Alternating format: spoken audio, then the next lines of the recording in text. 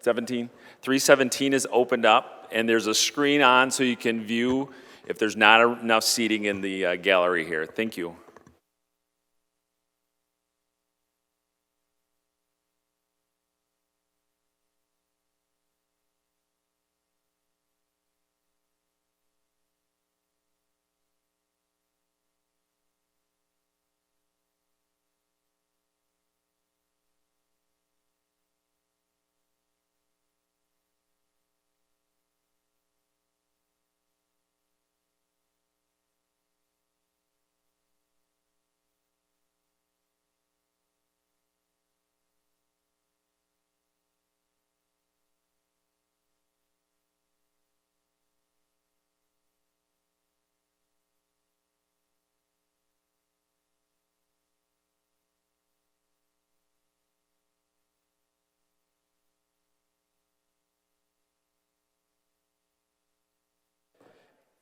The February 16th, 2026 meeting of the Bay City City Commission will come to order.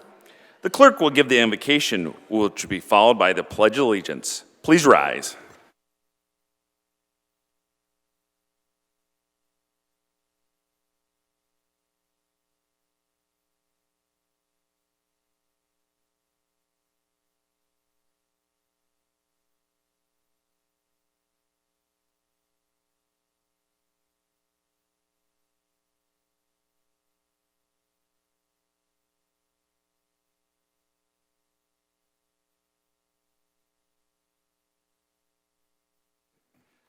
Will the clerk please call the roll? Commissioner Cubit. Here. Coakley. Here. Doyle. Here.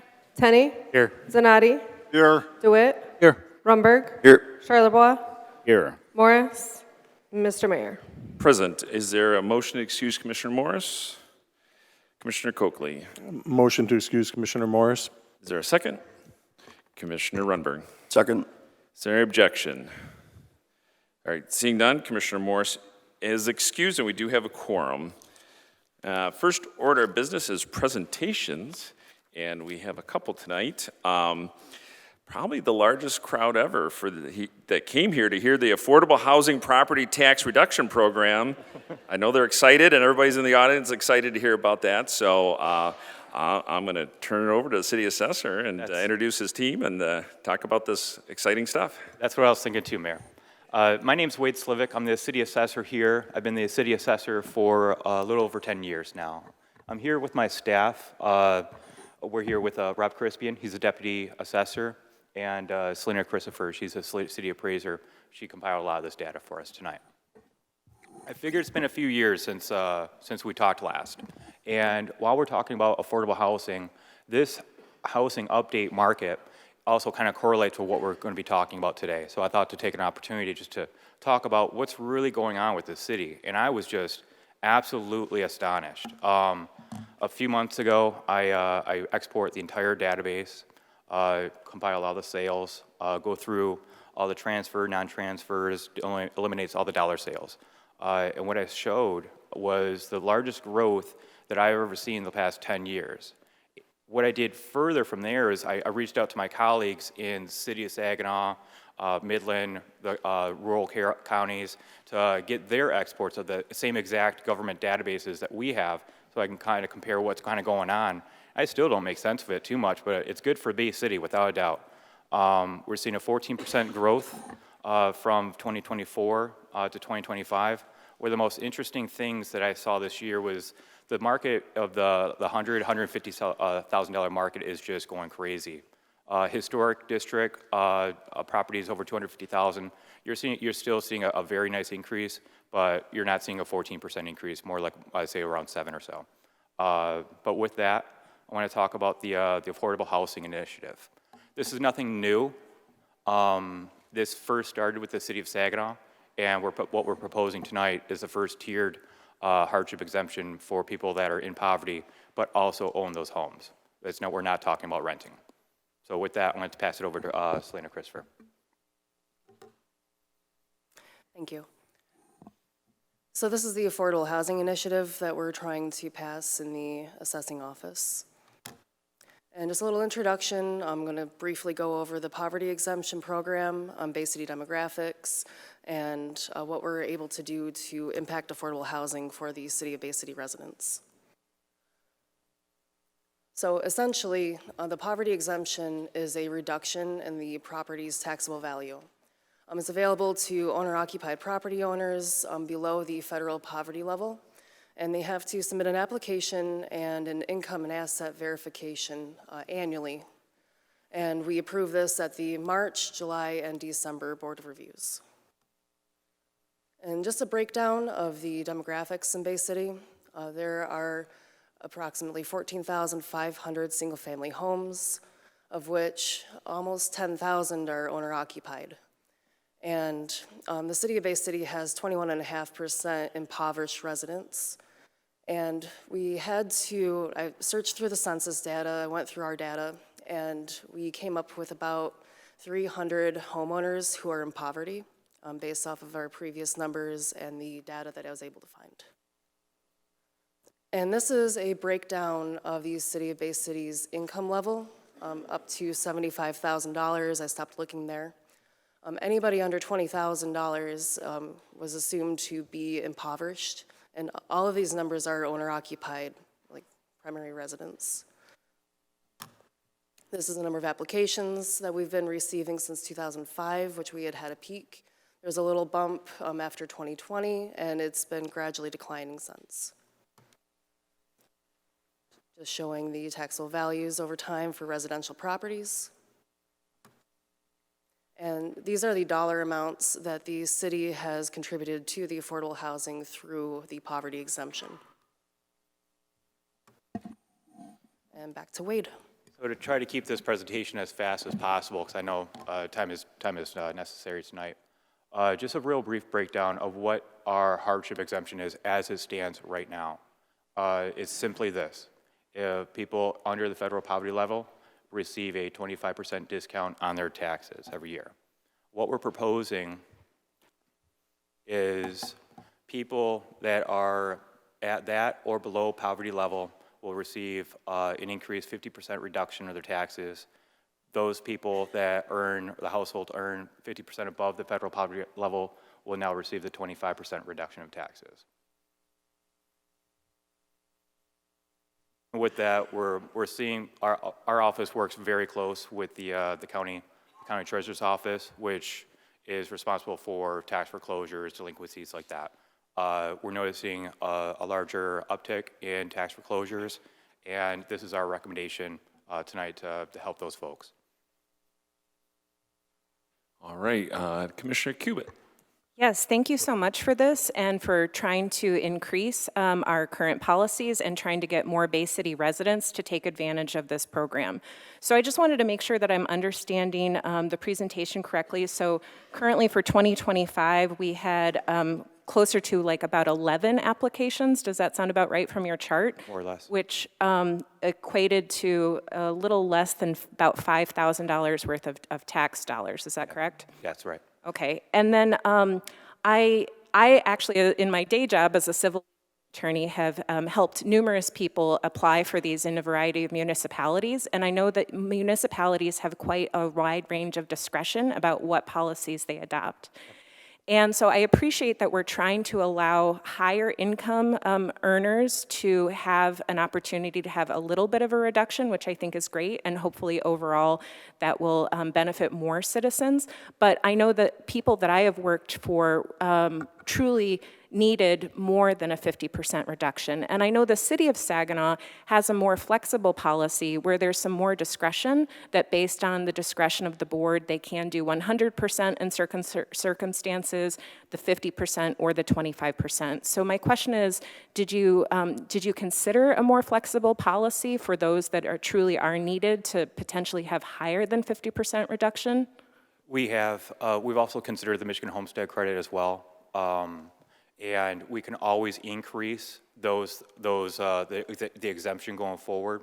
What I've done in the past 2 years is I studied the City of Saginaw, or City of Detroit, everyone that has a tiered level of how that impacts budgets as well. Because what we don't want to do is give away as much public service as possible for the sake of the hardship exemption as well. It's a finding a in our recommendation is finding a balance that strikes the most people, but with the balance of the homestead credit as well. Yeah, and I certainly appreciate having, there's a difference between a bright line rule, which can very uniformly be applied, like if you meet certain criteria, you get it, versus having a more subjective rule that allows for discretion. So there's a new law, I think what you're thinking of. It came into effect 2 years ago, and this is what started with the tiered system. But one of the stipulations in that law is that the board cannot deviate whatsoever, and that was the difference in 2 years ago versus prior to that. Okay, so I think I might have missed that. So there's one that the board cannot deviate for, and then there's a separate that we have some more discretion on? I'm sorry, help me understand. So starting, I think starting in year 2023, there was a law that got implemented by legislation that said that the board no longer has the authority to go outside of the guidelines. But prior of that, we did have the local board did have the authority to modify the exemption through different circumstances, healthcare costs, things like that, through the applicant. So under the current state law, is there still any possibility of a 100% exemption? Absolutely. There's it's your discretion. By your resolution. If you want all residents under the federal poverty level, you have the authority by rule of resolution to do that. And the proposed policy that we're voting on tonight does not include the possibility of a discretion for somebody who's below 100% to have a 100% exemption, or it does? Because my reading of it is that the max that somebody could get is a 50% reduction. Is that correct? Yeah, that's right. If we wanted to allow for a little bit more discretion and add a little bit more flexibility in our policy for someone under 100% of the poverty line, we could go up to 100% exemption for that criteria. You would. What would it take to modify that proposed policy? It would take an amended verbiage in the proposed resolution of the verbiage of 50% to 100%. But by doing that, they will not receive any money back from the homestead credit. Tell me more about that. So if they're 100% exempt from the local unit taxes, you get reimbursed 3% of your income through the Michigan Homestead Credit. So if you're not paying any money in your taxes, you will not receive any money back from the state through the Michigan Homestead Credit. So in a sense, the local unit will lose some money up there, but the benefit of doing the 100% is that the 100% loss will be up front, whereas it's in arrears for the Michigan Homestead Credit. So if we changed it so it allowed more discretion in our policy, and if a homeowner asks for the 100%, therefore not allowing themselves to get the homestead tax credit, I hear you when you're saying we want to maximize resources for everybody. But if somebody met that situation, it sounds like you're trying to be holistic with people, and if somebody could take advantage of that homestead credit, you're trying to help educate them. Absolutely, that's one of the biggest things we do in our office. We keep blank copies. If we have a person that never filed taxes, which happens pretty often, we let them know. We instruct them about the VITA program for the IRS. We do everything we can to retroactively amend their taxes so they get the Michigan Homestead Credit and the home heating credit as well. It's also my understanding that the city has the special ARPA dollars to help residents in Bay City do lots of really cool stuff, like if you need a new roof, if you need other lots of things, and that money is term limited, and basically we have a lot of money that we still need to give away, and that if somebody's taking advantage of that program, you're trying to be holistic and say, hey, if you might qualify for these tax exemption programs, we're trying to help them with those applications too. Is that right? Yeah, the one thing that's different between the ARPA program and this Michigan Homestead, or the poverty program, is that the reimbursement can't be through ARPA funds. It's specifically for only delinquent bills. Yep, I totally get that, because ARPA can help with back bills. Exemptions are only proactive, and I'm all for, if somebody has a problem, let's do what we can to solve the problem and also help have a sustainable future. Thank you so much for answering my questions. I would like our policy to be more flexible, to add discretion in certain circumstances to go up to 100%, still trying to take advantage of any homestead credits as possible. All right, thank you. Commissioner Runberg. Thank you for presenting tonight. This program we're talking about, how long has this been around? As far as I know, since the Michigan General Property Tax Act, we're talking since 1994. Okay, I appreciate that. I'm just looking at a couple of the slides here, catching up. Applications annually, it seems like it's quite the downward trend. I mean, even '05, where the data starts at, was prior to the '07, '08 housing crisis.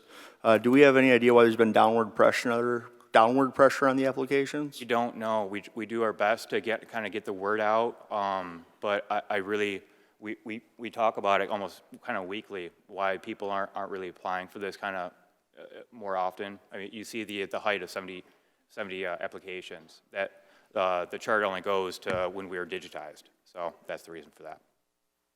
Okay, I guess that's all I have. It was just an interesting trend that I was observing, so thank you. Yeah, it's really interesting. All right, Commissioner Shalabaugh. Yes, I was wondering if there's a senior age where you're exempt from the school tax? You know, it's interesting you say that. It's coming potentially down the pipeline. Here it's being proposed in a new public act, similar to what the state of Florida is doing. We get about one question a month on that, but as of right now, no, nothing right now. Okay, the other thing I have, it's a little bit off the subject, but being you're the assessor, I've been asking around about this a little bit. Is anybody watching? We give away, I don't want to say give away, but we have tax abatements to attract business and what have you. Is anybody watching when some of these things are coming back online and they're going to start paying taxes? Oh, yeah. So when we're planning a budget, we could say, next year, provided the business is still here, that money is going to come in and we can get an idea of how much more money would come in? Yeah, if anyone asks our department, without a doubt, that's one of our primary jobs. So it is being watched. Is that something that is yeah. watched on a Oh, yeah. regular basis, or? I personally watch it, not daily, but I would say Is there quarterly. anything any good about it? I mean, is it substantial, or? There's for 2026, there's not any substantial tax abatements coming off. I mean, I know Uptown's supposed to be about another 20 years, I think it is. I'll probably won't be here anymore, but it'll be great for the city. Yeah. That's all I have. Thanks. All right, Commissioner, I'd like to go to Commissioner, haven't had a chance yet. Commissioner DeWitt, and then I'll come back to you, Commissioner. Just looking for clarification from Commissioner Kubitz, so through the chair to the city manager. Are the ARPA funds still available, or are those been spent and allocated? We are spending them as we go on. I don't know if Debbie Kiesel has it in her brain right now what the balance is. No, she doesn't. I can send that out to you. I just want to know how much is left, because I know we are on a deadline for that. And we're spending them to help people. All right, Commissioners, and I'll get to you, Commissioner Kubitz. Hey, Wade, in addition to the poverty exemptions, we have quite a few veteran exemptions in the city. I mean, while I was there, I've seen that number increase every year. Is that correct? Yeah, that's correct, and that's not state reimbursed through state revenue sharing either. We lose about $2 million in taxable value per year. So because we give I'm sorry, I don't want to jump into, but because we give the veteran exemption, there's $2 million Of taxable value. of taxable value, not actual tax dollars to the. So what is the total impact on the city for this program, what you're proposing again? It won't, our budget forecast is not noticeable. We're forecasting a loss of overall taxable revenue, say about $25,000 per year. Okay, which could have a tremendous impact to the residents. Without a doubt. What we're seeing personally here in our office is applicants that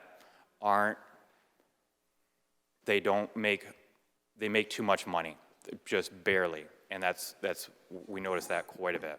Okay. Commissioner Cubit, all right. I actually was going to comment on the 100% disabled veterans, just to clarify that that is a totally separate exemption. So if somebody is considered 100% disabled through the VA, every year that it can apply for a separate exemption, correct? Like they have to apply every year. It's not something that stands.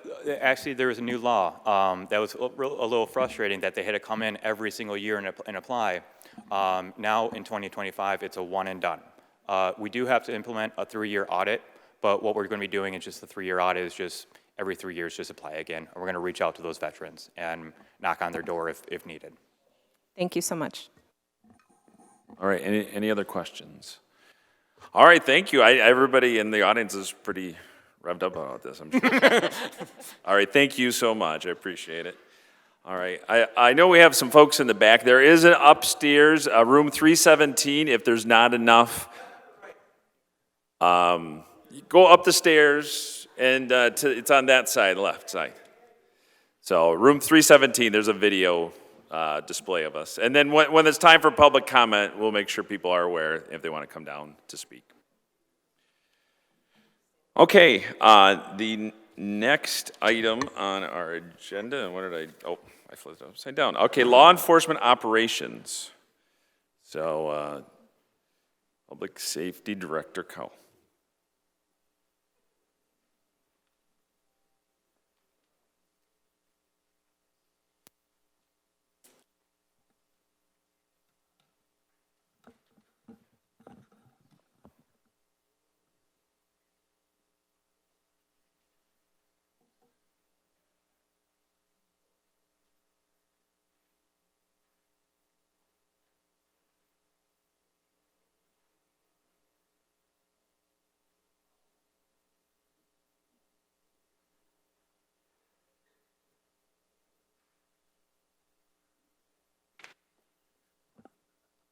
All right.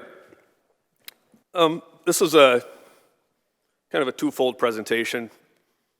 Part of it is just to, we have several new commissioners over the past couple of years. I've given a lot of presentations, and I almost forget who was on the commission when I gave a presentation about this topic or this topic. And I saw, obviously, the resolutions that are on the agenda tonight, and felt a need to tell the public, tell the commission, tell everybody what our law enforcement philosophy is, what our department is all about. So that's kind of the gist of this presentation. I'll get into more details as we go along. So one thing, everybody should know about the Department of Public Safety in this town is our vision and our mission. You'll notice excellence in public safety is our vision. It's what we shoot for. Perfection's not really possible, so excellence is the next best thing. That's the way I generally put it. And you'll notice in our mission statement, I highlighted 2 words, professional and caring, because that's what we focus on. Everybody that we hire comes in the door, we sit down with me personally, go over these core values. And it's put to them rather point blank. I try, I'm a friendly guy, I try to be nice, but if you can't abide by these 6 core values, you can't work here. Just leave right now. Because if you can't do this, you're not going to fit in. This isn't the place for you. Now, we do law enforcement, obviously. But we have a lot of things that are beyond law enforcement that we do in this department. Just to show what kind of sets us apart, I think, from a lot of other departments, is our accreditation standards that we meet. It's over 100 standards with multiple requirements for each standard. If you look up here, this is just one example of a standard. The standard is foot pursuits.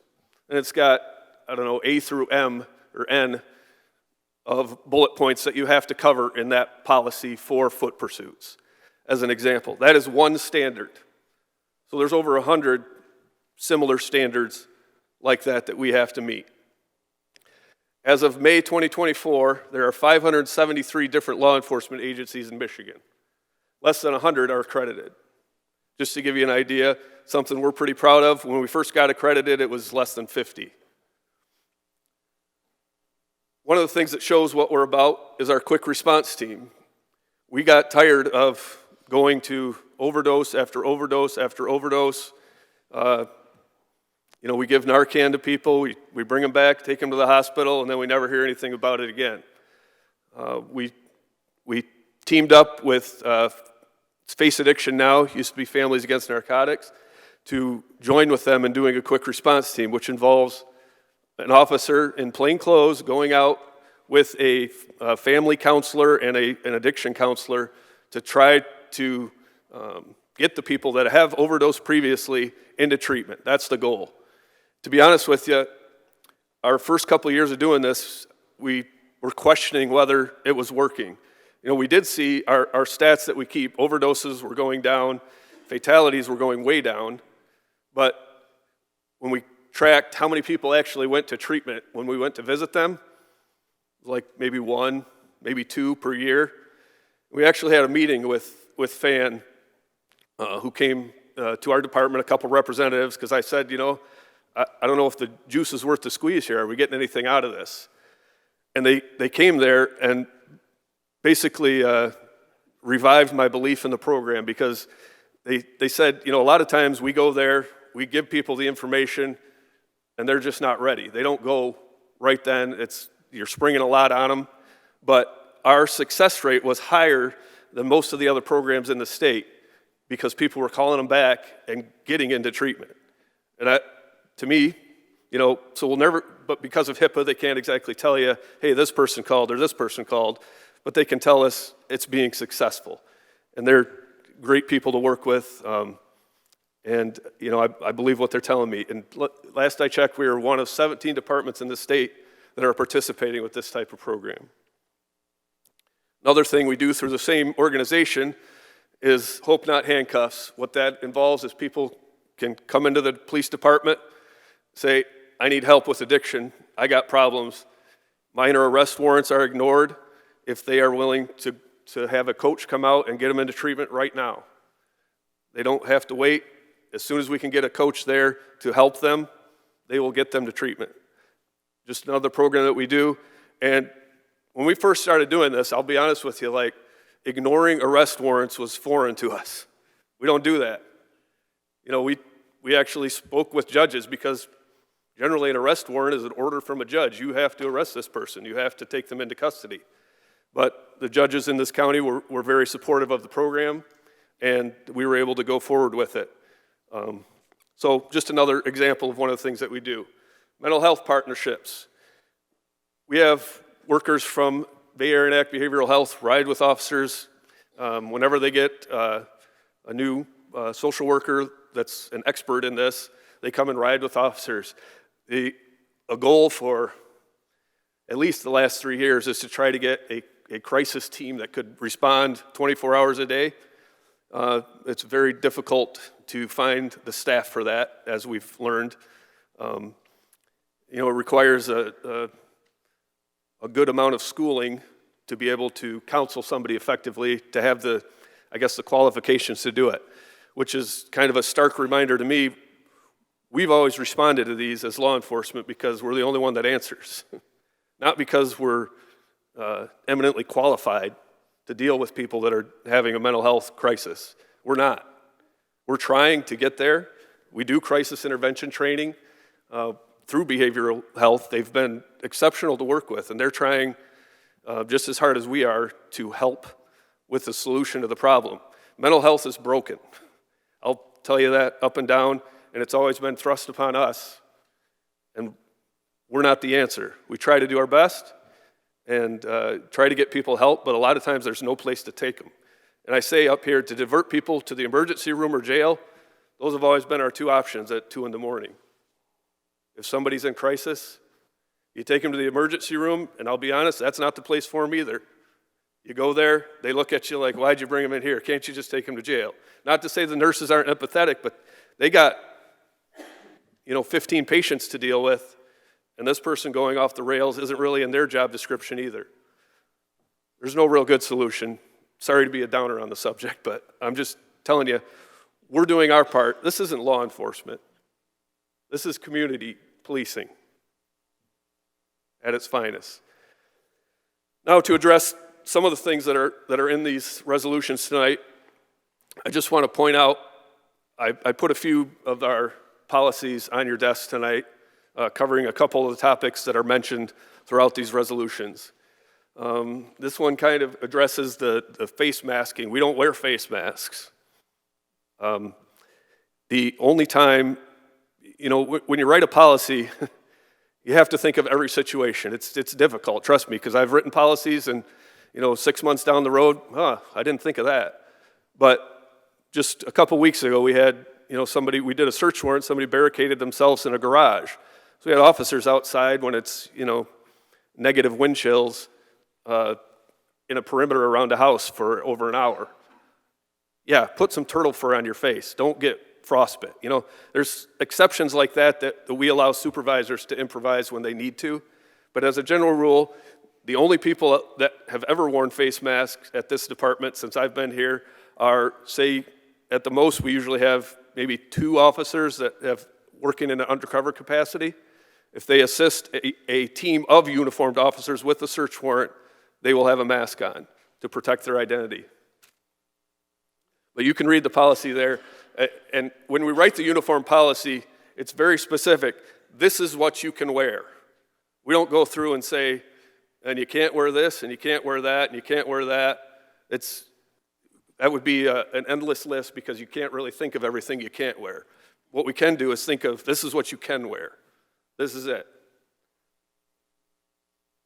Body-worn camera, again, the policy is on your desk. Detailed policy. There are so many things that I didn't think of, to be honest with you, when we first got body-worn cameras. Retention standards that we have, they meet or exceed state standards. We pay a lot for the storage of body camera footage, and we take full advantage of that. Trust me,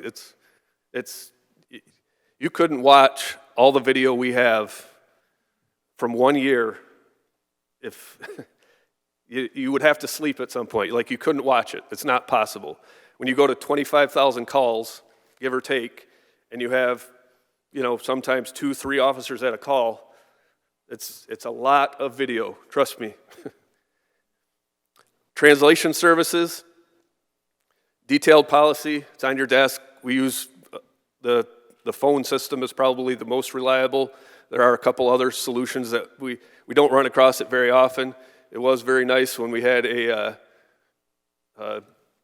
gentleman that worked in the jail that spoke very fluent Spanish, and it was a relief for the officers and a relief for the person that only spoke Spanish, because they're like, oh, finally, somebody I can communicate with. And this was years ago. So we don't have that now, but we have, we pay for subscription to that telephone service so that we have a PIN number, we just call.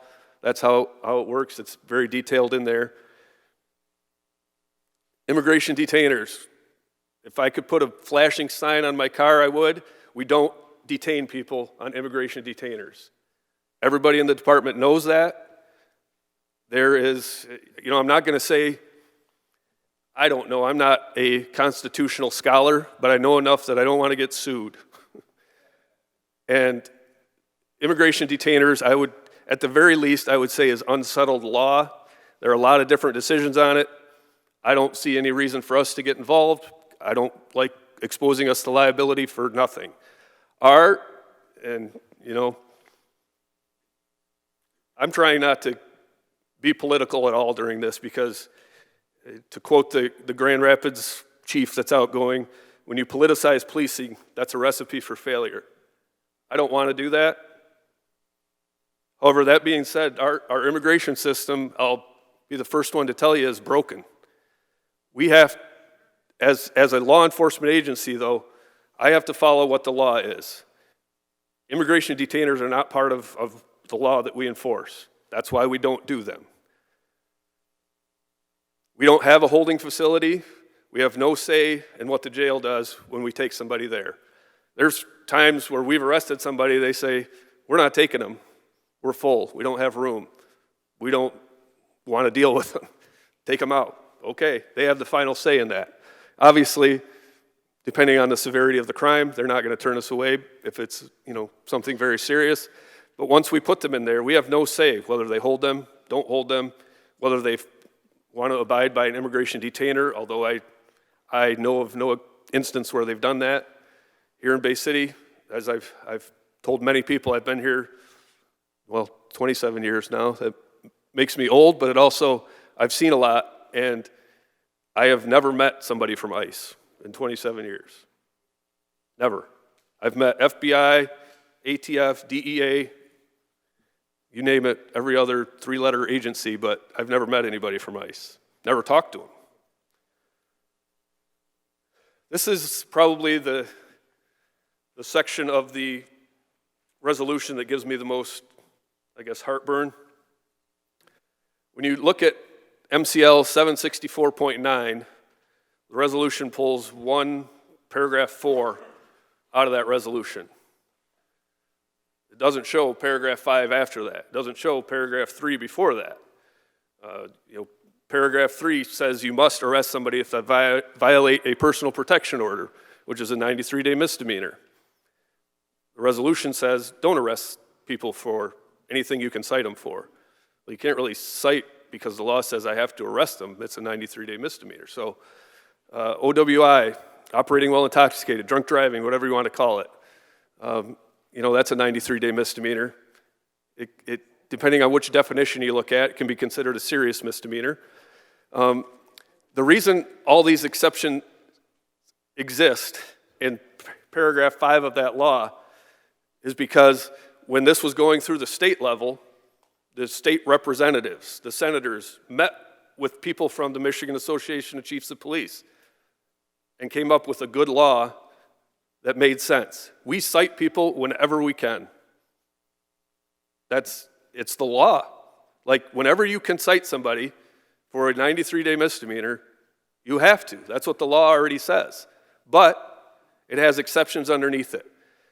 I can get some crazy examples here, but there are,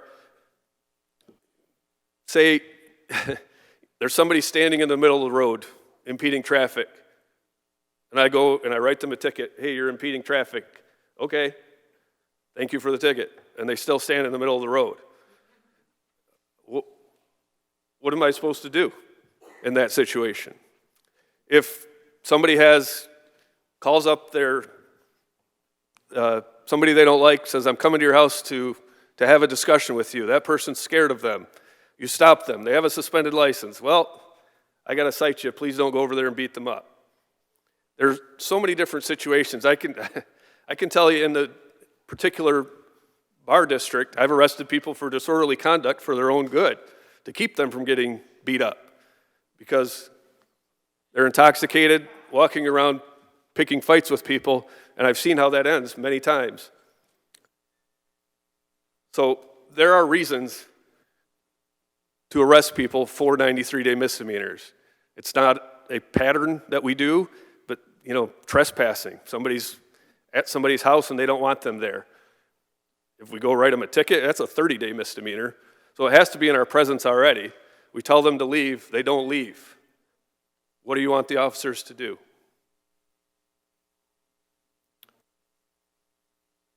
Duty to intervene. This is in our response to resistance policy that's in front of you. Again, it's a requirement of accreditation. Means if we witness anybody violating somebody's rights, we have to step in. Doesn't matter rank, doesn't matter experience, doesn't matter if it's your first day or your 20th year. You are required to step in. This is ingrained in people's heads. I actually have been to roll calls where I tell people, if you see me out of line, you better intervene. Hopefully that never ever happens, but I'm human. I've done stupid stuff. You have to intervene to get the point across to people. It's not okay to just sit idly by. If we witness somebody getting their rights violated or falsely arrested, we have to intervene. Again, we talked about this a little bit before, but COMB and POEM have language requiring anytime there's a new policy implemented or a work rule that requires how they do their job, we have to give it to them. Well, with POEM, you actually have to negotiate the rule. That generally means they have input before you implement it. In all cases, we always give them a policy for 30 days to say, can you look this over and see if there's anything that you don't agree with or that you would like changed? Most of the time, I guess most of the time they'll sign off on most of the policies we have, but every now and then they come back and bring up a point that I didn't think of or that my staff didn't think of. So it's a good thing to have, but it's also, it can be a pain in the butt sometimes. Our unions are very cooperative with us in that if it's a no-brainer policy, they'll look at it and, the next day say, you can go ahead with that, you don't need to wait 30 days. But it is a requirement, it's in their contracts. As a general practice, agencies will notify us when they're coming into the city to do something, but we can't make them notify us. We have no authority to require somebody that has jurisdiction. The state police is in town every night. They're obviously not calling to say, hey, we did a traffic stop on Columbus. They're here doing that. Same with the sheriff's department. But if they're doing a search warrant in the city, they'll generally give us a heads up. Sometimes it's, hey, we're heading to this address right now and we're doing a search warrant. Oh, okay, thanks for letting us know. But that's the most, we can't require that. The Home Rule City Act, which is open to interpretation, but it lets you regulate your own law enforcement agency. It doesn't make outside agencies follow your policies. So I don't know, I read these resolutions, I don't know a lot of the reasoning behind it. I had no input on it, but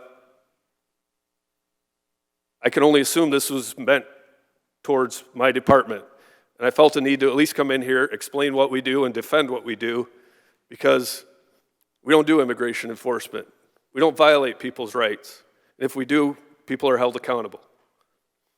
We develop policies based on insurance. MMRMA has model policies. The Michigan Association of Chiefs of Police has model policies. I read the 14-page ACLU document that Commissioner Kubit sent to me, which has similar language to some of these resolutions, except I don't think they were meant to be taken out, like especially the one about the misdemeanor arrest. It talks about preferring to cite people, but it doesn't limit it to, that's all you can do in that document. I look at all that stuff. My staff reviews every policy. They write them generally, and it goes through a chain of people to review it. Because no matter how good you are, nobody can write a policy that's bulletproof by themselves. It just doesn't work. Deciding whether or not to add a policy is a touch-and-go decision a lot of times. Right now, just the law enforcement portions of our department has roughly 900 pages of policies. If you think about that, let that sink in. They're required to follow 900 pages of policies. Thankfully, most of the urgent ones, they got down pretty good. But it's the ones, say you come across somebody who's, limited English and you need a translation service.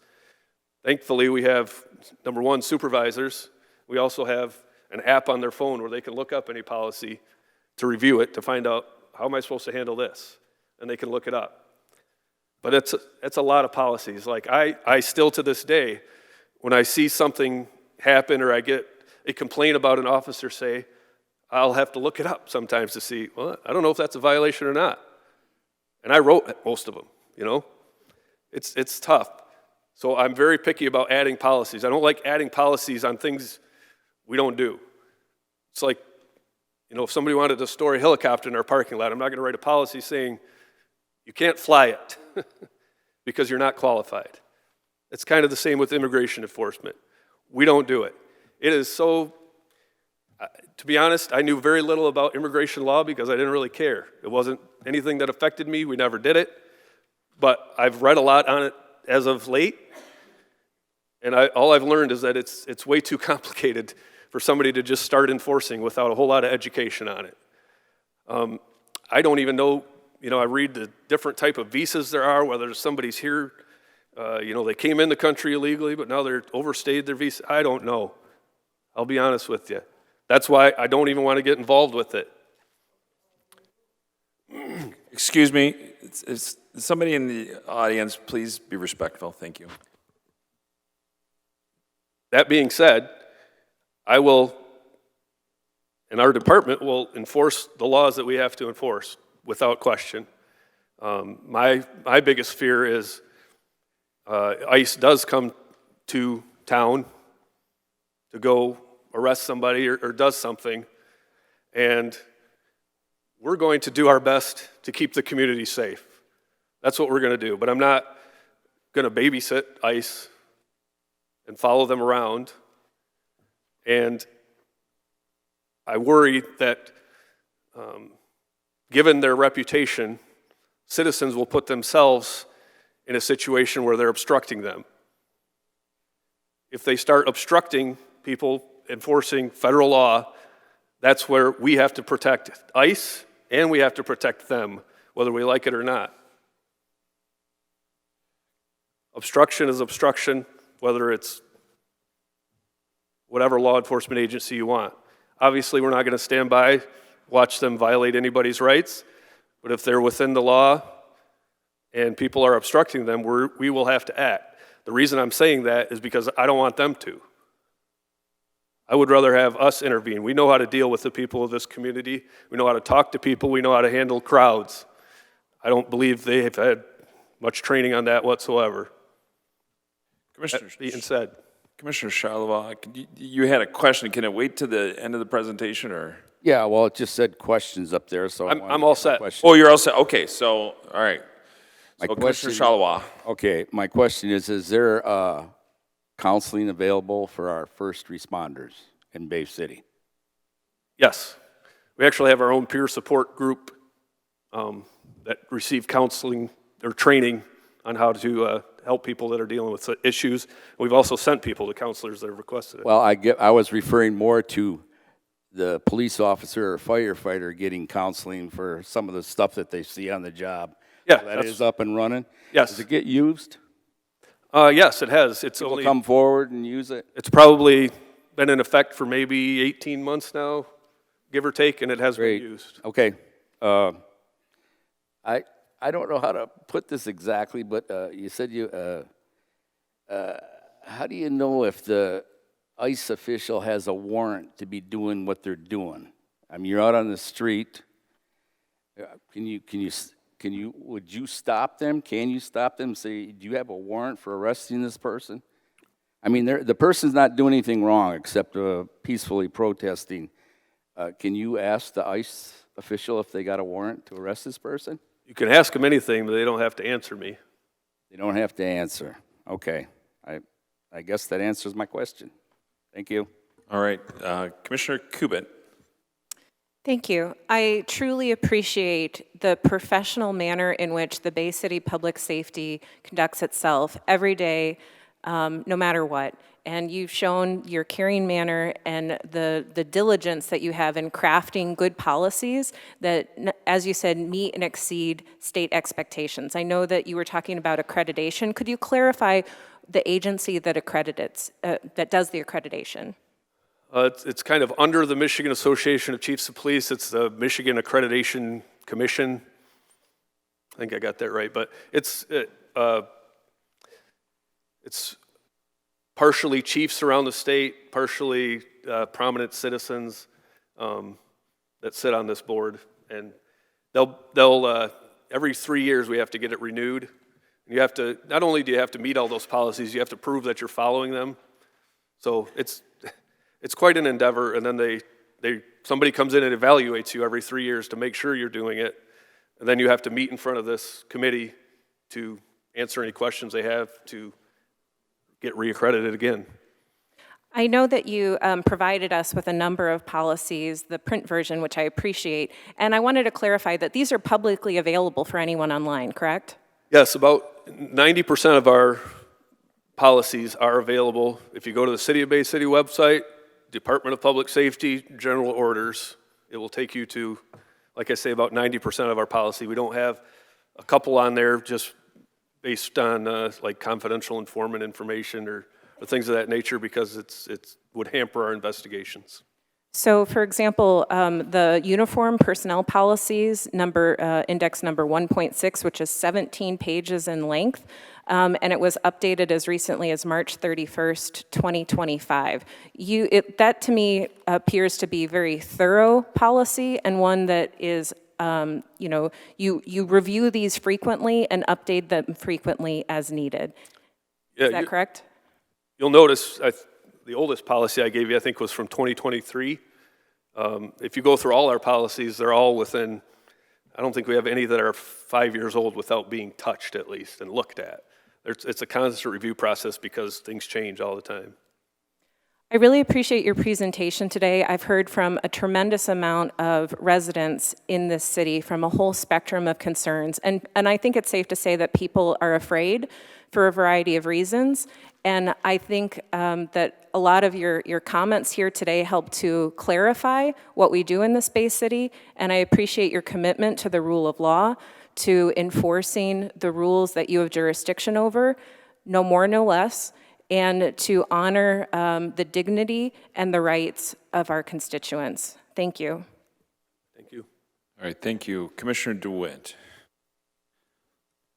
Mine is going to go back to the community policing part, because I remember the representatives coming to South End meeting when that program first started with the Hope Not handcuffs and the struggle of understanding why people weren't coming for the treatment. It's good to see that coming through, and I remember when those programs were first kind of mentioned in this chamber right around COVID, there was some trepidation on those even getting any sort of traction.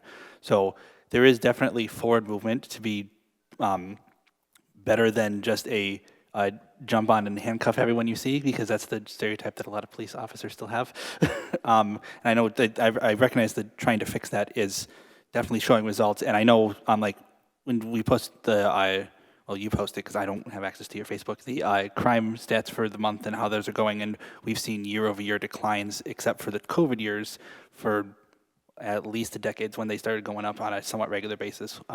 So I know we are seeing positive movements, and I think part of this is that people are seeing things happening outside of our control and want to try to get us in control before that would possibly happen. And I know that's a scary thing for people who aren't involved, and I just want to know, like, because you don't want to do the political part because you're the official in the city.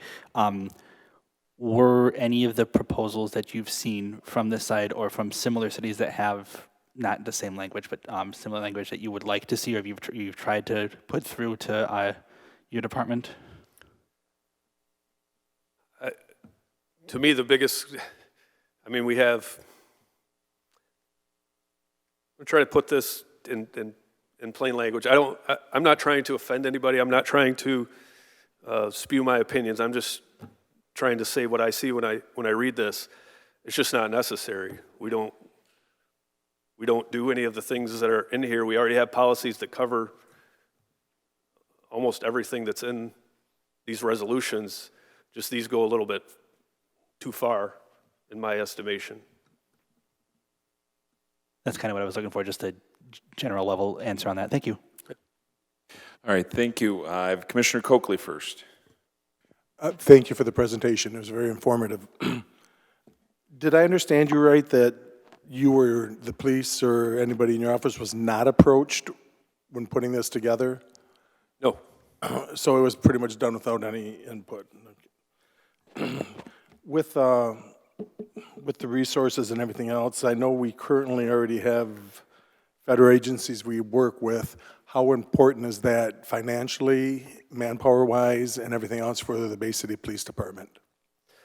It's crucial. Our partnership with the FBI, they provide funding and training that we couldn't do otherwise, especially, we have our Safe Streets Task Force, which is violent crime associated with drug trade, generally is what they focus on. And we also have a person that's a computer crimes person that goes to thousands and thousands of dollars worth of training, has access to all this equipment that we couldn't do without that partnership. Actual manpower, would it affect that if we did not have that funding? Well, they pay for vehicles for those 6 people that are over there, and they also pay for their overtime.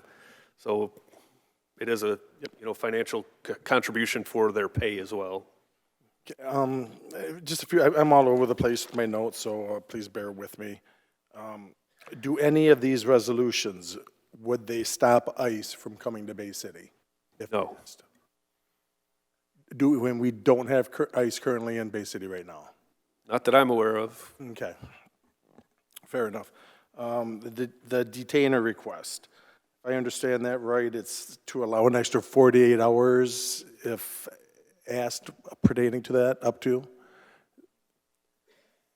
To be honest, the directive is we just don't do them, so. No, I know you don't, know. because once somebody's obtained. Yeah, it's something about, I think once your reason for holding them is over, you can hold them in your jail for 48 hours. I don't know. And we have no control over the jails, Bay City Police Department, so that would be a county thing. Correct. Okay, thank you.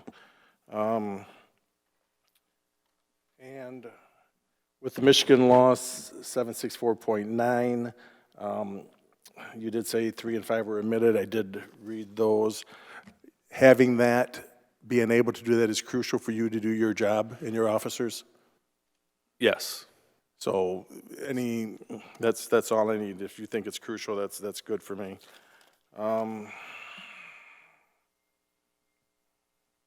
Face mask, you already explained that. Do you, and you said this before, I just want you to go it again. If you come across somebody who does not have documents saying they're a citizen and they've committed I'm sorry, sir, with the hat on, please be quiet in the audience. Thank you. I'm sorry, Commissioner Coakley. Okay, all right, let's be respectful, everybody. Thank you. Where was I? So if you or one of your officers come across somebody who does not have documents stating they are a citizen and have not committed any crime, what would your course of action be? Have a nice day. Nothing, just move on. Yeah, if they haven't committed a crime. Okay, thank you. You all set? Okay. I got Commissioner Runberg. Thank you, Mr. Mayor, and thank you, Director Rowell, for being here. I want to go back before we get into the meat and potatoes of this. Thanking you for the beginning of your presentation, especially. I am someone who's been in recovery and somebody who, this is an aside, but we had over the summer, another commissioner introduced a resolution regarding no-knock raids, and I had a chuckle when that happened because the data went back to the year before my house was raided, but to the Department of Public Safety's credit and to the partners that they had as a part of that program, I'm not sure which endeavor that was involved with it, but between the state police, Bay City Department of Public Safety, and the county, I will say that you can still eat off my criminal record because they were understanding of some of the struggles and vulnerabilities of people who are suffering from substance use disorder, so thank you very much for that. To dive into this a little bit, kind of starting from where some of your critiques of the resolutions that will be presented tonight had, specifically in Resolution 2, which, let me preface all this with understanding that due to the limitations of the Open Meetings Act, unfortunately this is the forum in which we get to hammer out a lot of the specifics regarding resolutions that are put before this body.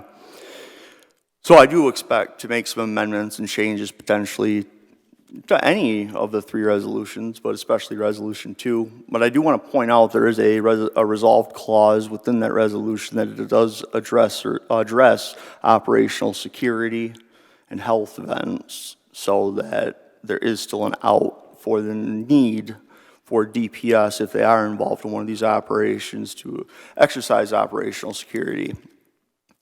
But I do have a few questions here for you, and I appreciate if you entertain me with some of them. To begin with, we don't expect you to babysit ICE. That's not your responsibility. The anti-commandeering laws in this country are pretty explicit in the fact that they can't non-voluntarily use city resources for the exercise of federal civil immigration enforcement. And to MCL 764.9C, I know I referenced only Section 4. Us commissioners were handed at the beginning of this meeting, or at least we had it waiting for us on our desk, the legal opinion on it, and I will entertain introducing an amendment to that resolution that encompasses what our legal counsel had identified in their opinion. But the question specifically, and I know you covered some of this, but I just want to get it clear for the record. Does the Department of Public Safety in Bay City currently honor ICE detainer requests, that is, holding individuals beyond their release time or date? Obviously, we don't have any control over the county jail, but prior to them being placed or lodged in Bay County, does DPS currently honor any ICE detainer requests? No. Okay, thank you. Are you aware that federal courts have consistently held that honoring these detainer requests without a judicial warrant violates the Fourth Amendment and exposes municipalities to significant legal liability? For instance, Suffolk County, New York has been liable for over $60 million. The question being, are you aware that federal courts have consistently overturned the holding of somebody? I believe when you were describing the 48-hour hold, whatever the county can do, are referring to the habeas corpus protections that we have in the Constitution, correct? You had a couple questions in there. Which? The first one, we'll just go with the latter first and work my way back. Habeas corpus, though, you can't hold somebody for an undue period of time without formally charging them, is that correct? Correct. Okay. And the second question that was a part of that, and I know it was a little bit meandering, so it's describing some of the examples, but federal courts have consistently held that honoring detainers without a judicial warrant beyond the confines that are understood under habeas corpus is a Fourth Amendment violation. Yes, most of them have. Thank you. That's why we don't do it. And I appreciate that. When DPS needs language interpretation services, what is the current protocol? In the policy I handed out, there's 3 different options there, but the first option is to call the telephone. I'll tell you exactly what it's called here. The one funded by the Americans with Disabilities Act, like the telephonic service?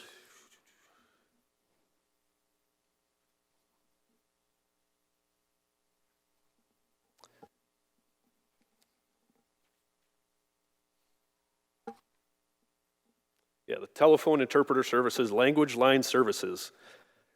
And just for my own peace of mind, as far as we know, that's not associated with the Department of Homeland Security in any capacity, is it? Beyond just them leveraging their services? No, you actually have to pay for it. So. Okay. And I don't expect you to have this number, but just out of curiosity, offhand, do you know what we spend annually on translation services? Not much. Okay. It's probably less than $60 million if we inadvertently violated the Fourth Amendment, I'd assume. All right, skip over this one, you already addressed it. Can you walk us through the current, and I know you probably included it in this packet, I do apologize, I participated in the demonstration in front of City Hall prior to arriving at my desk, and this is a pretty thick packet, which I'm grateful you provided. But what is the current identification requirements for the policy that is DPS? I mean, identification, agency, badge number, name, things like that. For the uniformed patrol officer, if they're wearing an external vest, they have a name tape on it along with their badge. And obviously, pretty easily identified patches on both shoulders. This is a Class A uniform or Class B. Name tag over here, badge over here, patches on the shoulders. The only people with an exception to that would be detectives who don't, they have a badge on their belt that identifies them, and occasionally if they're going out in the field, they will put a vest carrier on that has their name on it, but they don't always wear that. No, I can appreciate that. As Obviously, somebody, there's plainclothes officers that don't wear identifying because that would kind of defeat the purpose. yeah, but your beat cops and everything are going Right. to, they have expectations for their dress. Correct. Speaking as somebody whose Class A's were never ironed properly and who has been issued a summarized Article 15 under the UCMJ for not having a pocket properly buttoned, I can appreciate that. Can you walk me through, in a traffic stop, and I understand there's some caveat regarding the Michigan Municipal Code regarding appearance tickets, and we'll get to that. But for the average traffic stop, someone's got an out tail light. Is there anything within the standing policy that DPS has that allows the officer to extend the traffic stop to inquire about immigration status? No. And are officers trained that unlawful presence is a civil violation and not a criminal offense regarding any sort of person that may have questionable documentation for their status within the country? You're getting into things that I would call, I don't know what the best way to put it, but in the weeds. We don't deal at all with immigration. It doesn't matter if they're a citizen or not when we pull them over. It has no bearing on the situation. I appreciate that. Just because I'm not privy to the systems you see on your laptops and the squad cars, but I understand that how government systems work. They're not the most user-friendly as far as obviousness of things, but are you able to easily discern the difference between an administrative detainer request and a judicial warrant in your system? Yes.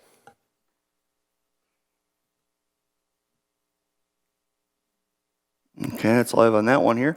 Let's move on to the next one. This moves on to a separate part of the resolution, which we'll have more comments on during the discussion phase. But what does the current union contract say about body-worn cameras? Are there provisions for camera activation requirements and disciplinary procedures for noncompliance? It's in the policy that they agreed to, that they were able to negotiate and have input on. And yes, there is stipulations. All right, I appreciate that. I know there is. I just wanted it for the record. As far as federal agency coordination, I understand that us as lowly old Bay City doesn't have a lot to say, let alone even the state, for telling the federal government what to do under the Supremacy Clause. Do we, even if it's after the fact, do we get information from the federal government when they conduct an operation within the confines of our jurisdiction? Well, I would say the FBI is probably we get the most cooperation from because we have people there. We hear about it. A lot of times, with the FBI, sometimes they will say, we're doing a search warrant for this, but that's about the most information I will get, is what the search warrant is for. I mean, have you ever had They don't come back and say, this is what we got, this is what happened. Right, I'm going to debrief you on no after-action reports or anything like that. Have you, and again, this is mostly for my curiosity, but have you in the past ever become aware of an operation the federal government took within the jurisdiction of Bay City that you didn't find out officially from them? No. Okay, well, I mean, that answers that, and I'm grateful for that. That's kind of what I wanted to hear. The last thing I really have for you before just some general comments is looking at these proposed policies, how many of the policies, I understand it's a lot, it's pretty dense between the three resolutions, how much of that just simply codifying existing DPS practice versus creating new policy?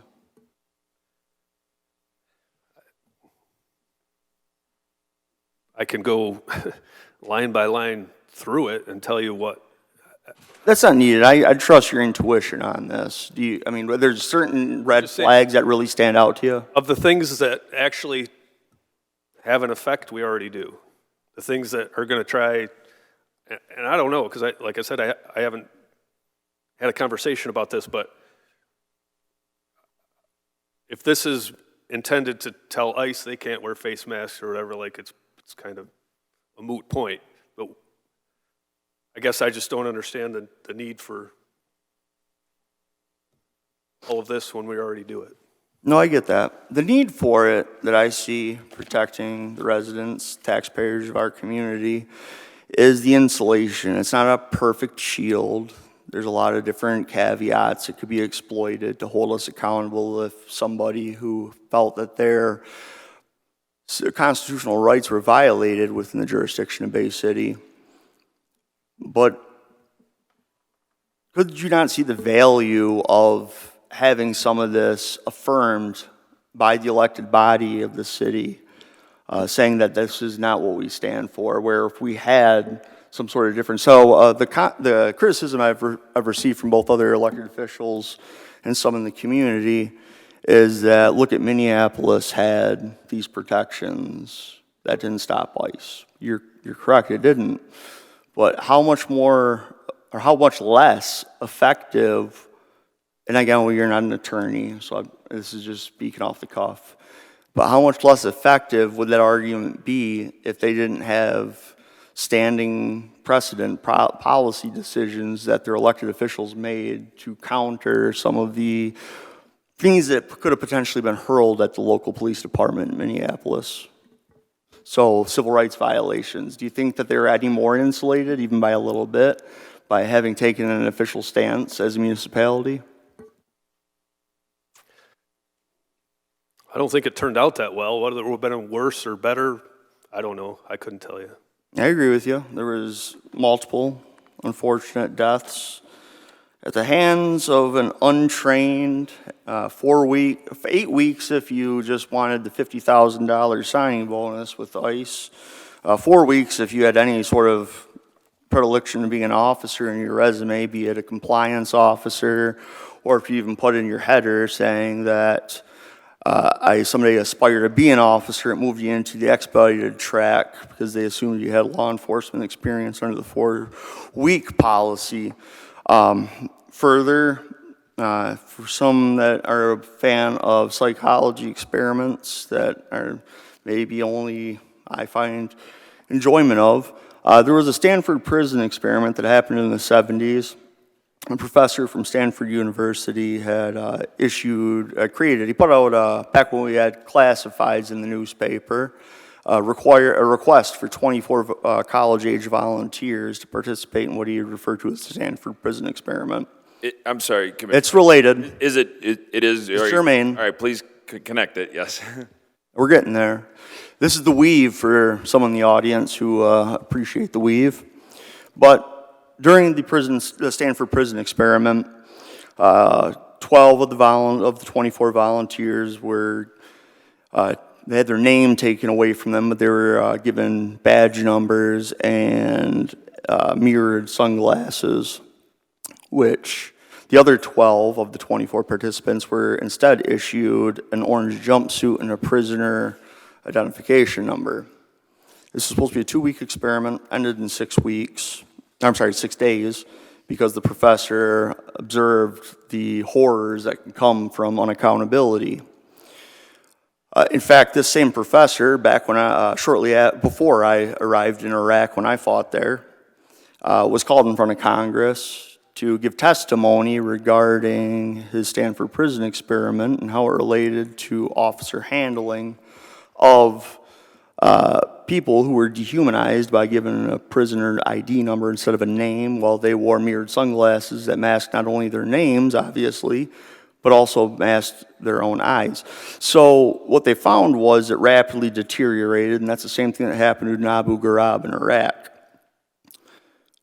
The second resolution that's on offer tonight, which, to tie back to the mayor, goes back to your comments earlier regarding the identification, is if we don't have accountability for the individual agents or officers acting in an official capacity, that for me, and again, this is just speculation because unfortunately the federal government hasn't released their investigative documents or evidence regarding Mr. Peretti or Mrs. Good's cases, is that sans proper identification, we don't have, including administrative accountability, we don't have social accountability.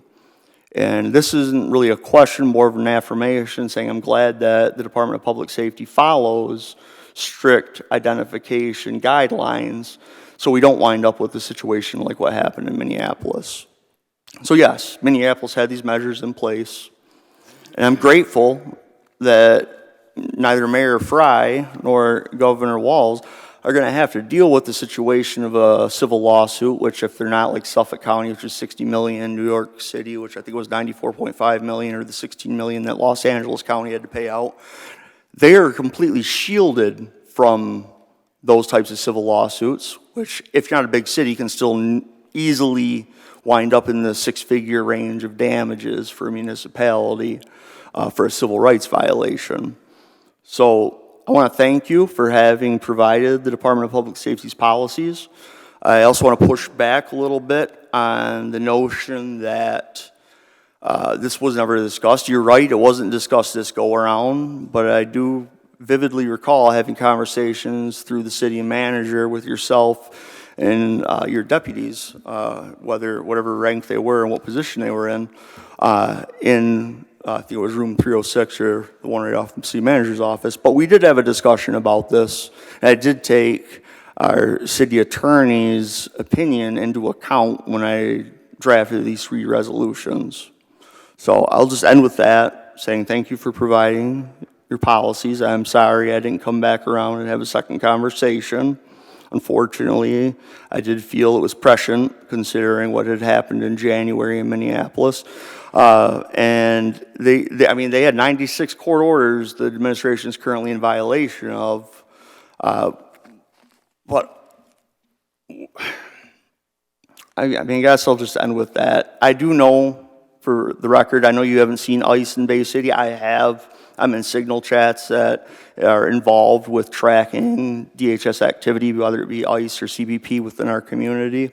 And I have been called out on issues to observe. And I also have, through 3 credible witnesses, 2 admittedly are secondhand, 1 firsthand, that at one point in time, Bay County did lodge 88 undocumented migrants in 2025. 86 of those 88 had no prior criminal convictions, not so much as a traffic stop. So, if need be, I'll put a FOIA request in for that. But to think that it can't happen here, that's really naive. Thank you. All right, Commissioner Tenney has the floor next. Thank you to the chair. Thank you, Director, for being here for the presentation. Also, you taught me something back last summer when I had a policy that impacted your department. I always ask at the end of meetings, what can I do to be a better commissioner? And I'll be darned, you're the only person who gave me any kind of feedback. You said that you would rather us proactively approach department heads than reactively, right? So I took that into account and have done better, so thank you for that. And to my colleague in the 7th Ward's defense, I do feel like he approached you, although maybe not this time around, right? But either way, appreciate you. And I just have one question for the sake of brevity. I hear you that this is maybe redundant. Maybe it's futile, I guess, because this is already what you do, all of these resolutions, right? Does it hurt to codify current practices? The resolutions as they stand don't just codify current practices, they change various things. And it's kind of like I deal a lot with the certifications that police officers have to have versus the certifications that firefighters have to have. I'll make this quick, but to be brief, firefighters got a public act put in place, passed by the state legislature, signed by the governor, that regulates the training that they have to get every year. Now, after having that in effect for a year, they're like, ooh, there are problems with this. We need to change it. Very difficult to do. Now you have to get the House of Representatives and the Senate to agree again on the changes and something different. Policing took a different route and gave the responsibility to MCOLs to mandate certain trainings and to mandate licensing so that they can change as things change within law enforcement, because they always do. That's the best example I can give. You guys have the authority to hire the city manager. If they're not doing what you want them to do, you have the ability to fire them. Same with the public safety director through the manager. If they're not doing what you want them to do through their policies and policing the city they want to, you can get rid of them. That's, I guess, we have a lot of good policies. I don't need to have to, when I rewrite a policy next time, go, all right, let me look at what the resolution was back in 2026 to pull it up. To be honest, there have been so many resolutions over the 27 I bet we violate some of them daily, because I don't know what they are, and I don't know how to look them up. Through the mayor to the city manager, is there a way that folks could look up resolutions that have passed previously? Actually, that would be a city clerk question, Okay. but I don't think we have a system where we can. The online code has all the minutes in it, which for all the older resolutions, that's the easiest way to find it, but where they weren't numbered, it is very difficult. The new software that we have now for record retention, you can search by words, so we're getting the backlog done, but it's definitely going to take some time. Okay, thank you for that. I'm a little bit concerned to learn that, to be quite frank. Big yikes, okay. You know, here's my thing. I'm grateful for the director that we have, right? I'm grateful that you say immigration is not something for local law enforcement. That's not a hat that we wear. That's not our specialty, et cetera, et cetera. My reservation and my fear, I guess, is that, you know, you're not immortal. You're not, you know, going to work this job forever. Presumably, you're going to retire comfortably at one point. You deserve to do that, right? We're going to get somebody new, is the point. I worry that somebody new may have a different stance, and that's all I have. Thank you. Thank you. Commissioner Doyle and then Cubitt. Thank you. I appreciate it's been a very long hour of you standing up there answering questions, so I hope that this is relatively straightforward. You opened your presentation with quite a few programs aimed at drug intervention. How many of those programs receive federal funding? Indirectly, I don't know where they get funding from, to be honest with you. They may get some federal. I know they've applied for grants and gotten them, but I'm not sure exactly where it comes from. We, for those particular programs, are not federally funded for us. Okay, thank you.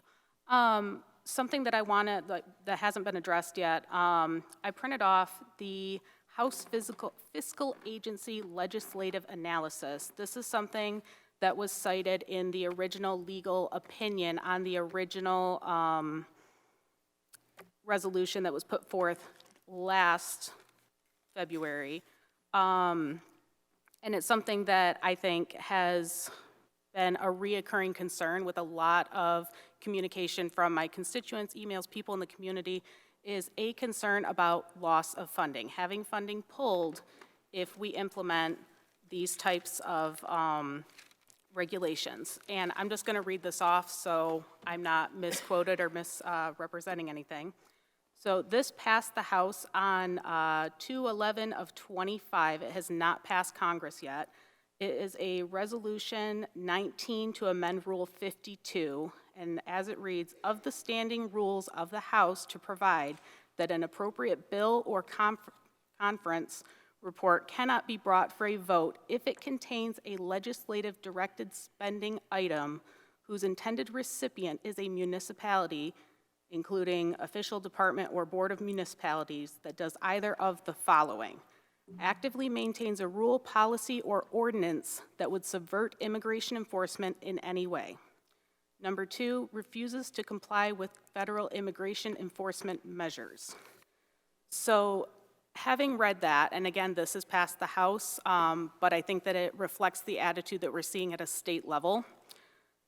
And given the amount of grants that we have currently working within our city and the recent bridge funding that we lost and we are currently fighting to regain, this is a very valid concern that the community is having, that passing these resolutions would put us in a bind with receiving funding. So as this ties into, it just made me look at that, all of those great drug programs that are tackling an issue that's directly in our community and directly affects our community. I would say almost everybody in this room probably knows somebody whose life was touched by drugs or addiction. Do you believe that those programs and programs like that would be at risk? The funding, it's it's very hard to predict. I guess the way I look at it, to say, I don't want to say definitively one way or another, we'll lose it or we won't. But when when we're already doing everything that's in here, I don't think it's worth the risk to pass additional resolutions to draw a light on us when it comes to funding. It's not, the juice isn't worth the squeeze, as I said before, but that being said, I'm all for standing on moral ground and doing what's right when it makes a difference. But if it doesn't really change much, I don't see a reason to risk the funding. Thank you very much. All right, Commissioner Kubit. Regarding, there is a lot of real fear about potentially losing funding, but I want to be clear that based on the current position of law enforcement and the current policy of not doing anything regarding civil immigration detainers, because that's not within what you are required to do under the law, that would you say it's your opinion that the current policy of not doing that in no way is failing to cooperate with federal authorities and in no way gives any legal grounds to put our funding at risk? Yes, we don't, not only do we not do it, I don't think we have the authority to do immigration enforcement as it stands. But if somebody has an actual warrant signed by a judge, that we enforce, regardless of what it's for. So we're not refusing to cooperate with anything that we can do. I agree. Thank you for that. Quickly, there was talk about training. And speaking of, we hold ourselves to a very high standard here in Bay City. I was fortunate enough to go through the Citizens Public Safety Academy this fall of 10 weeks, 30 hours. Got to learn a lot about what we do here, and I was very impressed. So I know there's a lot of training for our local officers, and I know there's both upfront training and there's lots of ongoing training for everything from use of force and de-escalation techniques. But very briefly, can you just touch on the extensive training that our local force has? Again, I can go back to the accreditation standards. Part of the thing I was talking about with MCOL's licensing officers now is just as of 2 years ago, where they started requiring continuing education for departments. That wasn't a thing, because there's a lot of departments that didn't do any continuity. You go to the academy, you come and work the road, and that's it. We've been fortunate to do more than that, but in my opinion, still not enough. But we do a lot more than a lot of other agencies. Every year they have to, if you go through the accreditation standards, it lists all the trainings that we have to do at least on a yearly basis. Some of it's every other year, from implicit bias training to defensive tactics training to firearms to driving. You name it, we do it. I heard you say you're not a constitutional scholar. I'm not either, but I try and know enough not to get sued. But also I heard you say that, nobody can write a policy by themselves, and you're always willing to come to the table, and I appreciate that. And if there is, we have a lot to hear tonight, and if you know about a gap or a potential gap in our policy, you're willing to put in the work and work within the bounds of our union contract to address the concerns in the community. Is that correct? Absolutely. Thank you. Thank you. Commissioner Renberg? Yeah, I just had some follow-up questions. Thank you. This isn't necessarily to Director Rowell, but he can always chime in on it. Through the chair to my colleague in the 3rd Ward, you're referencing House Resolution 19 in the State House, is that correct? Yes. And I understand we're in our nonpartisan seat, but I think it's pretty obvious where our divergence is in our country. And I understand that for the most part, as any rational observer would also observe, is that the GOP is the ones that are pushing the immigration crackdown, and the independents and Democrats are, for the most part, fighting against it. Can you tell me, just for the record, I do understand the GOP controls the House in the state, Congress. Who controls the Senate in the state of Michigan? Which party? Sorry. I don't know off the top of my head. It's the Democrats. And the governorship, Governor Whitmer, she's also a Democrat.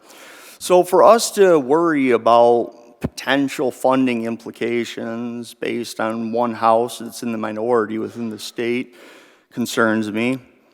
But more specifically, pointing toward, which I'm grateful for, our city council, our attorney had also pointed out, he in fact went out of his way to call out the lawsuit against Chicago and Illinois.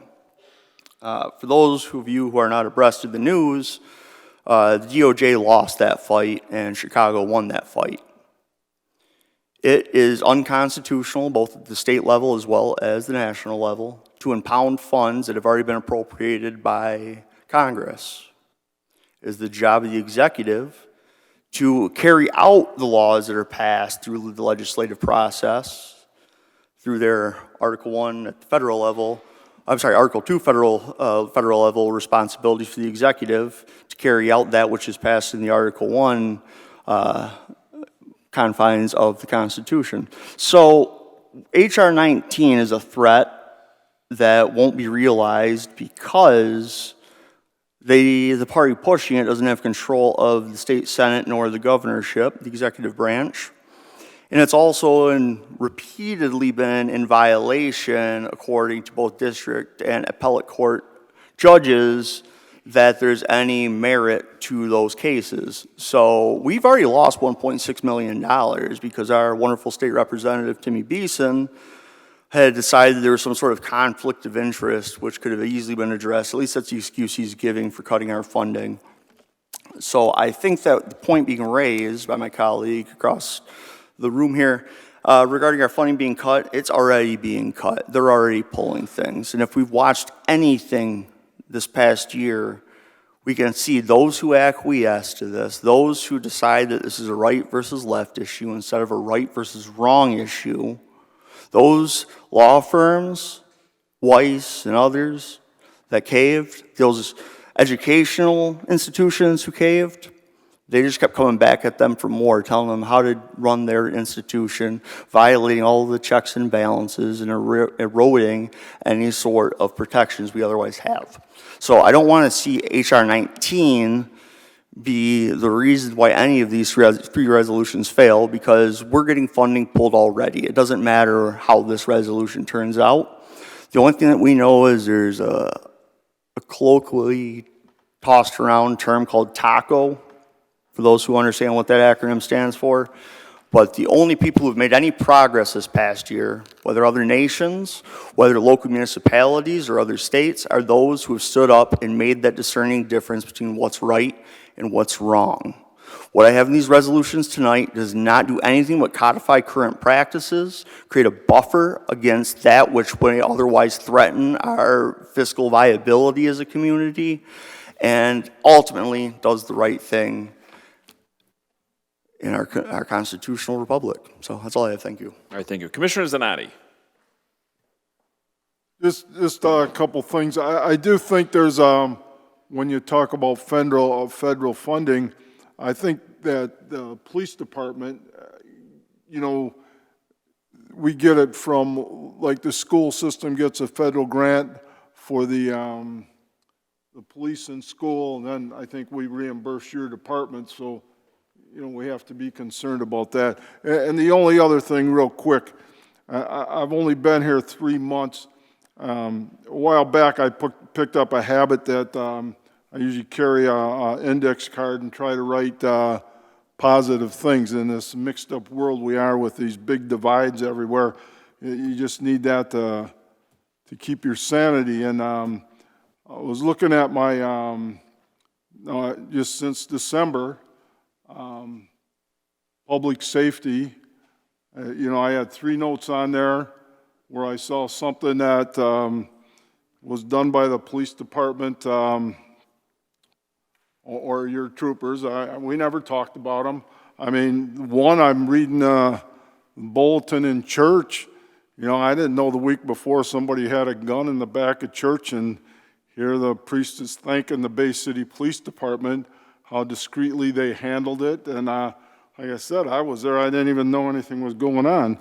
The other one, gentleman I know is elderly mother. She has a button that, you know, you see on TV when you fall, I can't get up or whatever it is. And police department came. Not only did they help her, he said by the time he got there for his 90-some-year-old mother, they had given his mother a glass of water, and they stayed there and waited with her. So you got good leadership in your department. I have no problem that any situation that would come up in Bay City that you can handle, your department can handle.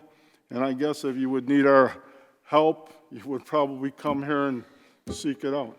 But I want to thank you for that. Thank you. All right, thank you, thank you. Any Commissioner Coakley? I just want to echo that. When you speak and you in your voice, I hear the pride in the city, the pride in your job, and the pride in your men. And women. Women. So, just the force you have and the pride that you guys take. And like I said, I just want to extend a thank you myself. Thank you. Yeah, Commissioner Shalawa?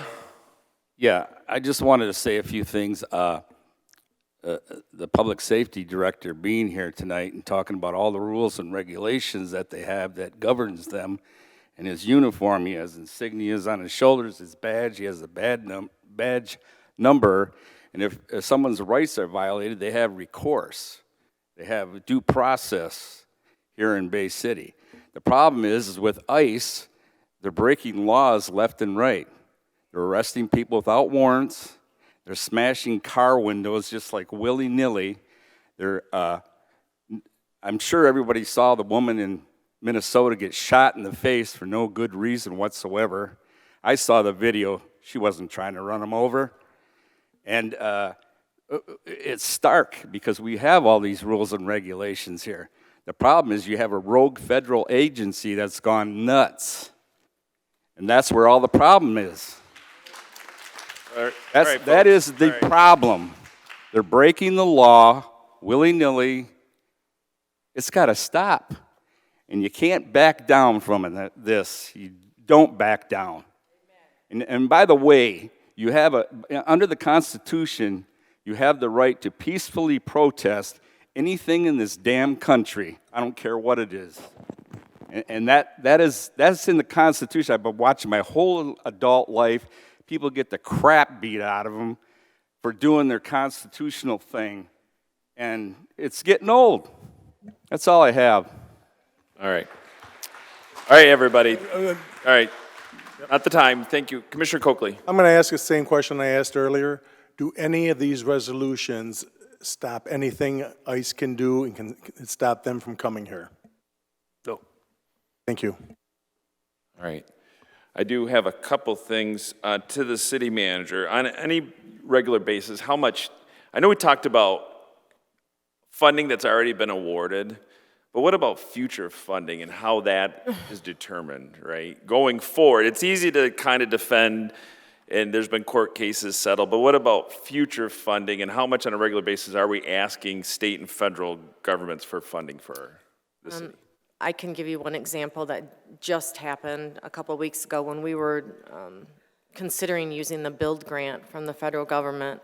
We generally ask for letters of support from all of our legislators, statewide and federal, and one of our federal legislators that cover this area contacted me because they were concerned that they were going to do a letter of support. If this goes in place, they're not going to provide those letters of support anymore. So I'm being very honest, like we are getting calls from legislators about it because they are concerned about future grants. I haven't heard from anybody at the state as far as our funding from them. I think we talked about that the first time, and they were talking about revenue sharing cuts. But we haven't heard from them on this situation, just this recent example. Okay. Thank you. The other question, I just want to verify some things that I heard. And I want to thank you, Director Rowell, and I want to thank every single person on our Department of Public Safety for going in, putting that uniform on every single day, both on the police side and our fire side. They do a tremendous job, and I would like an applause from the community for that, right? Because we deserve and need that, and we thank you. I just want to make sure some things I heard from you that you said. These policies are just not necessary. These go too far. They don't codify, they change, not worth the risk. Is that an accurate assessment of things that you said during this conversation? Yes. I also heard a commissioner say, maybe futile. And this is to codify them, but it's maybe futile. And so I hear those things, and I am concerned about impact. We hear about not necessarily past funding, but future funding and the impact on it. So those are some considerations that we're talking about, and they're real, and they do have an impact on the community. I absolutely, my personal opinion, I believe that there's some things have happened in the federal government and the actions taken that I absolutely find disgusting. That's my personal take. I have to represent and take into impacts on the decisions made here on a local basis, right? And so when I make judgment calls based on that, I have to think, how is it going to impact locally? And I have not heard anything if anything passes tonight, will Bay City residents be better protected as a result of anything that were to pass? No. Okay, that's all I have. I know Commissioner Runberg had some follow-up stuff. And Thank you to the chair. Through the chair to the city manager, and it's okay if you're not willing to, but for the record, would you be willing to discuss which federal legislator gave you that warning? I'd rather not discuss that, but I can tell you it's not what you think, like they were not going to give us the funds. They were looking out for us to let us know that if this happens, they don't know what the president is going to do regarding us doing a welcoming city or any of these resolutions. So it was more of a warning to say, you do know this could happen. So it was an indirect threat. I don't think it was a threat. It was just passing along the concerns of what's happening at the president level. It sound like mob tactics to me, but I'll let it go. So we say it's not necessary, it's not worth the risk. So I'm asking any of my colleagues, the mayor, city manager, anyone else, the director of public safety who wants to give me some counsel on this matter. What do I tell the mixed status families who for years, decades in fact, called Bay City home that they're not worth the risk?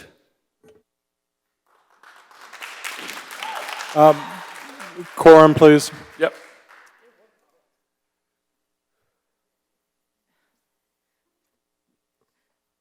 Commissioner Morris.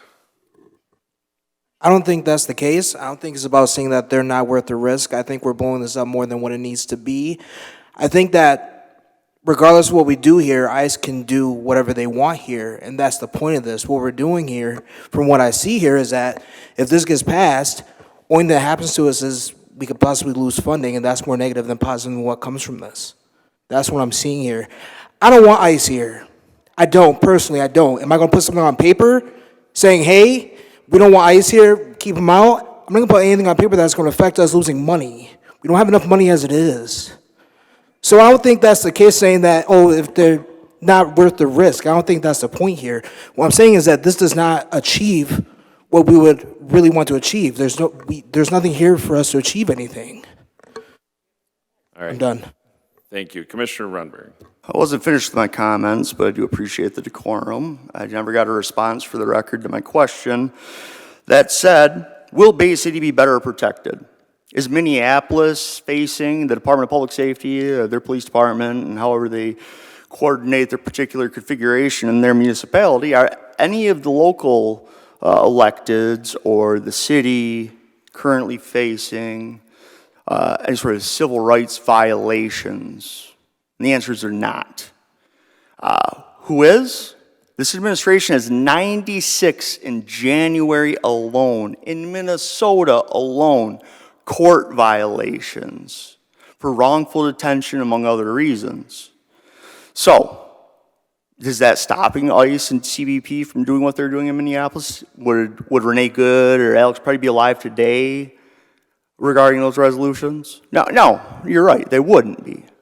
But the city is not facing what Suffolk County is in New York, which is $60 million, which New York City, which is facing $94.5 million, and LA County, which is facing $14 or $16 million in civil rights violation suits. So, will Bay City be better protected?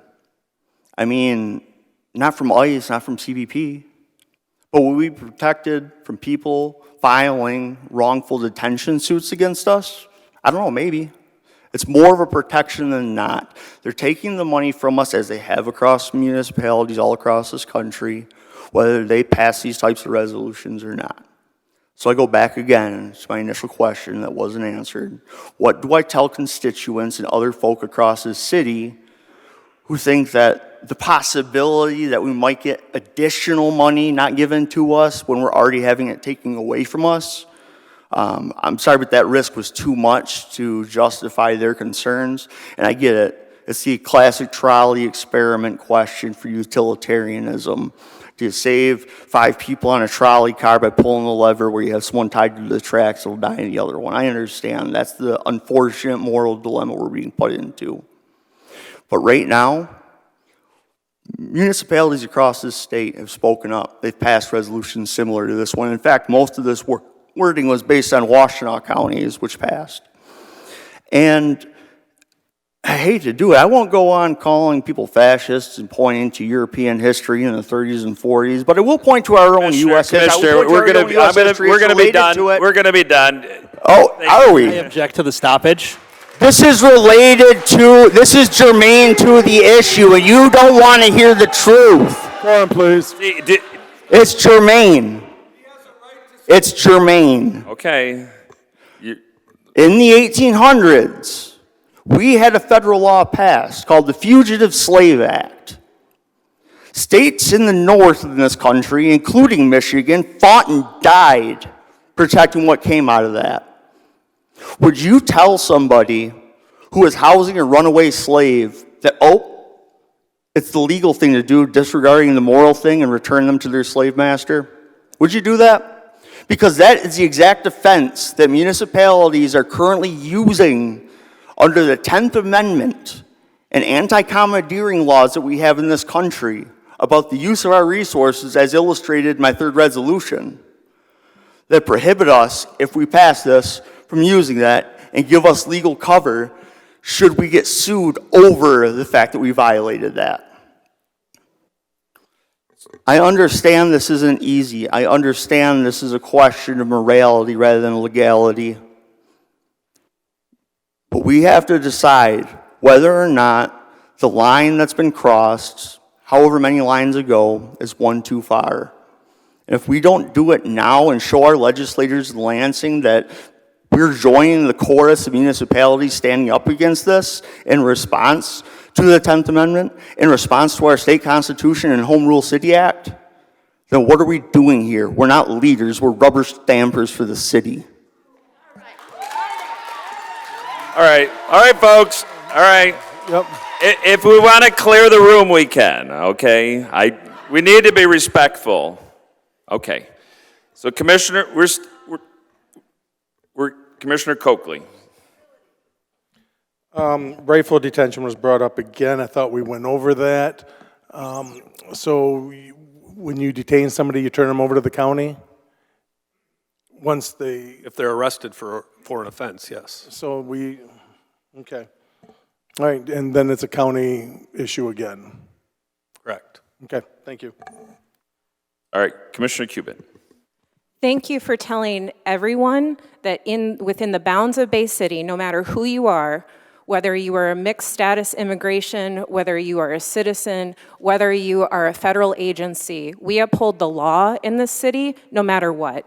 and that I appreciate you telling us that based on the policy that you currently follow, that you agree with me that there's nothing for anybody to risk our funding for because we follow the law, no more, no less. And you highlighted here the duty of your officers to intervene no matter what agency. If there is a violation of our rights in this community, your officers are instructed to intervene in that circumstance. Is that right? Correct. Thank you. All right, any other questions at this time? Is anybody objecting to take a 5-minute It's almost 8 o'clock. We've been, and I know we'll probably have a longer night ahead of us to take a 5-minute recess before we move on. Anybody object to that? Okay, adjourn for 5 minutes. We'll be back at 8 o'clock.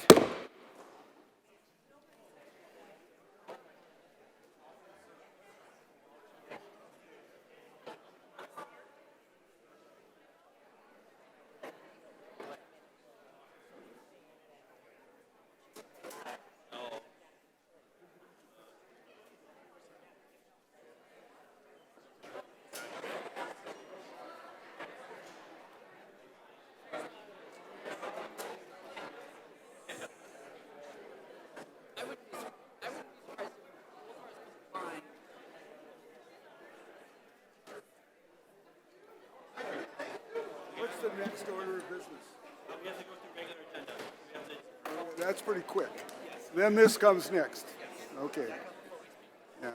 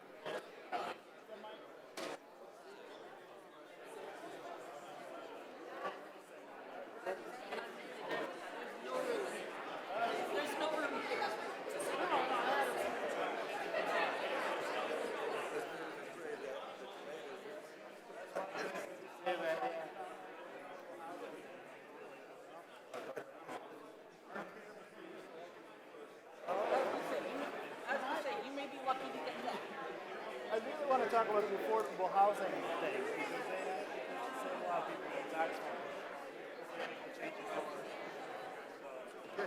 I came here early, first. Okay, you can go.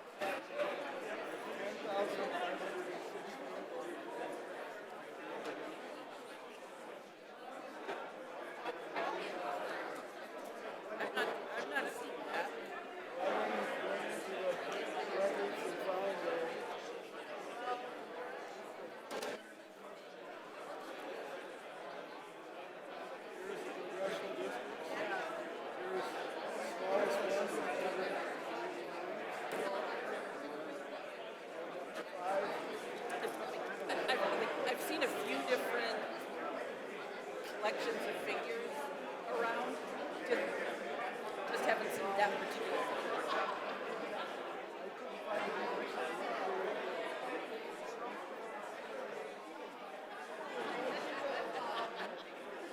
Look like some kind of African warlord.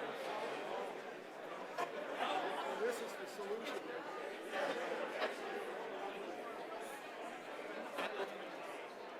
All of these.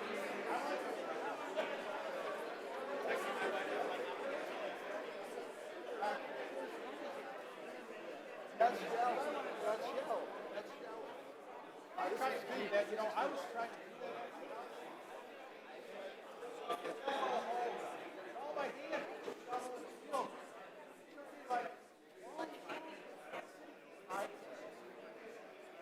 I call them Mark.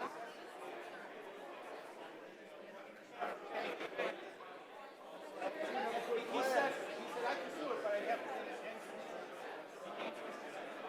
Oh, I'm going.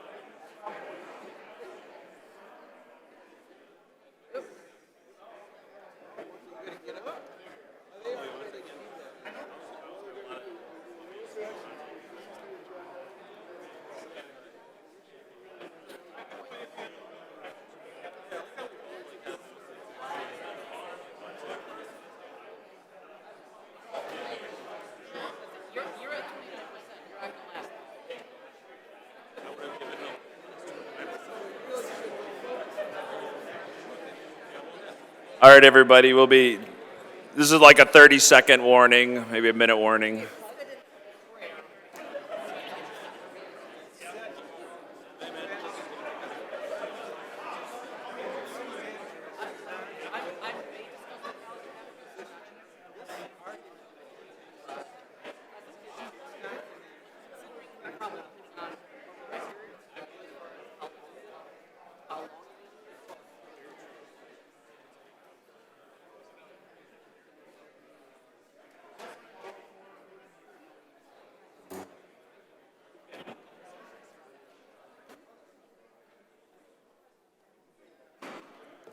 So we'll go back into the regular business. We are still actually in presentations. And so the next, for the record, the attendance is the same as when we went into break. So the next order of business is adoption of the agenda. Is there a motion to adopt the agenda? Commissioner Tenney? Move to adopt the agenda as presented. Second, Commissioner Coakley? Second. All right, do any members of the commission wish to add any item on the agenda? Okay, will the clerk please call the roll on adoption of the agenda? Commissioner, sorry. I don't want to add an item, but I do want to, never mind. Keep going. Okay, thank you. Commissioner Cubit, Yes. Coakley, Yes. Doyle, Yes. Tenney, Yes. Zanati, Yes, DeWitt, Yes. Rumberg, Yes. Charlebois, Yes. Morris. Yes. 9 yes. All right, the agenda for this evening's been adopted. Next order of business is the consent agenda. Do any members of the commission wish to make a change to the consent agenda? Commissioner Cubit. Yes, thank you. I'd like to pull number 5, city manager recommending property tax reduction exemption program. Thank you. Number 5 is put on the regular agenda. Anything else? Commissioner DeWitt. Resolution 6 for the appointment to the Planning Commission. Okay, number 6. All right, anything else? All right, next order of business calls for public input on the consent agenda. This is the opportunity for citizens to remove an item. Oh. Thank you, Michael. Yep, hold on, let me read it. So this is the opportunity for citizens to remove an item from the consent for consideration on the regular agenda. If anyone in the audience wishes to make a change, please come to the microphone. Print your name legibly on the registration sheet, state your name and address for the record, and then the item you wish to have removed for consideration on the regular agenda. Okay, seeing none, is there a motion on the consent agenda? Commissioner Tenney. Move to approve the consent agenda as presented. Great, is there a second? Commissioner DeWitt. Second. All right, will the clerk please call the roll on adoption of the consent agenda? Commissioner Coakley, Yes. Doyle, Yes. Tenney, Yes. Zanati, yes, DeWitt, Yes. Rumberg, Yes. Charlebois, Yes. Morris, Yes. Cubit. Yes. 9 yes. All right, the consent agenda has been approved. All right, the next item of business calls for public input. Under the rules of the City Commission, each speaker will be allowed 5 minutes to speak. Commissioner Coakley will serve as the timekeeper. So this is the opportunity for citizens to address the commission regarding any agenda item or any other matter. Oh, go ahead, I sir. really appreciate what you, let him go. Okay, hold on. If I may to the crowd, if we could please do this as orderly as possible. If we have to snake out to the hallway for this, please make way. Please. Yep, thank you. So if anyone wishes to address the commission, please come forward. Print your name legibly on the registration sheet and state your name for the address for the record. And then before we go into public comment, I do want to set a few clear expectations so then we can have a meeting that is fair, respectful, and efficient. We absolutely respect everybody's First Amendment rights. This is your opportunity to speak, and you will be heard. You have a right not to agree with us, and you do have the right to not agree with each other. That's part of a public meeting. At the same time, that right comes with responsibility. Speakers will have their allotted time, which is 5 minutes. Asking everybody in the audience to refrain from interrupting, shouting out, reacting during someone else's time, or engaging in side disruptions. When a speaker is done, we'll move to the next person without clapping, without applause, so we can efficiently move through our speakers. If someone becomes disorderly or disrupts the meeting, I will rely on Commissioner Coakley, along with our public safety team, to enforce the rules. That could include asking somebody to leave so we can continue conducting the city's business. I want to make clear we do not regulate viewpoints, but we are obligated to maintain a safe, orderly, and respectful meeting. Speech that constitutes true threats of violence, incitement of imminent unlawful action, harassment that disrupts the meeting, or conduct that materially interferes with the orderly transaction of business will not be accepted. So with that, I ask that we move forward with our public input. Time for me to talk? It is time for you to talk. My name is Pat Race. I live at 1004 North Sheridan Street in Bay City.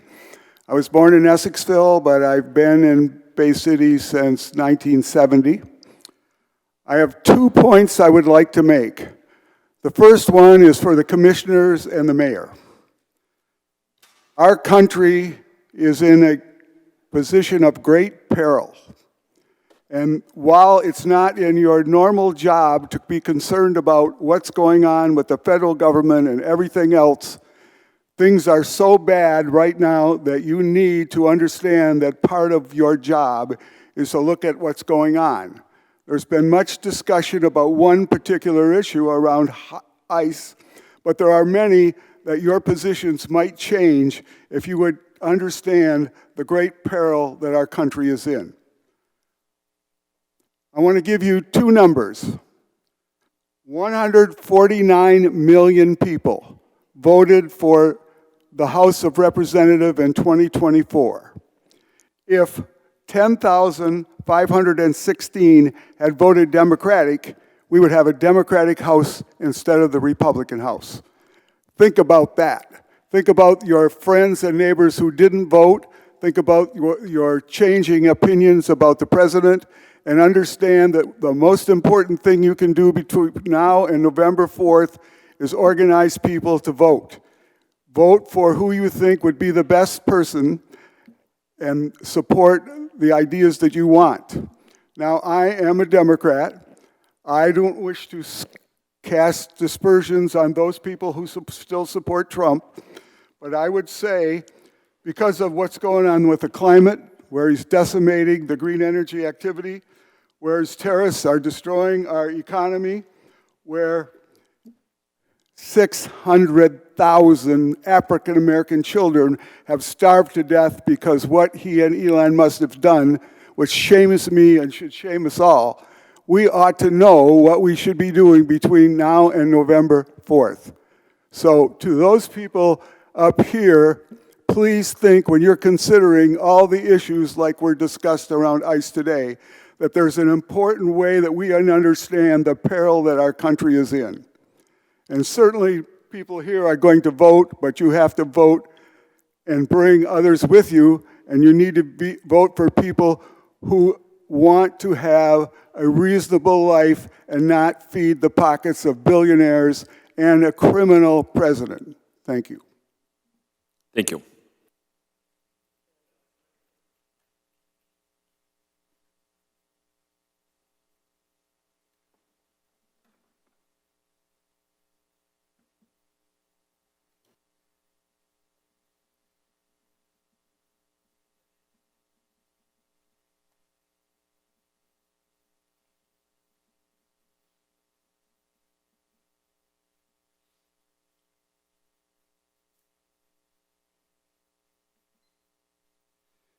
Jeff Reed, 409 Fillmore. Everything I say up here is my opinion. I'm here tonight to talk about the Bay City Bridge Partners. Let's not forget about these crooks. Very important. These people have been taking advantage of our community for a long time. But the good part about it is that people are coming together. We're boycotting these bridges. I don't think you'd be able to find one person in these chambers that is for the Bay City Bridge Partners. You know, we hear words like bridge authority or the bridge officials. when we see this in the news. Make no mistake about it, folks. These people have no authority. They're not official. All they are is representatives of a company that's trying to get every penny from us. That's all they are. But these bills they send us out in the mail, boy, they look official. Threats with the state of Michigan. They're not in bed with the state of Michigan yet, folks, and we got to make sure they don't get there because they're trying real hard. And let's talk about this new general manager they sent here back in July. He's been invited to come here. We still haven't seen him. Anything you hear on the news anymore, it's, oh, the bridge officials, the bridge authority. That's wrong, because they have no authority over us, and they're definitely not official. We are going to be in charge of these bridges. This new general manager, if I got his name correct, Pete Rakitic, if that's his name. Come on down here to these chambers, Pete, because we all want to hear what you have to say and explain yourself so you can tell us how well you're doing helping our community. We have plenty of law enforcement here to protect you. No one's going to hurt you. Don't be afraid. Because the Bay City Bridge Partners have been suspiciously quiet lately. We haven't heard nothing from these people. That means they're spinning their wheels. Something's going to happen. Well, part of this boycott is don't give them your money. Close your account. Try not to use the bridges if you can. If you are privileged enough to have a transponder drive across that bridge for free, go ahead and do it. Try to lighten up the traffic for Vets Park and the people that would have to pay. But don't give them your banking information. Don't give them anything. We have to protect our young drivers and our elderly drivers from this company. If you have a young person in your family that gets a bill, don't let them go down to that place and try to take care of it with them clowns, because they're going to need your support, along with our elderly. They're not here to help us. They're here to take every penny they can and intimidate you. I've experienced that myself. Intimidation. Well, they don't intimidate me.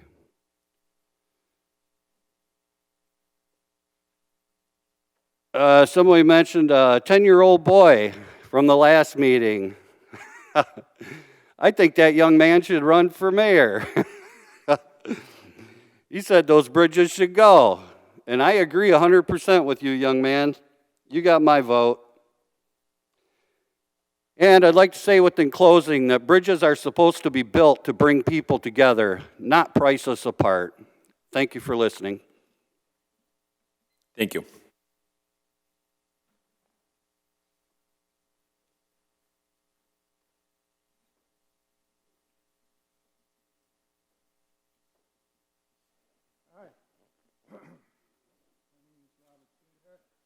Make sure, Rob, is the green light on? Yeah. Okay. Yeah, you guys need to work on this because I listen from home and a lot of times you can't even hear what people are saying. I know there's a solution for it. Just make sure you state your name and so everybody hears you at home. Robert Schindehet, 1805 Fraser Street. It's in the south end. I live I can see the Station 2 from my front porch. Okay, Ricardo Delgado, a Detroit man, was sentenced to 60 years in federal prison today. Oh yeah, this is a statement from the U.S. Attorney's Office, and it's dated November 13th, 2024, which was 15 months ago. I lost my 2 front teeth, and sometimes I don't say things very well. Evidence at trial. He was sentenced to 60 years in federal prison today for his role in a large-scale drug trafficking operation in the Saginaw Bay region. Evidence at trial established that Delgado was leader of a large-scale drug conspiracy that involved the importation of numerous kilograms of cocaine and fentanyl from Mexico for distribution in the Saginaw Bay region. During the course of the investigation, FBI agents learned from a court-authorized wiretap that Delgado was seeking retaliation for the theft of his drugs from a subordinate and that he ordered other subordinates to exact revenge. However, this plan was thwarted by authorities. In addition, following Delgado's arrest, law enforcement officers seized 13 kilos of cocaine, 2 kilograms of fentanyl. That's a lot of fentanyl.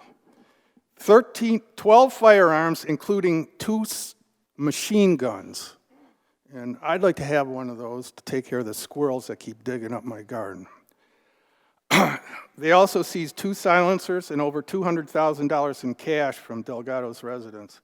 So the special agent in charge of the FBI in Michigan wants to sincerely thank the dedicated professionals at FBI Michigan and the Bay City Department of Public Safety. Also, the Saginaw Police Department and the Bay Area Narcotics Enforcement Team and the Michigan State Police. This investigation was conducted by special agents of the FBI Detroit Division out of their Bay City office. A lot of people don't know we have the FBI here.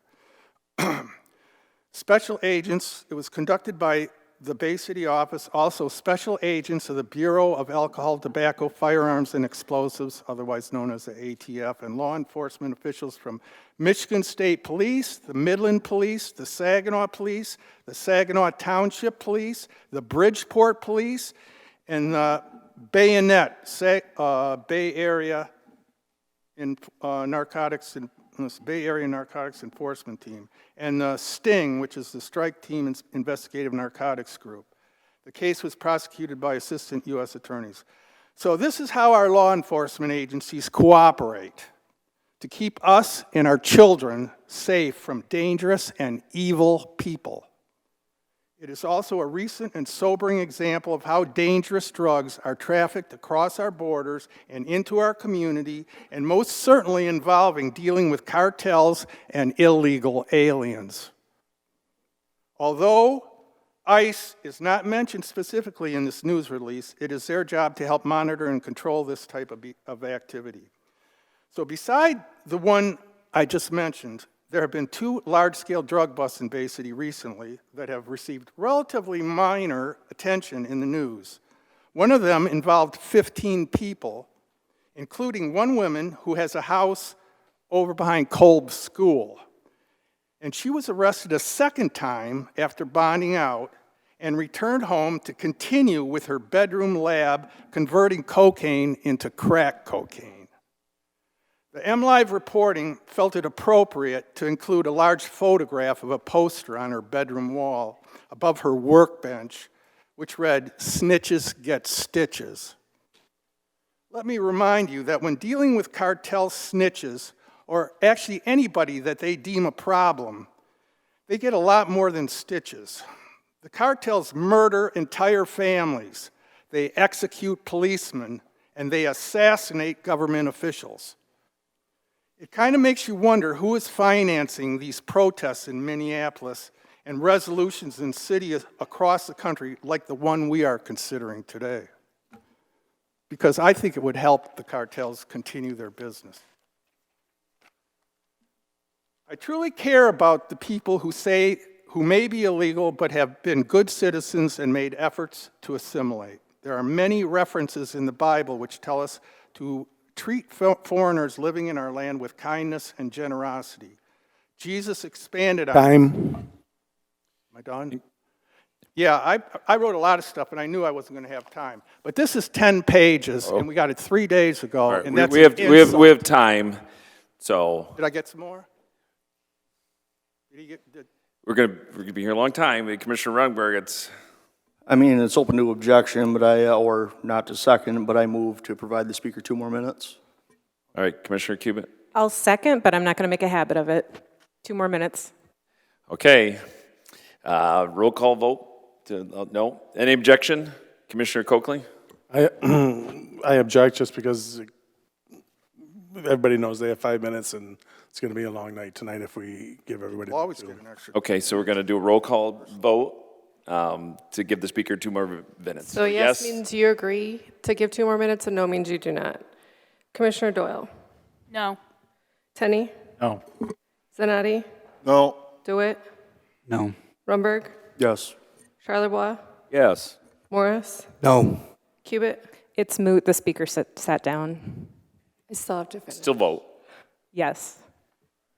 No. Coakley. Thank you. 6 yes, or 3 yes, 6 no. All right, so motion fails, so the speaker's not allowed 2 more times. So next speaker, please. Thank you. My name is Bill Waterman. I'm an investor with multiple properties in the city. My primary one is on North Lynn. And first, I'd like to apologize. Can we get a home address, please? So everyone has the same rules. Oh. No, we don't. He gave an address. You gave an address, sir. You gave a street. Yep. Okay, yep. I'd first of all like to apologize to everyone else. I wasn't feeling well today. I came out specifically because this is so important. I'm not going to be able to stay for everybody else, but I do support your right to speak and everything else. I want to thank the earlier actions first. Take just a quick second. As an investor, I pay a lot higher property taxes than a homeowner. I'm gladly paying that to see those in poverty get the breaks that were talked about earlier. I have no problem paying that. And I'd also like to thank our public safety for having these things already in place and not picking people up without a warrant and those types of things. The biggest thing on here that I've heard from the mayor primarily is the financial threat. As an investor, as a business owner, I'm under that same financial threat. I've talked to my children and said, your inheritance is at risk because I'm going to openly post and I'm going to openly say what I need to say to protect those that are so afraid to go to the grocery store they have to send someone else, that are so afraid to come to the court to become legal because they've been pulled out of the line 20 feet from becoming a citizen. I have to stand up for that morally. This isn't right or left, as was said. This is right or wrong, and I have to stand up for that. And they gladly accept that their inheritance could be lost in that process because he threatens everybody. He threatens our allies, he threatens other countries, he threatens our neighboring countries. He threatens everybody with the same financial thing. But if we're not going to make a moral stand, when do we? If we allow the finances to be our main reason not to make a moral stand, we are no different than a guard dog laying underneath the table of the federal government hoping for scraps from their table. That is all we are at this point.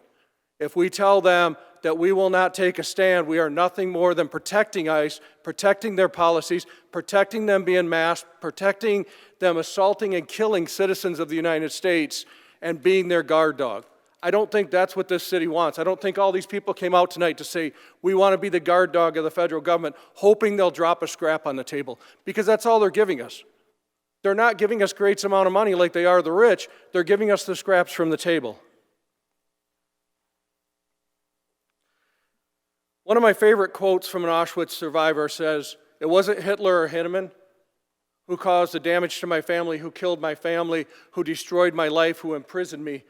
It was the baker, the garbage man, and others who put on this uniform that gave them a sense of power that they could do whatever they wanted with that uniform on.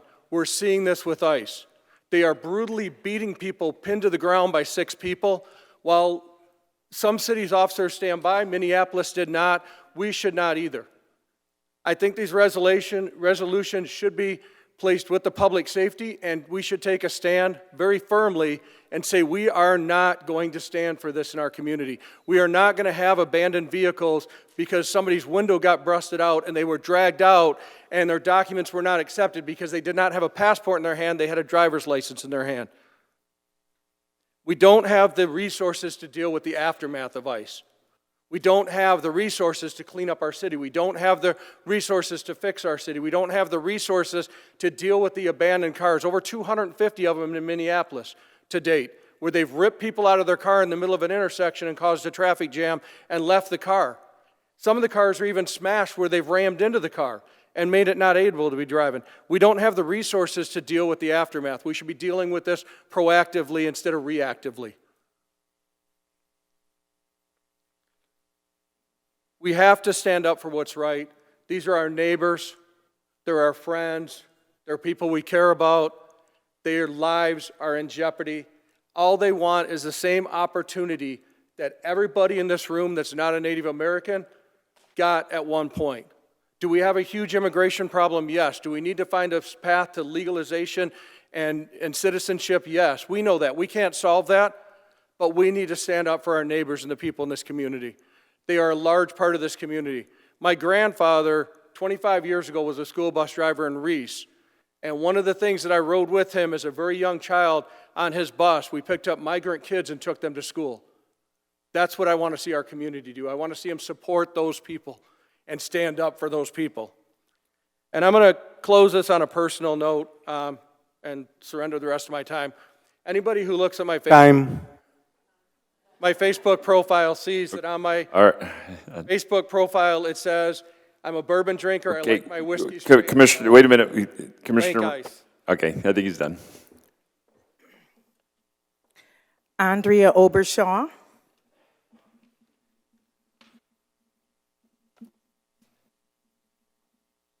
State and address. 1341 Jarrah Road, Bertrand, Michigan. I am a native of Bay City, Michigan. This is my city. When I see things like this going on, I got to come back and fight for my family.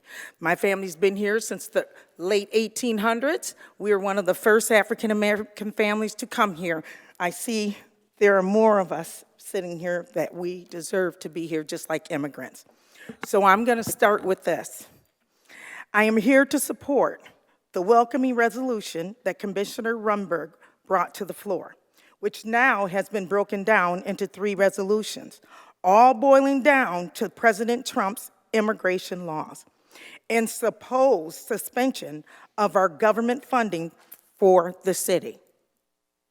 There is a method to this, ICE immigration, a no-catch, catch and release, but not releasing, but abusing in death and destruction with the people, and our constitutional rights are being violated.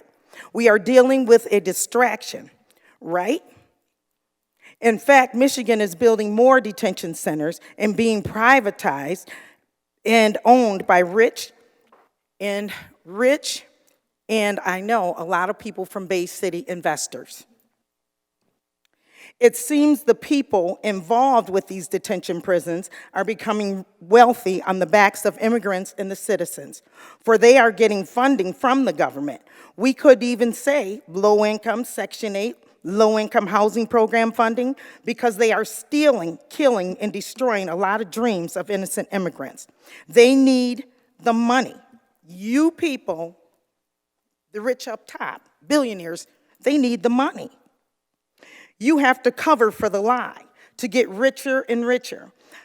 Mayor Girard, you say that you will veto this resolution before it was even supposedly on the desk of the city attorneys that were to look over it and give us advice.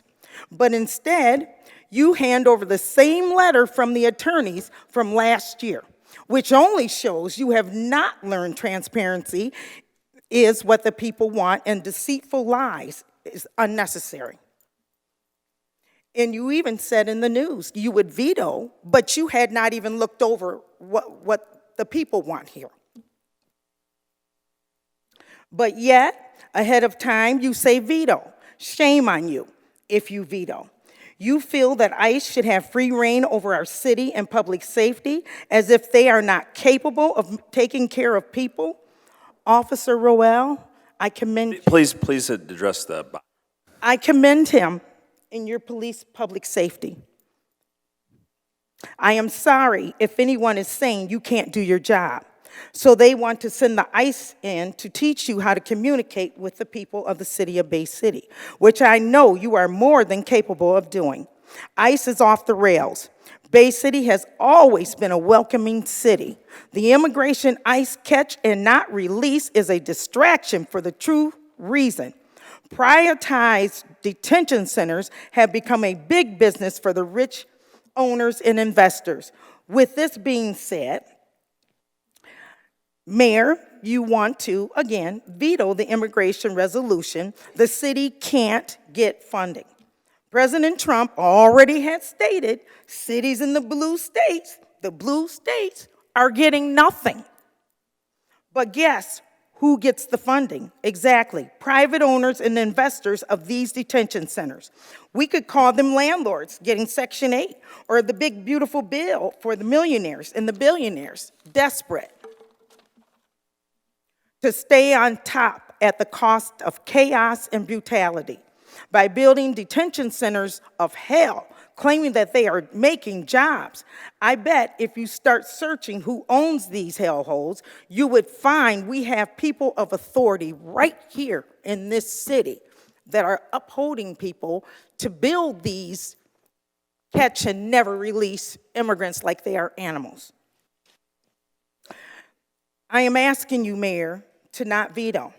If you, Mayor Girard, veto this resolution, you are telling the people you are not for them.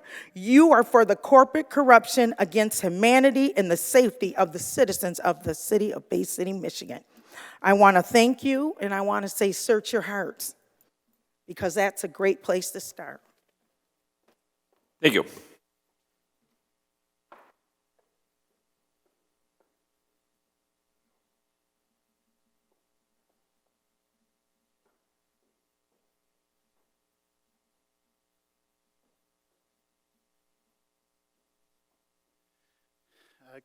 Good evening, Mayor, Commission. My name is Matt Seuss. I live at 1301 Lisk Drive on the South End, Bay City. I'm actually here, believe it or not, Mayor, to talk about the affordable housing property tax reduction.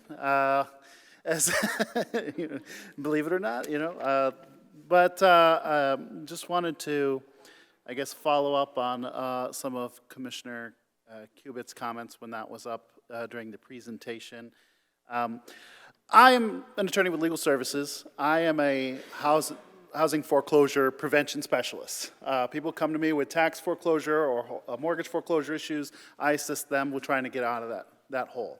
I'm here on my own individual capacity. I'm not here representing any type of organization or lobbying. I'm not being paid to be here. But what people need to understand about this program is people in poverty really only find out about it when they're facing home foreclosure. Like, the biggest problem with this program, and I'm glad we had a presentation on it today, is people don't know about it enough to utilize it. And then two, it's difficult because you have to apply for it every year. And so when someone's facing foreclosure, they're usually behind 3 years behind on their taxes. Sometimes 4 if they've had a previous workout and they couldn't make the payments. And so in order to save their home out of foreclosure, maybe they can work out a payment plan with the treasurer, but if you've got new tax bills coming in on top, it's almost impossible to get out from out of that hole. And so while it's admirable that we want to increase the reduction to 50% for those under poverty, we really need to have an option where we can get them down to 0. I would say, in my dream world, everybody would get it, but at the very minimum, those who have previous tax years that they're still paying with the county should be eligible to get a 0 for their current property tax bill, because that's the only way they're going to be able to dig themselves out of that hole. Just looking at your own records, we've got almost, 22% of the homeowners in the city are in poverty. As my experience as a board member of the United Way Bay County, if you look it up, the numbers, on top of that, over 50% of the people in our community don't make enough to make ends meet, are living paycheck to paycheck or worse. And so I'm glad that we're looking at helping people, in that gap above the 100% poverty line, but so I can comment, favorably on that portion, but it's just what we're doing isn't enough to save homes that are facing foreclosure. And so I would hope that I'm happy that it's off the consent agenda. I would hope that you amend it to increase that percentage to 100% of a reduction for those who are below poverty. So with that, I yield the rest of my 5 minutes. Thank you all. Thank you.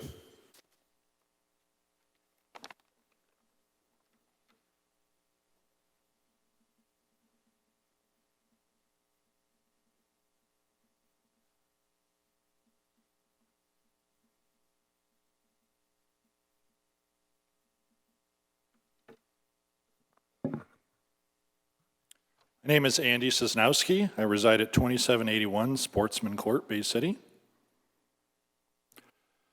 The party told you to reject the evidence of your eyes and ears. It was their final, most essential command. That's a quote from George Orwell's book titled 1984. Just moments after Alex Preddy's murder, we got to hear the administration weigh in on their perspective. Homeland Security Secretary Kristi Noem claimed that Preddy attacked federal agents and that he was brandishing a gun. Stephen Miller referred to Preddy as an assassin who tried to murder federal agents. Gregory Bovino said, "It looks like Preddy wanted to do maximum damage and massacre law enforcement." And Kash Patel, director of the FBI, suggested that Preddy broke the law by carrying a concealed gun at a protest, despite the fact that the gun was lawfully owned and Preddy had a CPL license. There's at least 4 different video recordings from 4 different angles of the incident. If you choose to watch the videos, it's pretty clear that Preddy was not attacking federal agents, but merely trying to help a fellow protester who was shoved to the ground by a federal agent. It's also clear that Preddy was not brandishing his gun. His federal agents weren't even aware of the gun until they had already tackled him to the ground. Seconds after one of the federal agents removed the gun from Preddy's waistband, another agent shot Preddy in the back while he was still clutching his cell phone in his right hand. There are people in this very room that choose to believe what the authorities tell them to believe. They reject the evidence of their eyes and ears, or worse yet, they simply stick their heads in the sand and wait to be told what to think, what their talking points should be. They view themselves as good citizens, just following the law and respecting authority. But there are also people who reject what authority is telling them. They smell the BS on their breath. Those people choose to examine all the evidence available to them and come to their own conclusions. Oftentimes, these people respect morality over law and authority. When Hitler deported Jews by the millions, he didn't break any laws. He just bent the laws to his own will. The law-abiding citizens of Germany watched it happen because, after all, it was lawful. The welcoming resolutions proposed tonight are really about merging what's morally right with law and law enforcement. There are victims of theft, domestic violence, and sexual assault who are remaining silent. They are afraid to contact the authorities because they know there's a very real chance they could get deported, even if they have obtained legal immigrant status through a visa or through asylum. These resolutions would allow these immigrants to have their voice returned to them so that justice can be served. The resolutions also make sure that Bay City tax dollars are not spent assisting immigration enforcement. Back in March of 2025, the mayor vetoed a similar resolution. He stated, quote, "This resolution put a target on our community's backs to cut significant funding," end quote. He then later added, "The lack of a state senator in the 35th district would have made any potential cuts to local programs and nonprofits hard to overcome." So Mayor Gerard, can you tell me how many municipalities have lost funding on a state or federal level due to welcoming resolutions? I'll give you a hint. I can count them on one hand. Oh, right, 0. The answer is 0. No municipality has ever lost funding on a state or federal level due to welcoming resolutions. So you vetoed the resolution. You capitulated to the state and federal authorities instead of doing what's morally right in order to avoid the perceived threat of losing funding. Then in December of 25, Timmy Beeson, who is our Michigan State House rep for us here in Bay County and member of the House Appropriations Committee, voted to cut that $1.6 million for the Bay City's Lafayette Bridge project. Do as I say, or I'm going to take funding from you. Oh wait, I'm going to do it anyway. This is exactly what happens when you capitulate to fascists. The more you give, the more they will take. It's time to stand up. It's time to do what's right. It's time to make immigrants feel safe in the city of Bay City, knowing they won't be deported for being a victim. Thank you.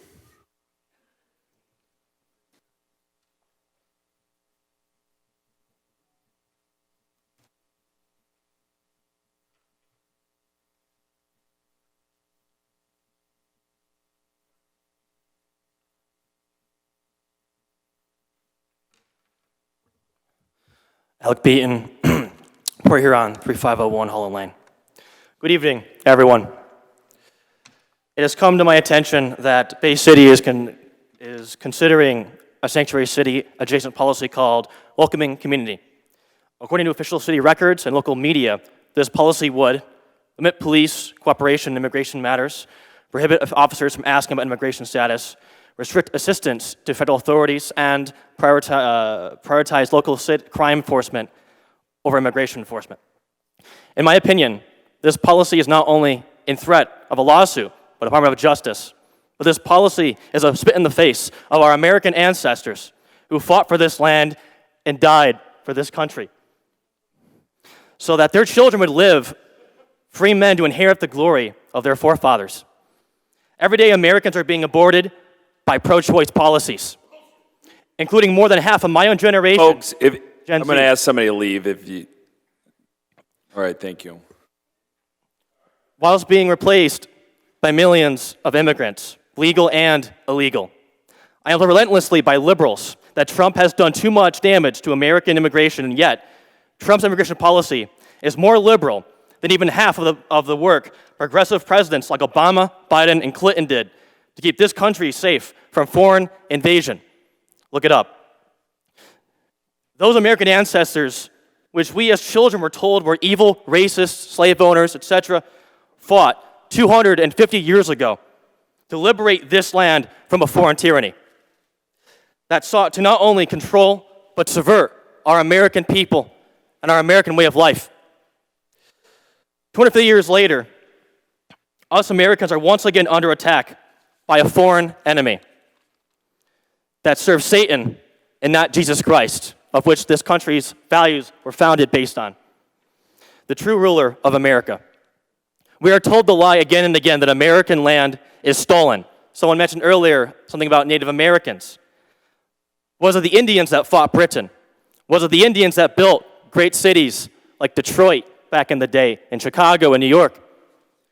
Was it the Indians who wrote the Constitution? Of course not. To say such is ignorance. And those same peoples live in their territory freely, unaffected, and unbothered by the great civilization that surrounds their land, living peacefully, actually. To advocate for open borders is cultural suicide.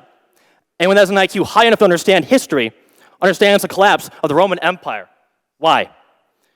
Because of mass immigration, foreigners outnumbering the Romans, or the Arab empires, perhaps, where it collapsed because of non-Arab leadership taking over. This is a basic world history lesson taught to me actually by a liberal, yet doesn't apply to America for some reason.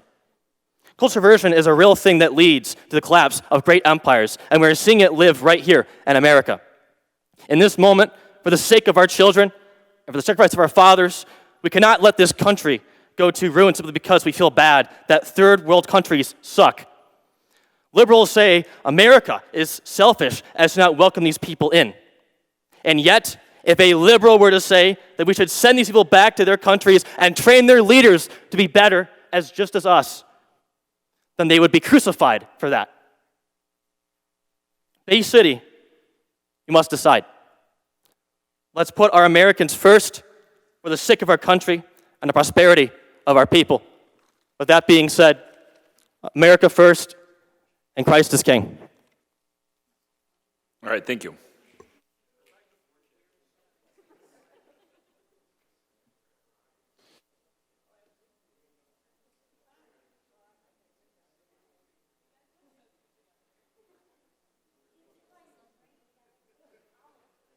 All right, our folks, please.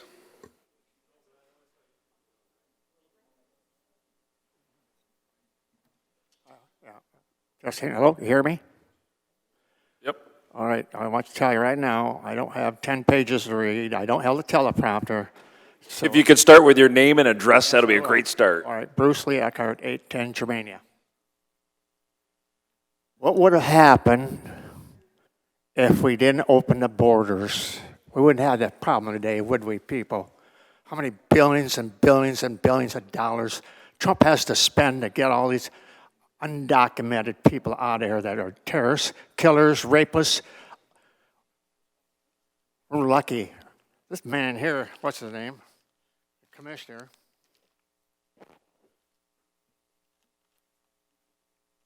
There he is. Nice picture. Whole big page to you, buddy. They did a nice job, yeah. What about the other side? What about all those women, kids that got raped, killed, and all that stuff? We don't want to talk about them. Millions of them got raped. We still don't know what happened. Let's talk about those 4 or 5 that got shot or killed because they didn't listen to the law, the rule of law. We don't talk about that, and we don't live up in Minnesota where we have to have all kinds of, I get a kick out. These restrictions they got, they should be putting on the people when they question them, undocumented, but we don't want to do that. This guy, he's a clown, he's a joke, man. They all are.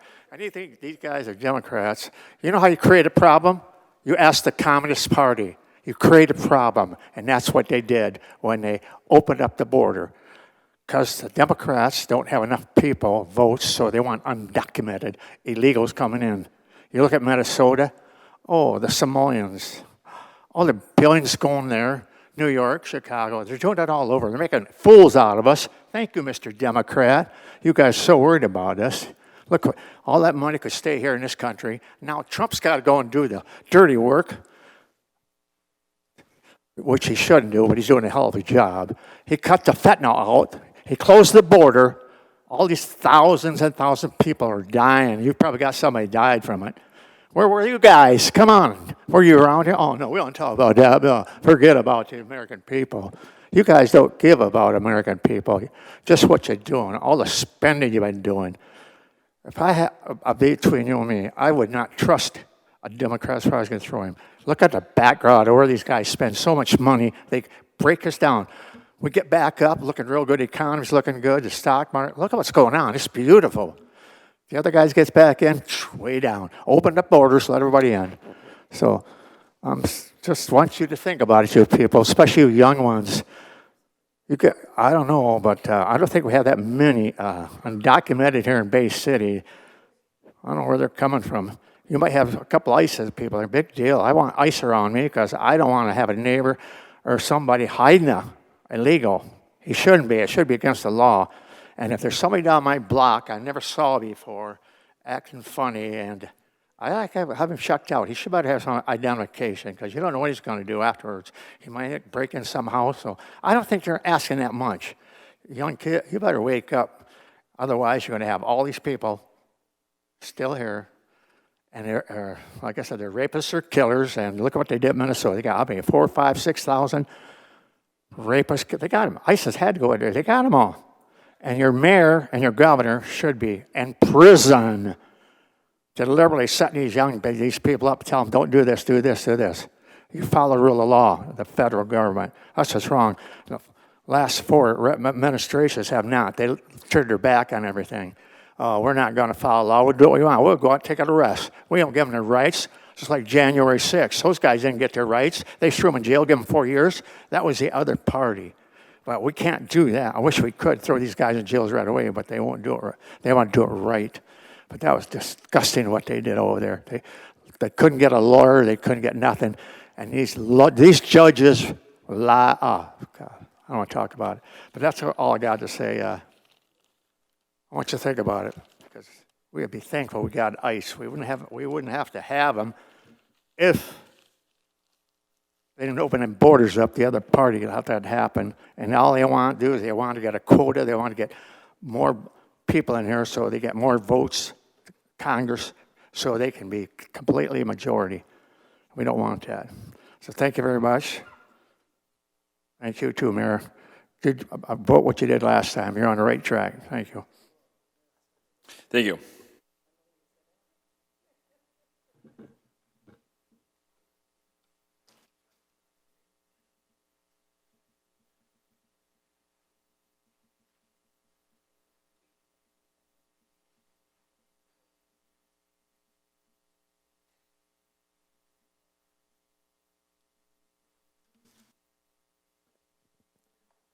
My name is Christina Miller.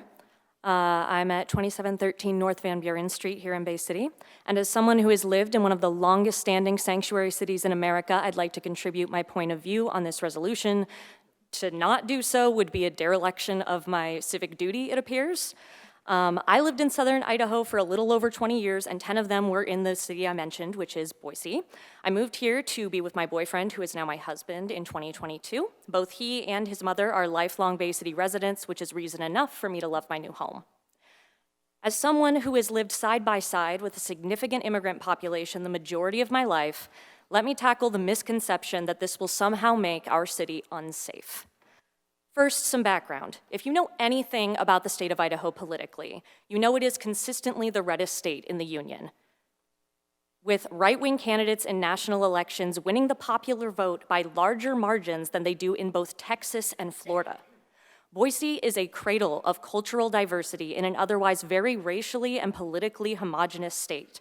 Part of this is because as far back as the 80s, Boise has been a major resettlement city for the refugee population.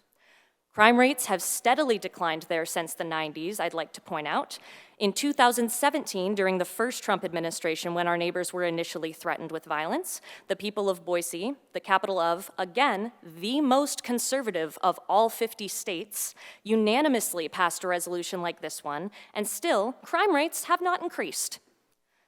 Currently, they rest a little below 3% in a major American city.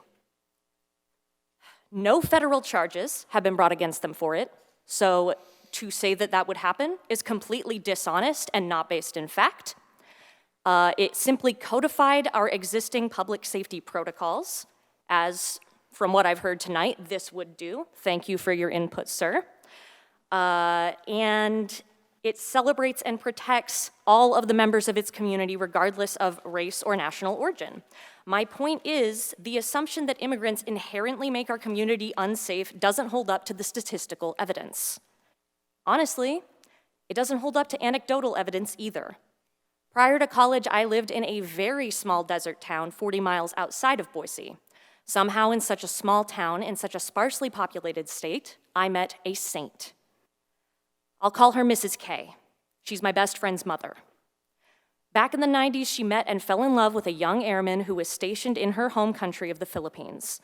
They married, and she legally immigrated to the States. At some point before I met my best friend, her father became too sick to work. Her mother took on 3 different jobs at once to support him and their 2 children, as well as her parents back home on the island. In all the time I've known her, she's never missed a single shift at any one of those 3 jobs and was regularly recognized for her performance in her role as a nurse. Somehow, she still finds time to attend church every single week. She embodies the Spirit of Christ more fully than anyone I have ever met. She fed all of us neighborhood kids with a smile on her face. If any one of us needed food, we'd turn up on her doorstep and she would serve us a hot bowl of fried rice. She'd welcome me to the table as readily as any of my many Mexican neighbors or her own nieces and nephews. If my mom forgot to pick me up from drama club, she'd insist no child should wander home alone in the dark and would give me a ride. She always brought a gift when visiting friends, often fresh fruit, because in the Philippines, you never visit a friend empty-handed. Mrs. K never showed up to any part of her life empty-handed, let alone this country. We've seen ICE make many mistakes already with improperly detaining people like Mrs. K. I keep her in the town I spent my childhood in my prayers every night. I pray the citizens of that town will do right by her, and I pray they never have to feel the void that would inevitably be left behind by her absence. I'm almost out of time, I know, so to quickly touch on the second assumption I hear coming up a lot about this resolution, that it will somehow be illegal. Law enforcement itself just stood here and told you that they already use the majority of these practices. This is meant to codify what we will hold ICE to as a standard in our community, because it is our community, not theirs. Evidently, we couldn't even afford to keep our bridges publicly accessible without money from private interests, and I do hear the council people that have told us that is a major concern. I understand that. To that, I would say we also can't afford to take the accountability for ICE illegally detaining citizens in our community. Thank you. Thank you.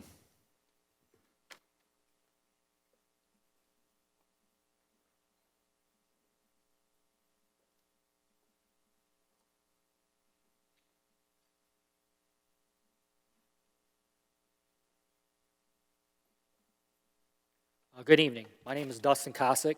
I reside at 505 Braddock Street, Bay City, Michigan, in the South End. I want to thank you guys for being here today and hearing us and answering our questions. I know being a politician nowadays is very rough. I am here today because I want to hear you guys veto the proposal this week about sanctuary cities. And the reason being is, well, I went to Delta College for criminal justice, and then my life drastically changed in 2002. I was sent to prison for home invasion first degree. Yes, home invasion first degree. If any of y'all know what home invasion first degree is, it's probably one of the worst crimes you can now commit. It has a life sentence, and it's just, obviously it's breaking into somebody's home. Now obviously mine is a little bit different than the average. I honestly broke into my own home. There's reasons being. However, it was a home invasion first degree. And when you break into somebody's home that is legally not your home or you to be there, then you go to jail. And then you go through our awesome court system because that's our right? We all have rights. We go through the court system. I was found guilty, and I was guilty. And you know what I did? I did 18 years in prison. And doing 18 years in prison, I got out in 2002, and I already now have owned a home for a year and a half. I have a nice car, I have a good job, so I know how hard it can be for some people to come out of prison, committing crimes, and having to pay property taxes, all them good things that go along with it. I have spoke a couple times through text with our mayor, Mr. Gerard, and I thank you for actually responding sometimes. I know I can sometimes sound like an idiot, but I am concerned. When I left this city in 2002, it was an amazing city, and there was a lot going on in this city. We used to have the River Roar, we had the River of Time, the Pig Gig, which had now come back, but we just had so many amazing things in this city that you no longer see anymore. I don't know how or what happened to the money, but every time I mention stuff, all I get from Mr. Gerard is, we don't have the revenue. We don't have the revenue. Well, where's the revenue? How do we not have money to run our own city? We just redid Smith Street. I drive down Smith Street. What's down Smith Street? Nothing. Not a single thing is down Smith Street. But you know what road has a lot down it? State Street. And you're about to lose your car driving down State Street. And I see some of you shaking your head, but this is real. We have, I believe it's fire station number 2 down Garfield Road. Have any of y'all drove down Garfield? It's horrible. How do we have a fire station on a road that is that depicted? So what am I saying up here? What I'm saying is, if we're going to possibly lose funding for making this a sanctuary city, which I don't know if we will or not, but I do know that someone has mentioned in the future, which these bridges will all have to pay in 2028. And y'all may think that, well, we'll drive over Vets Bridge, or when Lafayette's done, we'll drive over Lafayette. But guess what? As any of y'all have lived here long enough to know, those bridges sometimes don't work. So what are you going to do when Vets Bridge don't work? Are you going to not go to the other side? No, you're going to have to go over that bridge. And I'll tell you, I accidentally went over that bridge with a rent-a-car. It cost me $10 for one time over it. All the hidden fees, because there is hidden fees in that. So just so everybody knows and is aware of that. So we are, here in this city, we are under obviously, in my opinion, a crisis financially. And I think we need to start really thinking more of how we can help our own citizens and take care of our own community and maybe not build up a uptown when we have a downtown that's damn near empty. Maybe we could actually start making it to where people want to invest or give them tax cuts to open a business in a vacant lot. Or we have a whole mall. Now we actually got 2 malls that are basically vacant. So anyway, I don't want to sit here and take too much time. But I just hope to hear her veto it, because if anybody walks on anybody's land, it's called trespassing, and you get a citation or go to jail. Same thing as going over the border. All right, thank you.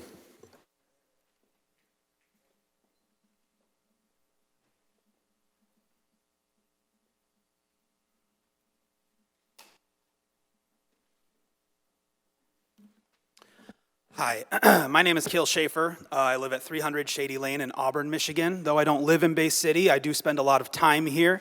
My grandparents have lived in Bay City my entire life. I'm a resident of Bay County. I'm here to speak today in favor of the resolutions proposed by Commissioner Runberg. I mean, hearing everything that's kind of going around, I have some prepared notes, but just off of what's been said, if the biggest concerns are related to funding, it seems like the current administration is going to screw with people's funding regardless, so it seems like a pretty weak reason to not take a stand. I really appreciate the service of public safety officers. As someone who's participated in several protest demonstrations over the past year, public safety people have always been there keeping us safe. I bear no ill will. Even though I'm a liberal, I'm not like a defund the police kind of person. I think a lot of really intense language gets thrown around by like what these kinds of resolutions aim to do. The implication is that people like me are in favor of some sort of crime or some sort of lawlessness, or that we would be okay if someone broke into our house. But the fact of the matter is that really what I view this as doing is encouraging a neighborly relationship between immigrants and police officers. And I was encouraged to hear the police officer today say that they are not required to ask for people's immigration status, but codifying that does seem like it would be a worthwhile endeavor so that immigrants in this community know that they can do these things. Maybe they don't know that that's the policy. So this would make that very clear. What I find to be a little lawless is when you have masked men in unmarked vehicles brandishing firearms, apprehending people, not wearing body cams, not using judicial warrants, and not using any semblance of due process. One of the things that the previous gentleman mentioned was that, you know, he was tried and he broke in and did that thing, and that's fine, but we have people who are legally going through the system trying to get asylum, and they're being taken away from their court hearings. If you were accused of a crime, and the day you showed up to defend yourself in court, you were taken away in cuffs, that's not due process. So, I don't think that it's right for the people on the side of law and order to stand here and say that immigrate the right way when the people who are doing it the right way are being taken away in cuffs. You can support American borders and think that needs to be a strong border, and also acknowledge that ICE has gone too far at the same time. These ideas are not mutually exclusive. And sure, we're a city. We don't have jurisdiction over federal agents, but is that a reason not to take a stand and like call out immoral behavior? ICE detentions and deportations of individuals with nonviolent records are reaching an all-time high. They are not going after the bad hombres. They are not hiring the best nor the brightest people to do this extremely difficult work. Police officers and law enforcement is a hard expletive job, right? So there's no way that we should just be taking people and giving them 50 grand to do this work and then letting them do it scot-free. The people who murdered Alex Preddy and Renee Good, as far as we know, are going to get off scot-free, and I don't want to see that happen in this city. I want to see these resolutions put forth, improve cooperation between our city's residents and their police, and not waste our resources supporting the poorly trained and criminally violent feds that are being employed by ICE. And there are days where I do wonder if I'm on the wrong side, but then I see Christian nationalists speaking against me, and I realize I think I'm doing okay. Thank you guys for your time. Thank you.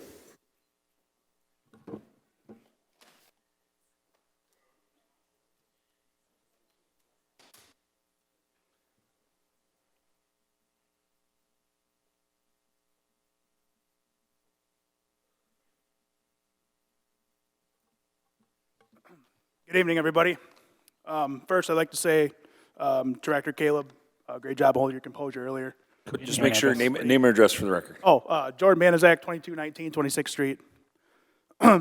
Anyways, I come here today as a longtime Bay City resident, someone deeply involved in the community, someone who cares greatly about the small business. I'm friends with a lot of small business owners in this town who I talk to on a daily basis. Let me be clear, we do not need this Welcome City resolution, or let's be honest, it's a Sanctuary City resolution. We do not need to continue spending valuable commission time debating issues like this when our city is facing much larger real challenges that demand immediate action and resources. If you want to come to this country, that's fine, but do it illegally, follow the law.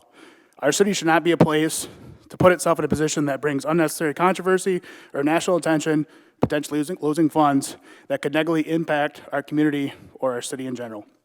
Instead, we should be focusing on the real problems our residents deal with every day. Aging infrastructure, the numerous water main breaks. We've seen it in just the past few weeks. Outdated substations, the ongoing bridge situation that's screwing many people over, and the need to attract new businesses while supporting the small businesses that are here. We have a lot of small businesses in this town that need help that we need to be focusing on instead of this word salad stuff that's coming out about immigration. I want you guys to think about something. I encourage everyone here today to take a serious look at your ward commissioners. Are they focused on improving the quality of life of this city? Or are they spending time on personal agendas or doing personal things that don't move the city forward? Some commissioners are working hard. I'm not saying any of you that aren't, but there are people that are going above and beyond that deserve a great recognition. Others, however, appear to wake up in the morning and think, what can I bring to the table that's going to waste time here at the commission that gets absolutely nothing done? Nothing at all. This got vetoed the first time. Why are we bringing it back a second time? To the commissioners, as I said, who continues to focus on infrastructure improvements, economic development, and supporting small businesses, thank you so much for your hard work. We greatly appreciate it. We see it every day. Your work matters. Your resolutions matter. All resolutions matter, but wasting the commission's time on resolutions that we see here today for the immigration stuff is uncalled for. Lastly, I'll leave with this. I encourage everybody here to take a long look at what this town is. Many small businesses are here, as I've said. We have an ongoing bridge fiasco, if you want to call it that. We have people leaving this town. I don't care what the numbers say. I mean, my road alone, I watched 6 people move out because they don't like the commissioners. You know, my brother wanted to move here, buy rental properties, don't like some of the commissioners here. You know, I'm not saying they're bad people. I'm not wishing no harm or violence on them at all. We have to get Bay City out of neutral. We are stuck in neutral right now, and this is a big problem that we're spending time at this commission meeting talking about stuff like this when we have way bigger fish to fry than this. When it got vetoed down the first time, Mayor Gerard, I commend you. You're doing a great job, in my opinion. Mr. Coakley, you're doing a great job. Laura, done a great job so far. Mr. Zanotti, great job so far. Lastly, sorry, got a lot to say here. I encourage you to veto this. Again, I encourage you to vote this down, and I encourage you to heavily vote this down. This ain't Bay City. We don't need this junk here. Thank you. Thank you.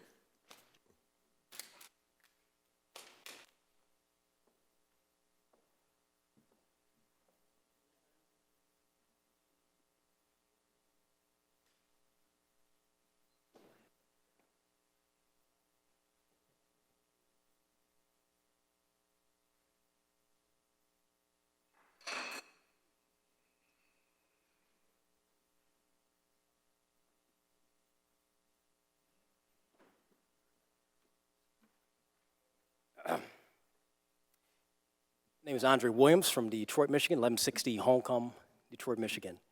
I'm a political content creator with about 300,000 followers on Instagram, with 50,000 on X. I talk about the black community and the problems with black people in America, aggressively. We look at immigration in this country. Historically, immigrants did not build America. It was blacks and whites that built America. All right, that's a fact. You can sit back and talk about stolen land, but you benefit from the stolen land. You benefit from being in this country. There's no other country you'd rather go to. With that being said, I'll bring my black American perspective on this immigration issue. I don't want people in my country that are incompatible with our way of life and existence. Immigration, statistically, lowers wages. Big billionaires, big corporations, both parties, use illegal immigration for their own benefit to stay in power. And we get nothing. The working class gets nothing. It hurts working class, white and black communities every time. We've seen it over and over again for the last 40 years. In 2060, black people, who are currently 13% of the population, will be only 15%. Whites will be under 50%, and Hispanics will be 30%. They're currently 21%. This is a great replacement, and the first people being replaced are black people politically, economically, in our communities. No, I don't support illegal mass immigration. I don't support any of these policies. They're destroying our country.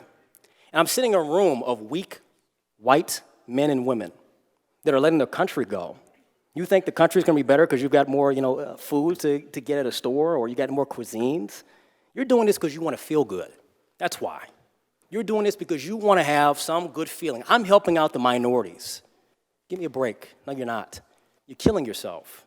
You're slowly allowing your civilization, your identity to be eroded. And then you're going to sit back and drag other black people and bring us out as the token blacks to support these policies which directly affect us in major cities. We suffer from it. We're not benefiting from it. We're not going to gain anything from it. When Hispanics become the majority in this country from illegal immigration because they have a higher birth rate and because blacks and whites don't want to have stable and strong families, we sit back and we allow our families to be extremely dysfunctional in our own regard. When these people come to our country, they're not coming for a better way of life. They're coming for two reasons. For economic opportunity, because guess what? Their country doesn't have it. And also because we support foreign countries that destabilize their countries and allow these people over here and advocate for these people being over here. I'm going to mention Israel, America's greatest enemy, not ally. So to sit here and have white men and women, along with black people, I'm seeing on TV constantly support these policies, you are slowly destroying this country. Black Gen X, you're slowly destroying this country.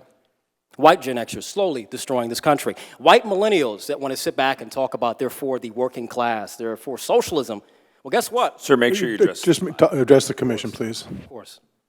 Well, guess what? Stalin and Mao, they deported millions of people. We don't talk about the Holocaust. You know what? I wish I was the Gestapo. We get these people out quicker. I don't want people in my country who are here to economically and politically replace the people who built this country for generations. My family's been in this country for generations. My family didn't come off a boat in the last century. They were brought over here, sold by Jews and Arabs, brought over here into the southern states. And they worked very hard for this country to be what it is today. But now we have weak people in power that want to feel good, that want to sit back and try to swindle us and fool us as if they care about these people. If you actually care about these people, you go after the mass corporations that use these people for cheap labor, both Democrat and Republican. If you actually care about these people, you wouldn't sit back and try to pander to them to get them to vote for you every election. You would actually serve the people's interests, fixing the failing infrastructure, fixing the dysfunctional schools, providing incentives for people to have families, strong and stable families. We're not having that in this country. We're sitting here crying about 2 people that got killed when we have millions of people in our country that are homeless. We're crying about people who stood in the way of us solving a massive issue, not just in this country, but across all the Western world, Western civilization. Listen, you can sit back and look at me and say, why is this black man up here defending this? Because I live here. This is my country. I serve my country in the 82nd Airborne. I love my country. My family's worked very hard for this country. My grandfather's 44 years in the Navy, 20 years for the city of Detroit as an EMT, a doctor with a PhD in anatomy and physiology. My mother, working in real estate and insurance. My father, deceased. A hard-working American family. Generations of black Americans have worked very hard, and generations of white Americans have worked very hard. And for us to give up what we have, for us to give up what we've built, is a great tragedy. Thank you. Thank you.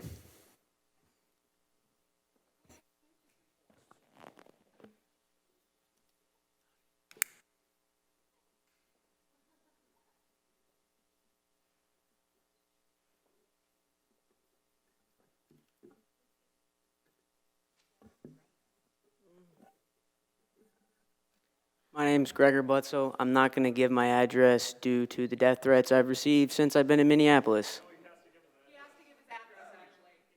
I actually can't. So. Point of order, you do have to give your address when making public comment, don't you? We asked. We can ask, but it can't be mandated. If I'm going to die, I have to put it on record? Really? All right. At the exact address. All right. Back to the point. I'm here to announce that George Soros' war on the localities. What? Okay.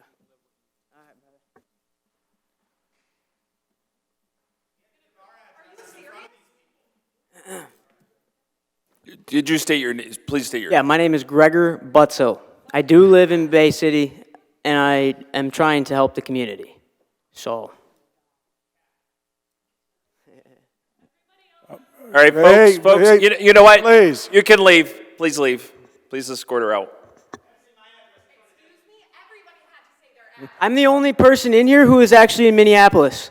So you all are talking about ICE, talking about this, talking about that. You're talking about signal chats. I'm the only person who's been there and seen it. Hold on, sir. Yes, I asked her to You're all leave. talking like you know what you're talking about. You haven't even seen it. I was there, yeah, I am. It's assaulted over 100 times by you people. So I'm here to declare that George Soros' war on the localities is over. Is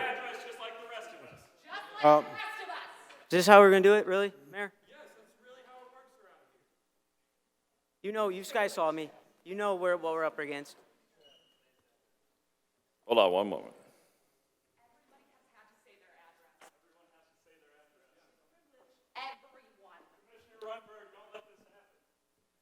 Yeah, Commissioner Runberg, yeah. Okay. Yeah. Okay. Yeah. I'm glad you stole the show tonight, too, buddy. Address the commission as a Can I whole. address the commission now? Can I reset my time, please? I'm here to declare war. I do have a point of order. I mean, to the mayor, I do want to be fair, I want to be consistent, and I want our rules to be clearly enforced. You know, unless there's some type of, personal protection order, I'm just really concerned that if we're changing They're trying the to rules dox me. halfway This through. is what they do. Hold on a minute. The clerk informed me when asked that we ask for the name and address. Technically, if somebody doesn't want to give their exact address, they don't have to. They can say what city. That's what. If I didn't is that have a correct? reason, I would give my address, I promise. Go ahead. Through the chair. Hold on a minute. Through the chair, so he said he was from Bay City. Do we need an exact address or just? Yes, I am. I literally have a nonprofit inside. Hold on. We're just clarifying for. So that's correct. The law says. All right. About this community. So. And I can help you with your funding issue. Hold on a minute. Hold on a minute. We're just clarifying rules. Commissioner Charlevoix, you. Everybody comes up here. I was told. It's going to be a big deal. 1105 South Broadway. Give their address, and everybody does. We just got the address. Exception for this young All right. man here. He just That's provided the way his it address. is. He just provided the address. Thank you. Okay, I'm going to ask you to leave too, sir. Can I, Please, talk? we're not going to go back and forth. Let's be respectful. All right. I'm here to bring attention that George Soros' war on the localities is over.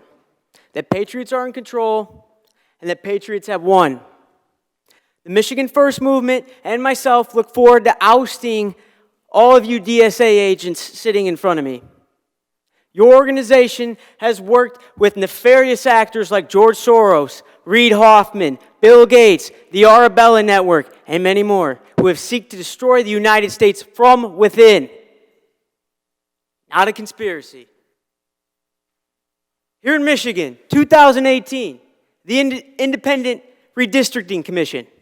2020, expanding voter access that led to mass mail-in ballot fraud and mass electronic voting fraud. 2022, same game plan, beautiful trifecta for you guys. And you passed Prop 3. And then let's look at 2024, Alyssa Slotkin stealing Mike Rogers' seat. Oh yeah, I went there. Folks, let's put America first. Let's put Bay City first. Let's put Saginaw first. When I look around, I don't see an area that's obsolete. You guys are in here crying and groaning about ICE. I see a place that can be revitalized, that can build ships again, that can lead the automotive industry again, that can innovate again, that can inspire the world again.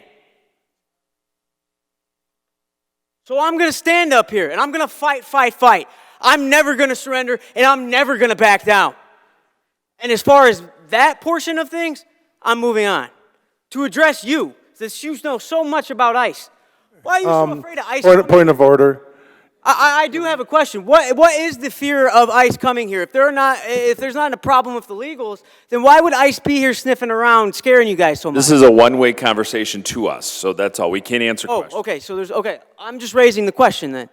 Am I able to do that? That's my question. You have a signal chat to impede officers that are going to be here if you guys have an illegal problem? Please address the commission as a Signal chat whole. used for like Minneapolis, the one that we busted. Okay, buddy. Okay. You want to play these games? You guys have run. You guys have run your time limit. The game's over. Game's over, Christopher Weinberg. Point of order. PSA. Thank you for your time, you guys. Sorry the address was a big deal. God bless America. God bless you all. And I look forward to working with you all. We're going to have opportunity zones. The president has said time and time again he wants to work with Saginaw. He wants to work with Bay City, build ships here, revitalize the area. You have dead infrastructure. You guys come here and complain probably every week. Look around you. There's people who were willing to invest here years ago who have gone away, who tell me there's no talent here. I don't believe that. Is there really no talent here, Mayor? That's all I got to say, guys. And I'm very disappointed at how I was treated tonight. I want the best for this area. Doesn't matter who you are. I'm a patriot, and patriots will not be disrespected anymore. You guys have a great night. All right, thank you.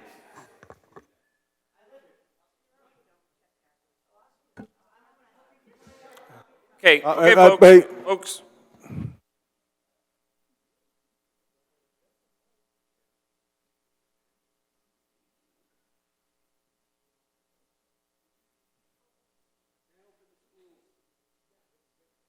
Hi. My name is Sarah Sexton, and I also am nervous to give my address, but I will. And it is because of the different factions that are here, known in particular. So I am saying that to state that I think we're all a little nervous to say our addresses. 814 Center Avenue, right down here. Okay. I'm Sarah, and I've lived in Bay City for 21 years. I have always loved the small town feel of our community. I can walk outside, and almost every time I do, I see someone that I know. I know Ben, I know Cordell, I know Chris. I know so many people here. I love that. I love running on the rail trail. I love walking downtown. I love our summer festivals. What I'm scared about is that when ICE comes, or anything different, I don't know, what will our festivals look like? What will it turn into when people are just generally scared to leave their houses? We're already seeing it because we're watching the news. We are. It's not happening here yet, but we're scared. And so I think for me, that's why this is important. I don't know what resolutions can help. I don't know the legality of it all. But I, Sarah Sexton, I am scared.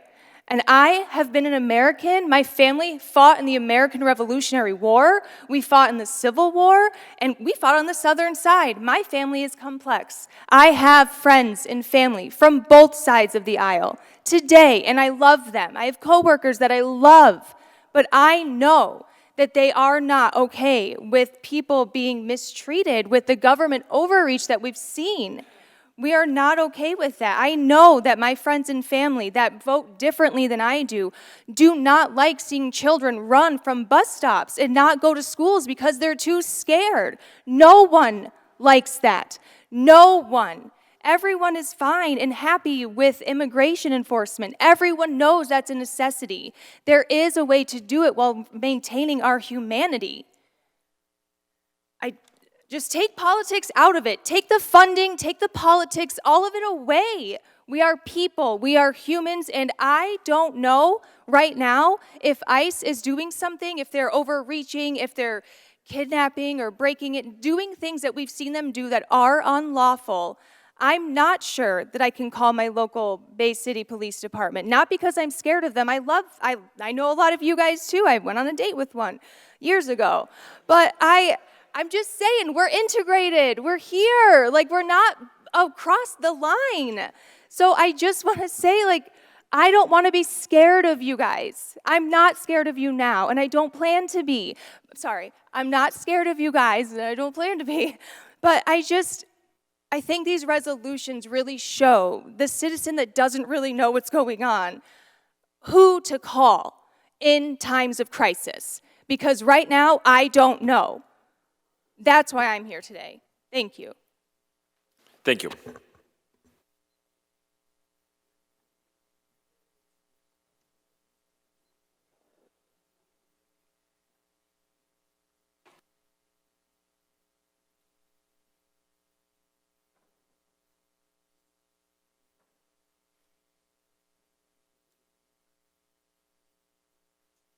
All right. My name is Noah Powell. My address is 6135 College Avenue. I am Afro-Native, meaning I am who this land was stolen from. Meaning I am, and my family is, I'm sorry. I'm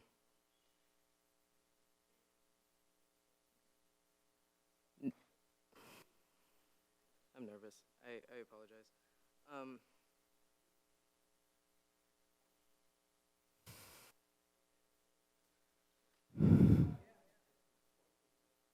We're stronger together. That means immigrants. That means citizens. That means residents. That means everyone together, because we are stronger that way. We are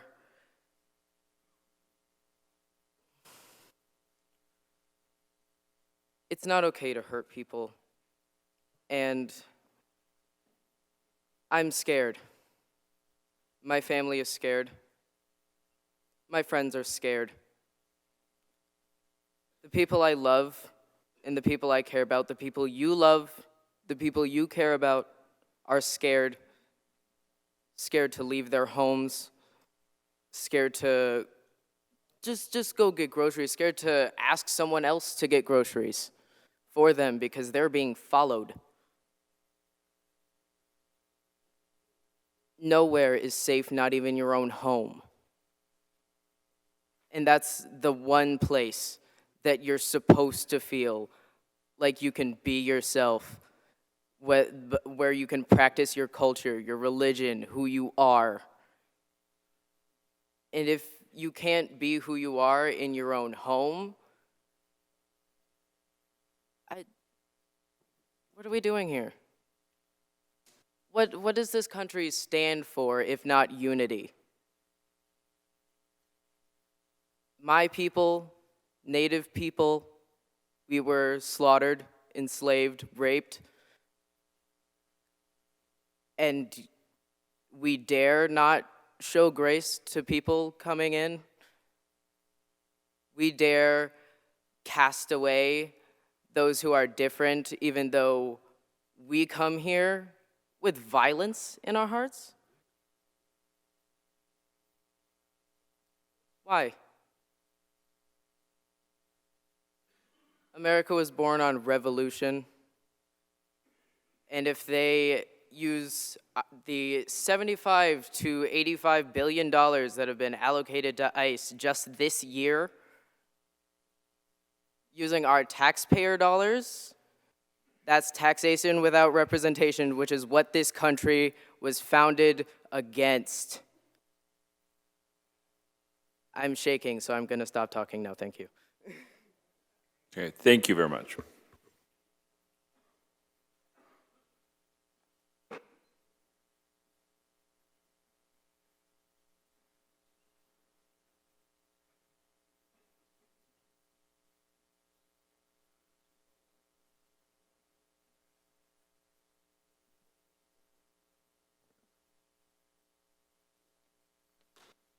Good evening, and thank you very much for the opportunity to speak. I'll be brief. I know there's folks. Name and address for the record. I'm sorry. Oh, thank you. Denise Davidson, 1218 Marsac. Sorry, a little nervous. I am speaking tonight regarding the three resolutions that are on the agenda, and I'm questioning who are they trying to protect. I know that there was discussions about detainer request, and I know that the Director of Public Safety has already spoken about that. I think the resolutions, in my opinion, are micromanaging the Public Safety Department. I think that they should be able to do the job that they took an oath to do. I believe the City Commission needs to focus on more important key issues per the 2024 Bay City Master Plan: stabilization of the housing market, development of a strong sense of place within Bay City, economic development and job creation, resiliency. Maybe a periodic review of the master plan might help.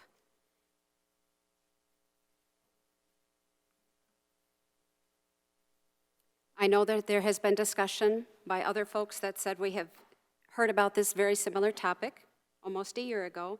Not sure why it's being brought up again. But I urge all of you to vote no, and I urge you, Mayor, to veto this. It is not right for Bay City. I don't believe that we need to codify anything. They already have the policies in place. And I thank you for your time. Have a good night.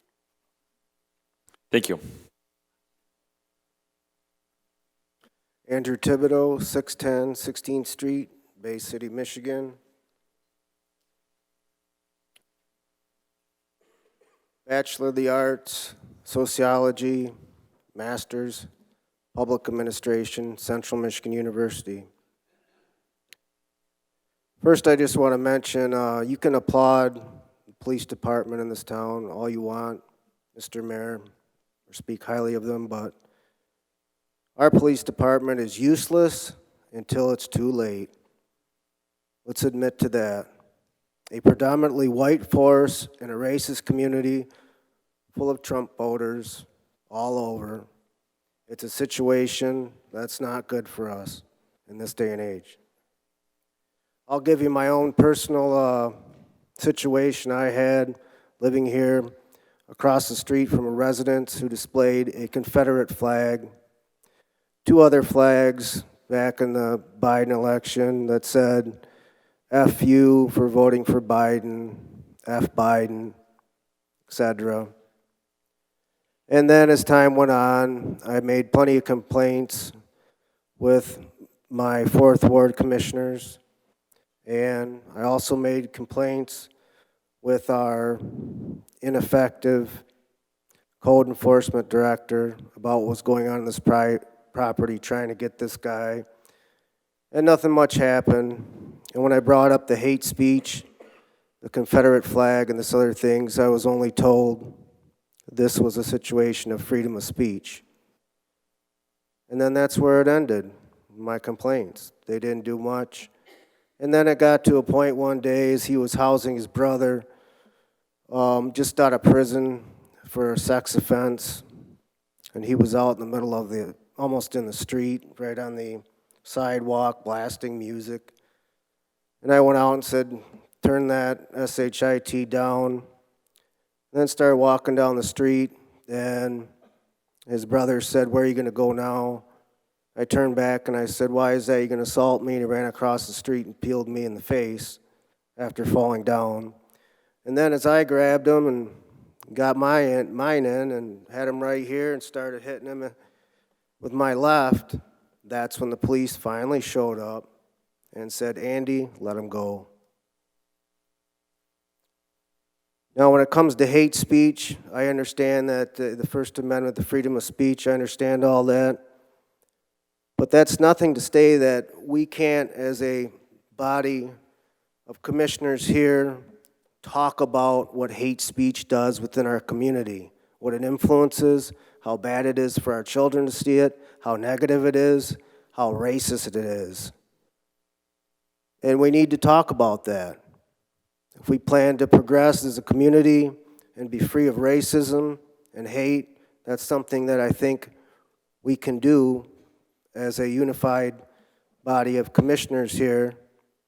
If you don't, you choose not to, in the long run, that's just an enforcement of racism of itself.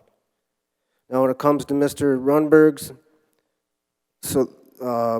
what he's brought up within his resolution, the sanctuary city, I just want to say he's done this as an effort of his to try to stop Bay City from being a sanctuary city for racism. That's not something we need here. And thank you for your time. Thank you.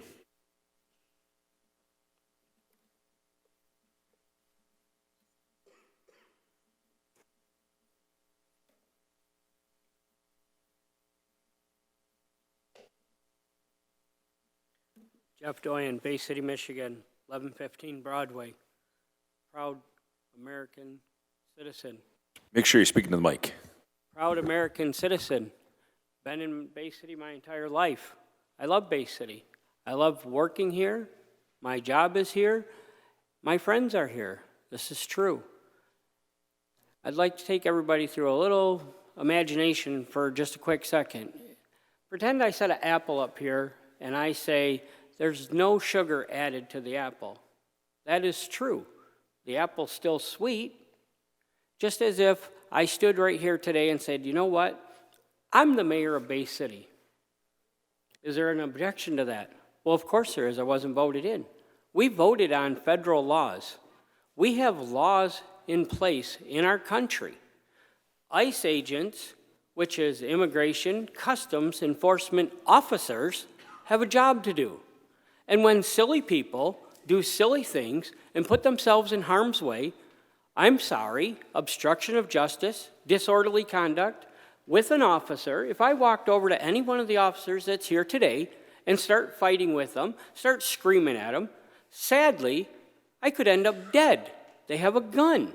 You don't do that. They have a job to do because us, as the U.S. citizens, all voted for all of these laws to be upheld. I cannot come to your house today, tomorrow morning, Mayor, and you happen to not lock the door and go in and sleep on your couch, and then you come home and you're like, what? You don't belong here? You're going to call the police, and then I'm going to tell the police, well, no, I'm a resident. Do I automatically get rights because I went into your house because the door was open? No. There is a difference between legal immigration and illegal immigration. Somebody made a comment on one of the Facebook posts like, oh, they're coming here to work. You can't work if you don't have a work visa. Illegal immigrants, illegal aliens, don't get work permits. Sanctuary cities, welcoming cities, any immigrant doesn't need that because legal immigrants can live anywhere in the country. It's illegals, so now you want to bring people to our little town, and as we all know, our funds aren't the greatest. We don't have enough to support them, so we're going to continue to bring more people in who can't afford to support themselves. They don't have a legal right to work. So is everybody here who's on one side is like, oh, but we can hire them, so now you want to hire illegal immigrants, but you're not supposed to. So breaking one law, leading into another, they broke the law when they came here illegally, not legally. There's a huge difference. Sadly, we live in a society, 9/11 changed the entire world. Every country you go to an airport. Who are you? You show your ID. You cross through customs to get on an airplane. For goodness sakes. Remember, not that long ago, the guy was on an airplane with a bomb in his shoe. We don't know what tomorrow is going to bring. Any one of these officers go to work, they have the right to go home from work. There's 1,000th of a second in between each second. It takes only 1,000th of a second to either be on the receiving end of a bullet or the giving end of a bullet. And I'm sorry that I believe the officer has the right to shoot the gun instead of receiving a bullet because he deserves to go home. You don't go in if the officers were trying to go to McDonald's to break up a fight and 5 people start standing there like, oh, you can't go in. Oh, no, this, that. How's that going to end? With hopefully the person's face in the ground, getting arrested, and also don't forget there's a chance they could be shot. Because when you're fighting with an officer, they don't know what you're grabbing. They don't know what you're reaching for. And as one of the commissioners said that poor Renee Good didn't deserve it, she wasn't doing nothing wrong, she was. Disorderly conduct, obstruction of justice, sadly she paid with her life. The other gentleman fought with ICE agents a week before, ended up with a broken rib, goes back, puts himself in harm's way. I didn't want to see either one of them shot, but I also didn't want to see them interfering with law enforcement duties. So when someone says, oh, well, we don't want ICE here, if you don't want Tom Homan coming in, work with them. That's what you got to do. Thank you.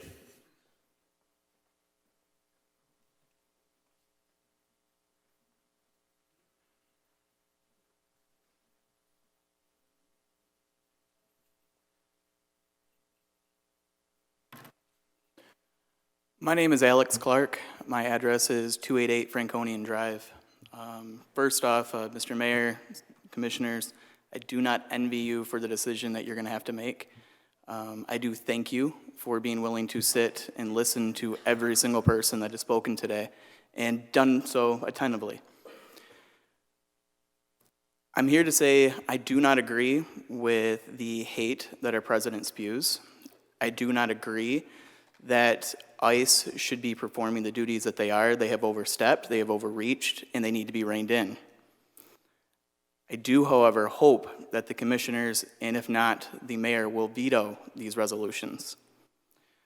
We've already been told these resolutions will not do anything. They will not keep ICE out of Bay City.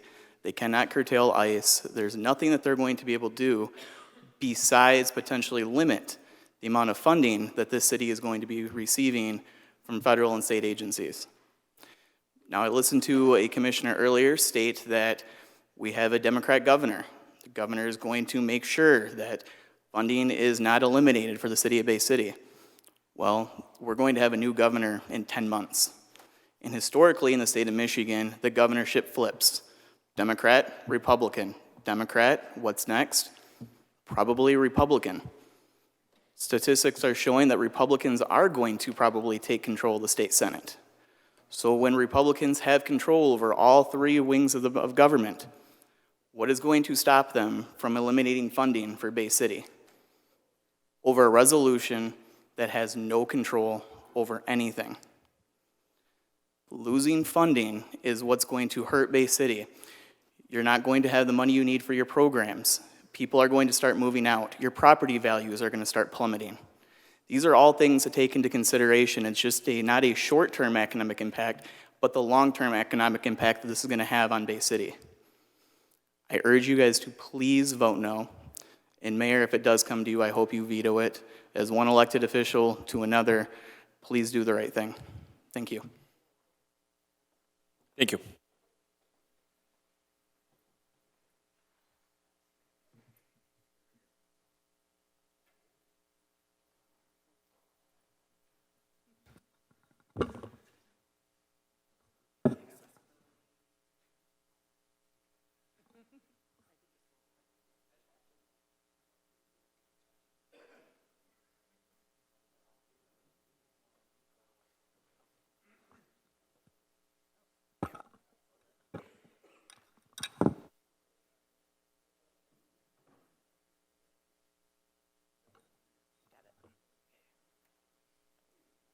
Hi, Marilee White, 1119 Fraser Street.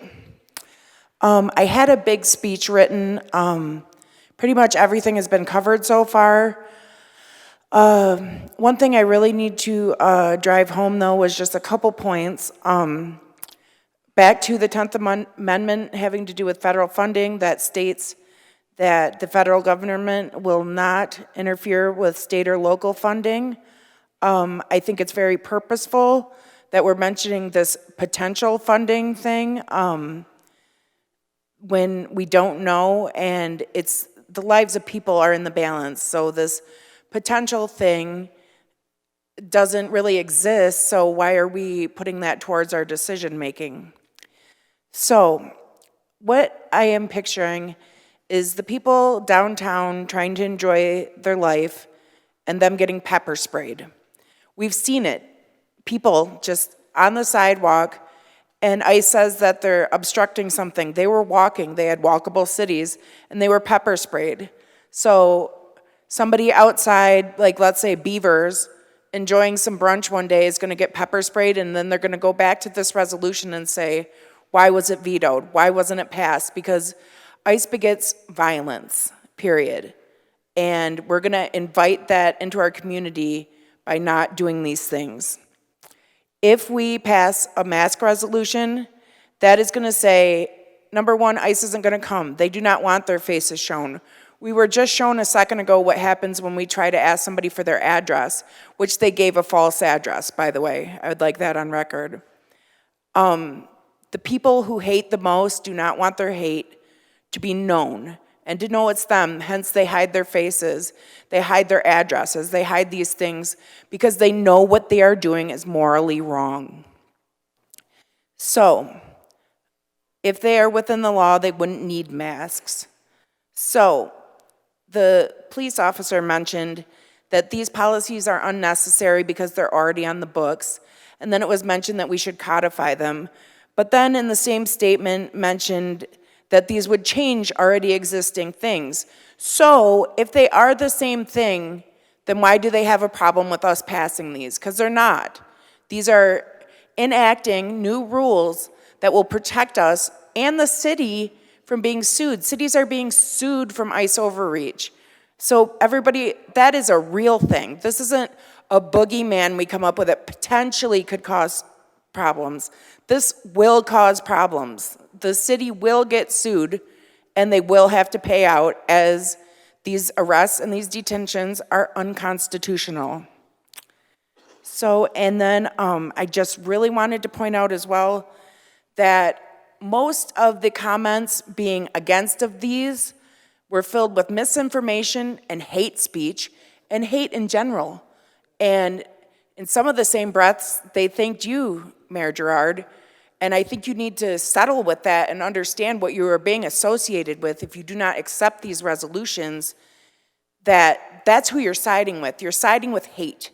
You're siding with division. And everybody who was pro them came in, we followed the rules, aside from some people who got angry. We met out front and peacefully rallied for this reason, because we all believe in being good to each other and to our neighbors, and we don't want to see anybody get hurt. If ICE is welcome into this community with masks on, violence will happen and people will get hurt. That is not a boogeyman, that is nothing of the sort. It is the reality of the thing, and we need to take the proper steps to make sure that kind of thing is not welcome into our city. I like the person who said we're doing a welcoming committee for like racism or something like that. It's absolutely true. We need to do the bare minimum, which is what these resolutions are, to keep our city safe. Thank you. Thank you.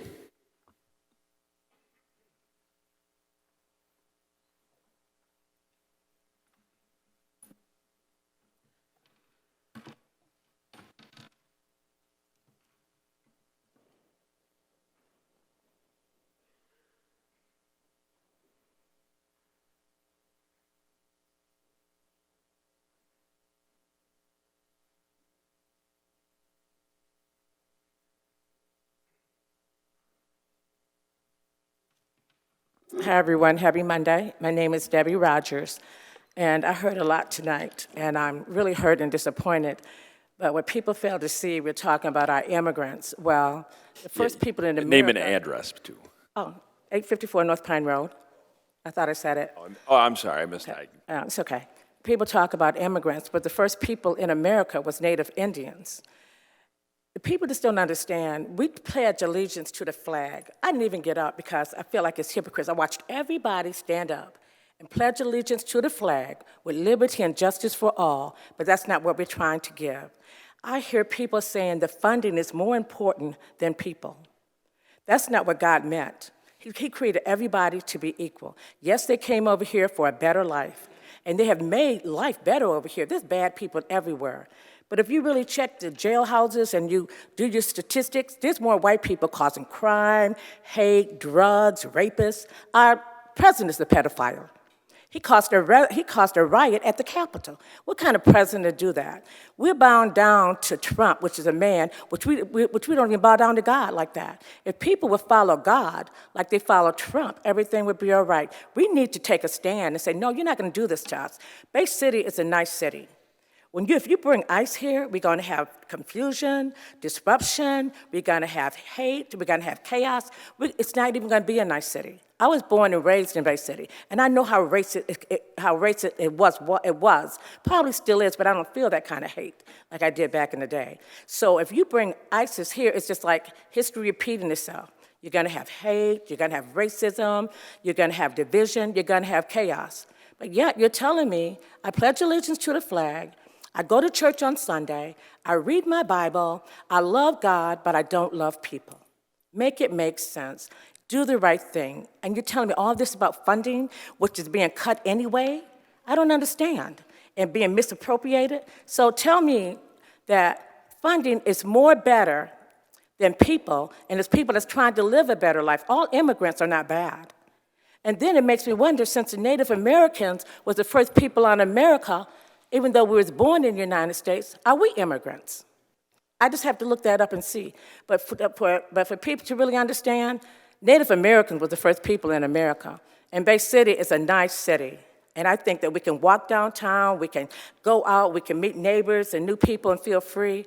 So now I got to worry about, if ISIS come, can I go downtown?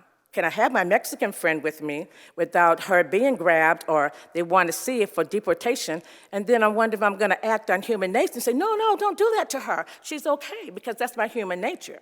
So I'm looking at you guys, and I'm wondering what kind of heart you guys have. Do you even have a heart of God? It's not even about funding. It's not about money. It's about doing the right thing. And then you guys tell me about these drug people. You even said you was a criminal. But Make sure you address the body. Okay, someone said that they went to jail, so you're a criminal. But I guarantee you, if it was a black man wouldn't be out right now. So don't tell me it's not about color, because it is. And I just think that we need to just put a stand to it and say, no more hate here. We're going to stand together, we're going to stand firm, and we're going to stand our ground. And if you guys telling me you can be bought, and that's what's wrong with our legislation now, with Congress and our senators, because they're being bought for dollars. I wonder what you guys are going to say when you meet God face to face, or when you meet the devil face to face. Thank you. Thank you.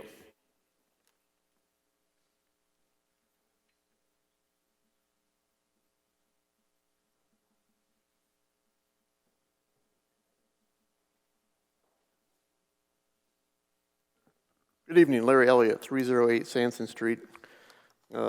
I have questions on all three of these resolutions because I understand the reason behind them.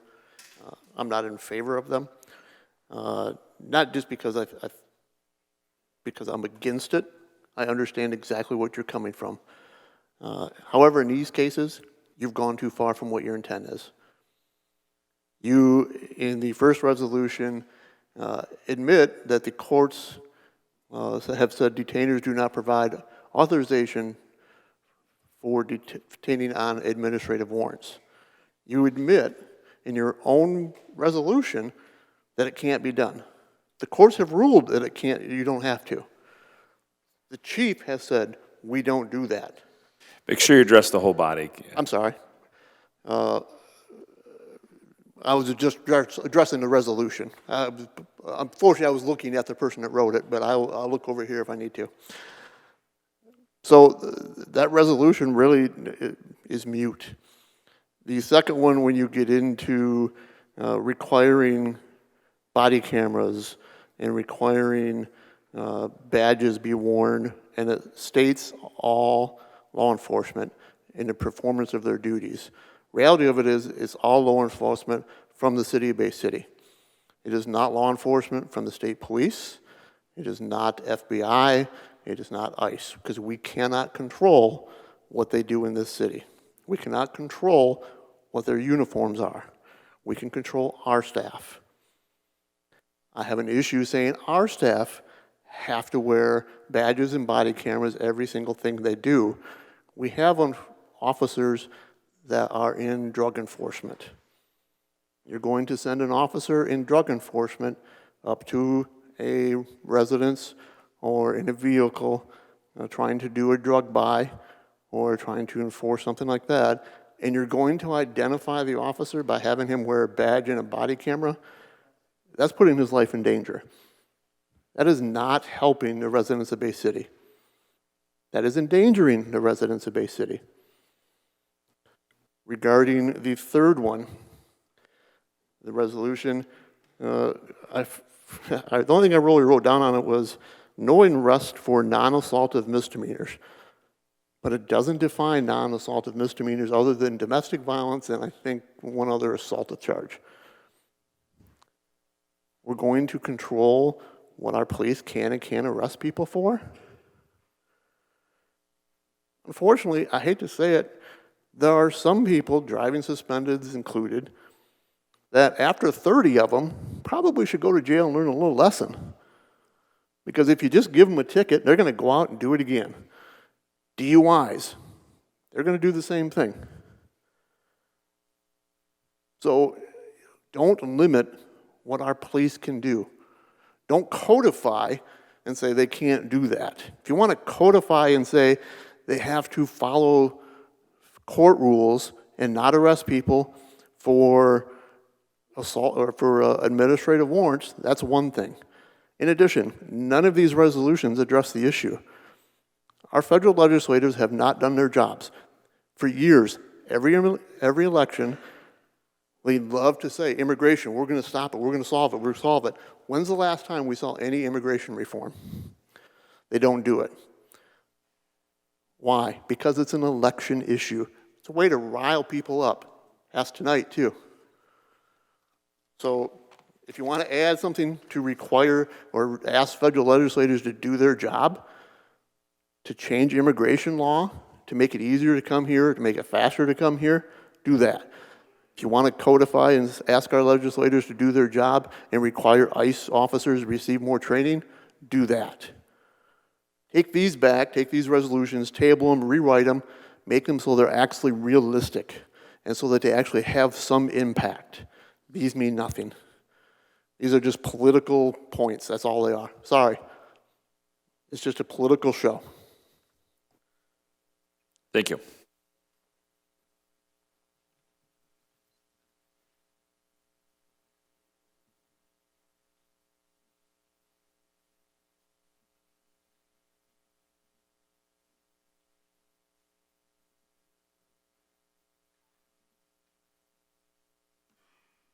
My name is Catherine Kiffmiller. I live over at 110 Hill Street, which puts me over at the 2nd Ward. Thank you so much for letting me talk tonight. I know I'm not from Port Huron or Detroit, and I have fewer than 1,000 followers on Instagram, because I don't even have an Instagram, but I hope you hear me anyways. So you're saying here today that you're afraid to codify these rules because why? Bay City was a town funded by the myths from the Paul Bunyan legends. Bay City has never been known for being a cowardly city. And I say this as somebody who was born and raised and does work here in Bay City, who has her children living here, who has her children going to the schools here. I spend my money here in my town. Not just me, but my father was born here, his father was born here, his father's father was born here.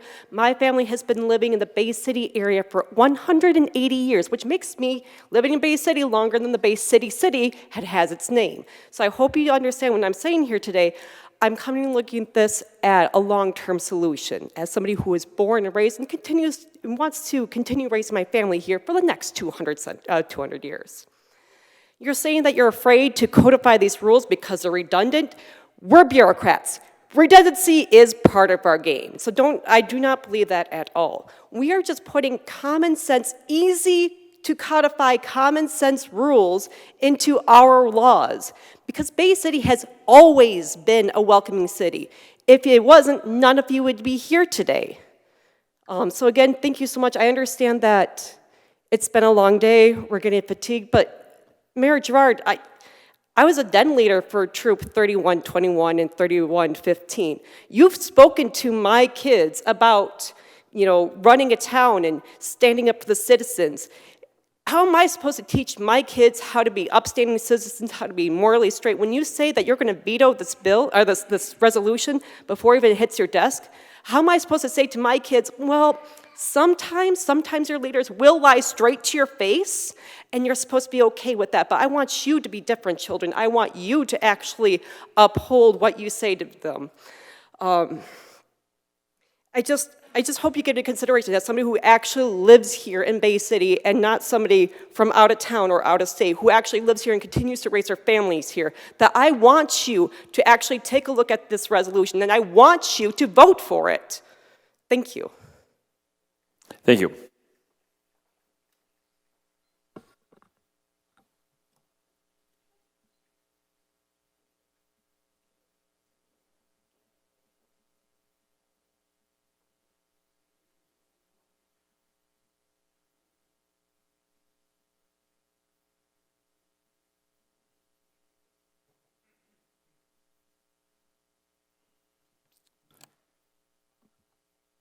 My name is Scott Doyen. I live at 2371 Dwys Road. I'm here as a business owner.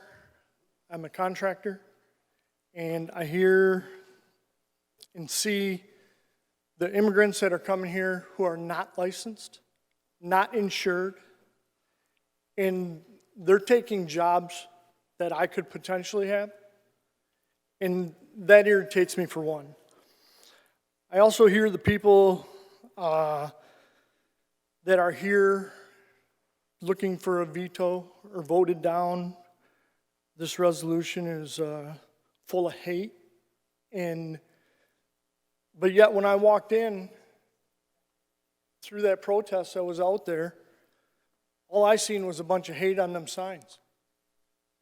F Trump, down with ICE, F ICE, all that stuff. That sounds like they're really the peaceful people. I don't agree with it. If ICE would come here, the way that you don't end up like the two in Minnesota is you stay in your house and you don't go out and interfere and interact with and try to obstruct them. That's how you don't get shot.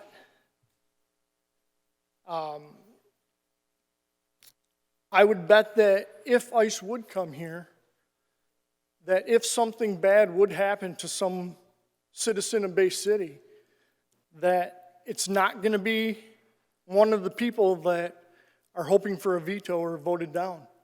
It's going to be one of these people that are up here crying that you got to let them come, you got to let them come. I don't agree with it.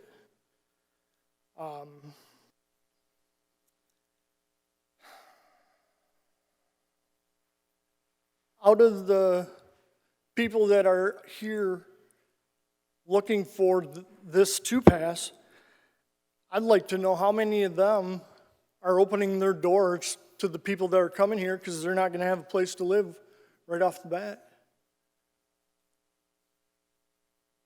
So, what are they going to do? Live in a box under the bridge? Are they going to be on welfare? Are they going to be stressing our system already more than it is? I just hope that this gets voted down, and I hope if it doesn't, I hope that you veto it, Mayor Gerard. Thank you. Thank you.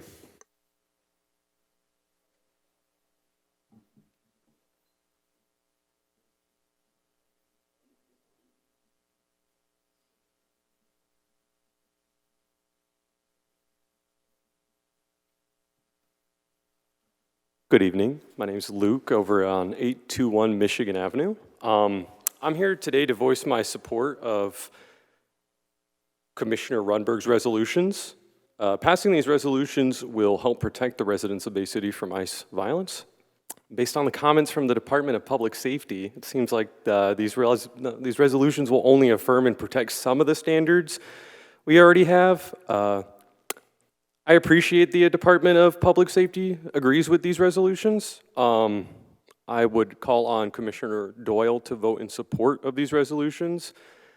And I ask that Mayor Gerard resign from the commission due to today's recess, because I guess he likes to say things in the shadows. Anyways, thank you. Have a great night.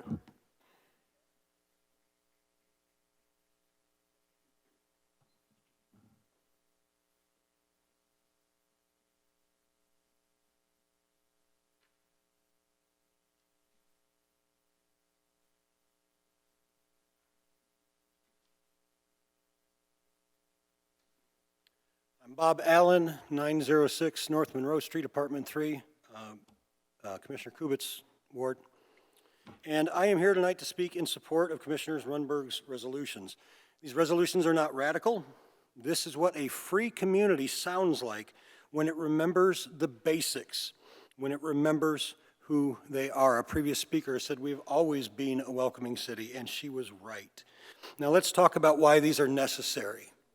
This isn't hypothetical. As of February 2026, a Reuters review of court records found that more than 400 federal judges have ruled more than 4,400 times since just October, 5 months, that ICE has unlawfully detained immigrants. This is the federal judiciary across the country repeatedly saying this is illegal. If a system racks up those kinds of numbers, thousands of unlawful detentions, and keeps going, the argument to just trust the process and just do as you're told and they won't hurt you goes right out the window. That is not a plan, that is denial. Now, speaking of numbers, the worry in the room is money.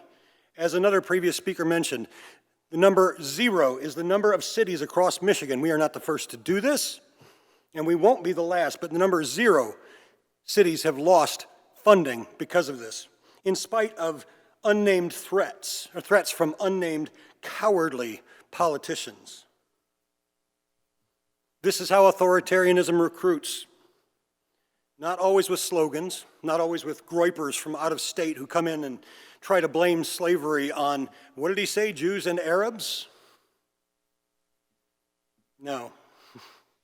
No, not just with slogans, but with spreadsheets, by threatening dollars. So fear becomes policy, silence becomes prudence. But here's the thing, we're not alone. Communities all over the state and country are passing these resolutions, and that's what solidarity is about. That's what it looks like, not just one town standing up for what's right and getting singled out, but many standing up together. We're a union town. We know what solidarity means. Some things are not for sale, not our status as citizens, not the Constitution, not the basic promise that the people who live here are not prey. They are neighbors. I also want to say something plainly because history is not kind to euphemisms. The road to fascism is not paved only, as I said, by true believers.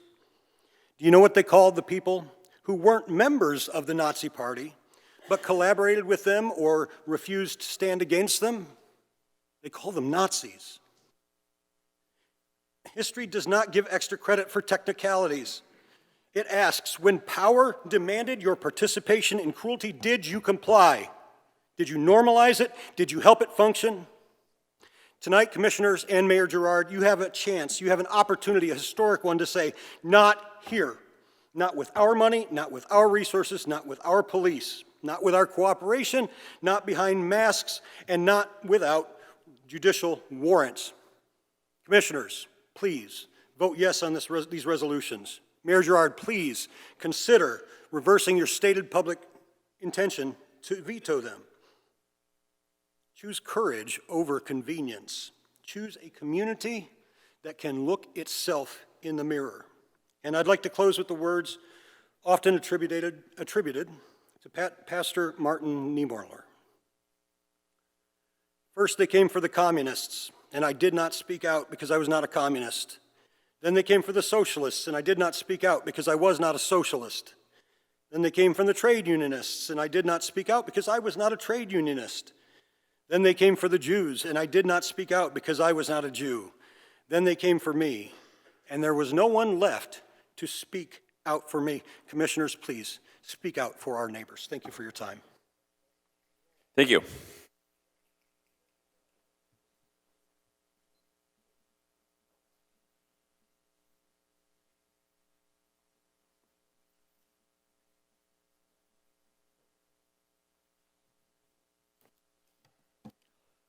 Good evening, Chamber. Kirby Burns, 817 South Sherman Street, Bay City. Shout out Ward 4, Ben Tenney. Say, first of all, Commissioners, thank you for all the work that you do. In all reality, I know tonight has been heavy. You've had a lot of things considered. You've had a lot of different people come forth, state their opinions and their thoughts. And I know that that's not an easy thing to have to deal with, especially dealing with this point where we are, not only in Bay City, Michigan, but the United States as a whole. Things are shifting and moving into such a way that this is a small part, as we all are in a community. And I want to speak to that a little bit.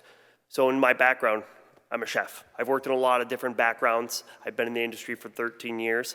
I've worked with individuals varying legal statuses. I've worked with people with varying backgrounds, different lifestyles. And the thing that has always been prominent to me and important to me is that I was always able to learn lessons and have camaraderie with these people. It doesn't matter into your background as to where you come from. The only point into place to where it matters your background or to where you come from are racists and xenophobes. And here's an issue into that. When people say they have a problem with the immigration aspect into how people are coming into communities, and they say, well, I don't have any problems with Mexicans, I don't have any problems with Arabs, if they just come here legally, they're totally fine.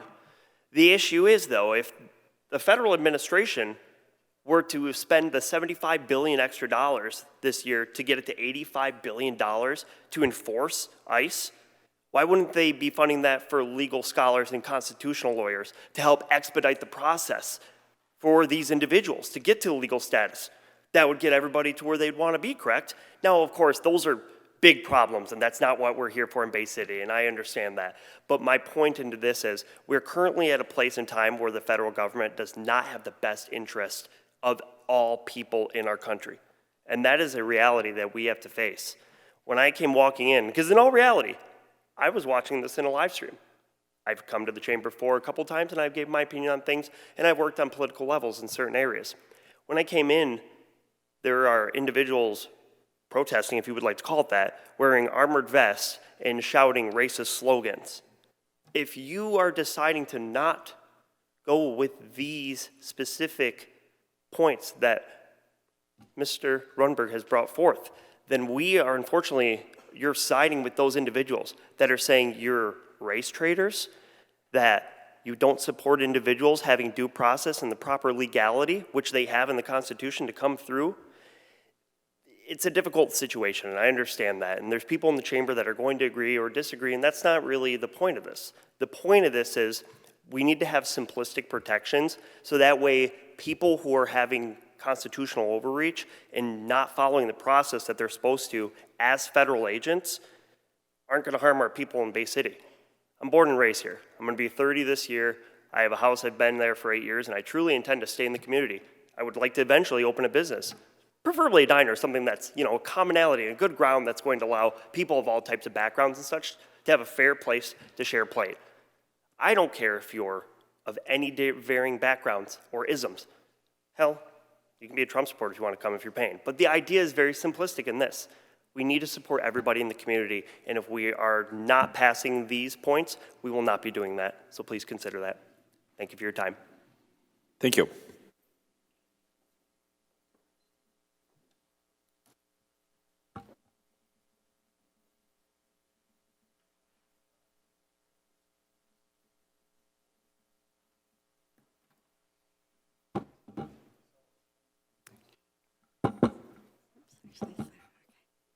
Hi, Genevieve Peters Scott.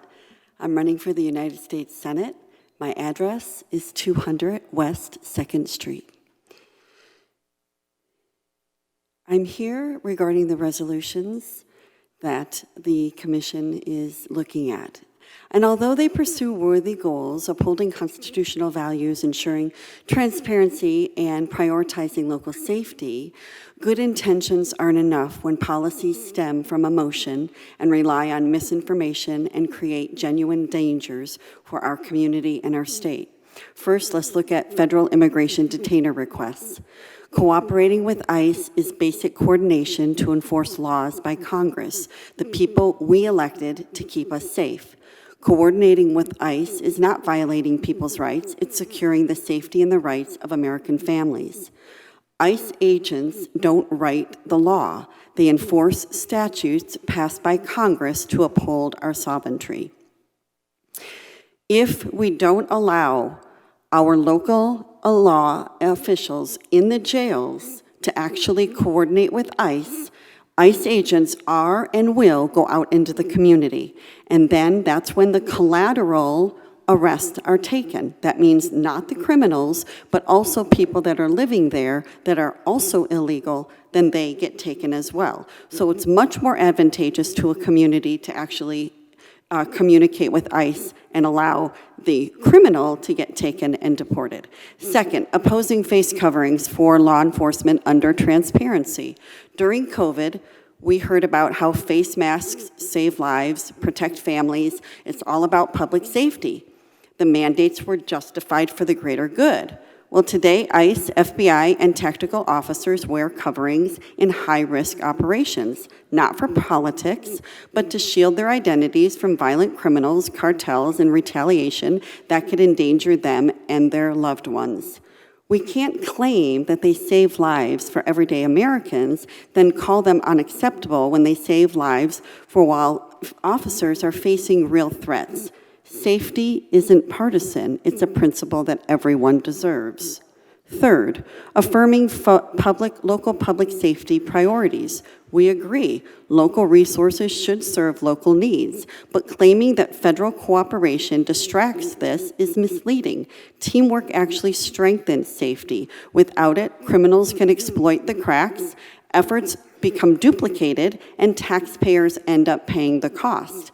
Because whether it's local money or federal money or state money, it all comes from the hardworking people behind me that actually pay their taxes. These resolutions may come with good hearts, and all the people, regardless on either side of the aisle here tonight, I'm sure have good intentions, but passing resolutions that create broad shield with no distinction is dangerous. What does that mean? The person that I'm protecting, that is being protected and let go after being arrested and let go into the community, are we shielding someone that just came here for a better life? Or are we shielding someone that's a child predator, a rapist, or a killer?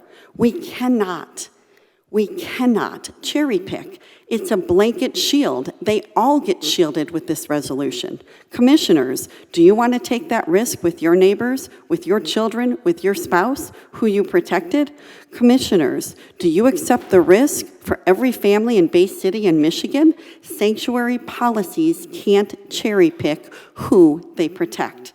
This crisis didn't start overnight. It is decades old of immigration laws that were ignored, visa overstays tolerated, and accountability erased, while legal immigrants that followed the rules waited their turn. Law-breaking has been rewarded, and law-abiding behavior has been punished. Too many, unfortunately, the protesters and demonstrators are misled by activists and elites, and we heard this before, who push emotional narratives from a safe distance.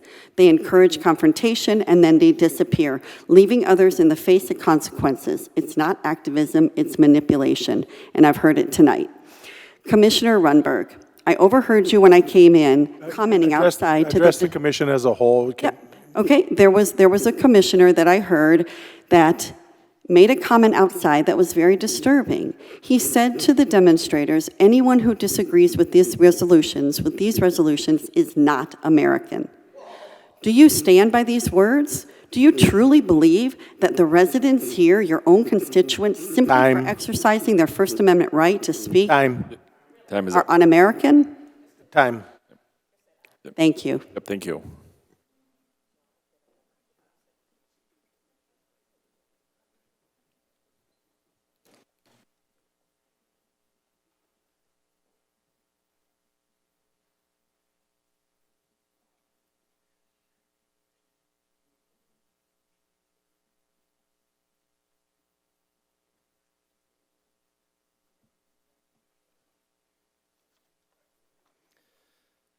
Good evening, Commissioners. My name is Brian Kennedy. I live at 450 Old Orchard Drive, Apartment 9 in Essexville, and I work in downtown Bay City, and I have for the past 9 years. I want to say that I appreciate the presentation from Public Safety this evening. It was informative to see the list of values that they go by, and I noted that they include integrity as the first one. That resonates with me because I am a member of the Phi Kappa Sigma International Fraternity, and our 7 core values are trust, honor, respect, knowledge, wisdom, responsibility, and integrity.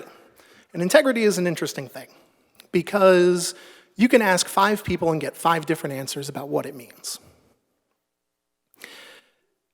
One of the things that people might most frequently say is that integrity is doing the right thing when no one's looking. My roommate in college said something one day, and it stuck with me forever. He said, integrity is not doing the right thing when no one's looking, it's doing the right thing when no one cares. We get to choose what we care about. We get to choose what we do. We can't choose what other people do. We can't choose what the state decides to do. We hold these truths to be self-evident. We all know the words that come next. It's a common refrain. I'm sure everyone can repeat them in their sleep. But the heart of the American Revolution was not proclaiming that all men were equal and free. It was the words that followed those. That to secure these rights, governments are instituted among men, deriving their just powers from the consent of the governed. That whenever any form of government becomes destructive of these ends, it is the right of the people to alter or to abolish it. The core of the revolution was the change in the minds of the people that governments do not have some innate right to exist, and that while all of us ought to be equal under the law, none of us should be slaves to it. We don't leave our consciences at home when we come into the public sphere. Yes, we obey the laws when the laws make sense, when they work for the people. But when the law causes you to become an agent of injustice against another, it is the moral obligation of the citizen to resist it. So what do these resolutions do? No, they don't prevent ICE from coming here. We can't do that. Yeah, they might cause people to be angry with us. They might cause funding to be cut. That's entirely true. But it also means that we get to stand up and say, we will not be a part of this. We are not going to play this game. This is not who we are. So commissioners, you have a choice. No, it's not fair that the decision was forced upon you. No one wanted to force this upon you. None of the people in this room made it so that you had to make this decision tonight. But you have to choose what kind of Bay City this is and will be. Will you say that this is tolerable? I may not like it, but I can live with it. I can live with the federal government acting like this, as long as it means that me, my family, and my funding are secure. Or will you say, I will not be party to this. I will not do this. I will not put my boot on another person's neck. Each of us is responsible for the choices we make. And no legal argument, no popular pressure, no series of mental gymnastics will assuage the feeling of guilt you get from doing the wrong thing when you know what the right is. Nobody is coming to save us. So commissioners, you have to choose. When tyranny comes to town, will Bay City participate? Thank you.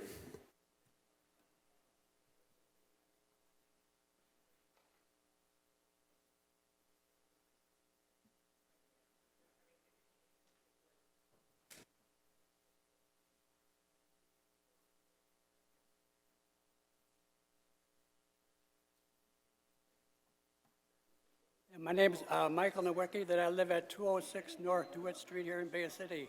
Speak into the mic. My name is Michael Nowicki, and I live at 206 North DeWitt Street in Bay City, Michigan. What happened to our leadership? What happened to the Democratic Party? What the hell happened to the Republican Party? I mean, I don't understand it. Do people remember Laken Riley? Can I see it? Speak to the commission, Speak to please, the commission. not the audience.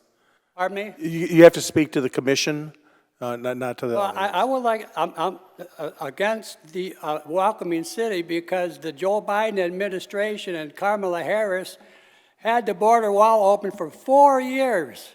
Could you imagine how many illegal immigrants came into this country? They're all over the United States. I'm for welcoming city myself, sure, but times has changed. You got illegals in this country. Americans are getting killed. And then you got drugs in this country. America is not like it used to be. It's a whole different world. And all I got to say, if this resolution passes, I hope that nobody sees any blood on their hands in this city. That's all I got to say about it. Thank you.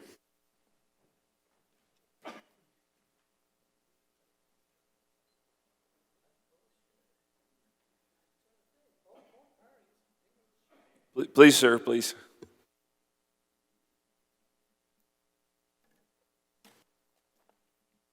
Ben Krasminski, 501 3rd Street. I'm Ben Krasminski, the president of the Bay City Command Officers Association. I've been a police officer for 18 years total and 12 with Bay City.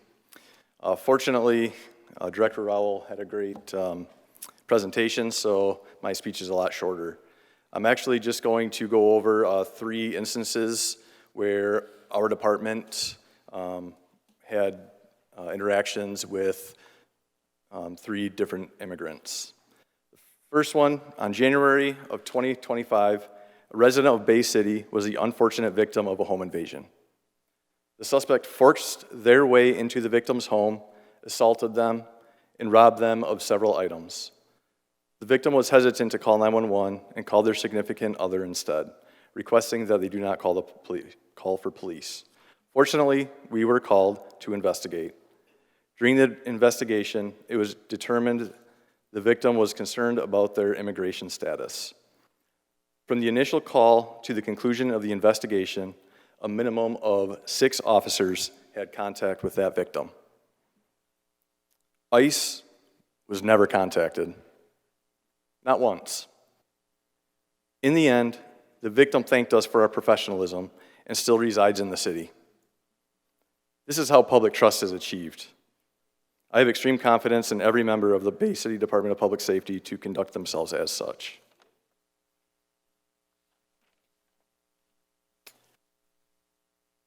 Prohibiting our ability to contact and/or collaborate with federal agencies such as ICE, Border Patrol, will significantly reduce our ability to identify suspects or remove illegal immigrants involved in larger criminal enterprises. Although we don't have many crimes involving illegal immigrants, it does happen. Federal agencies possess the resources and databases to identify suspects and co-conspirators.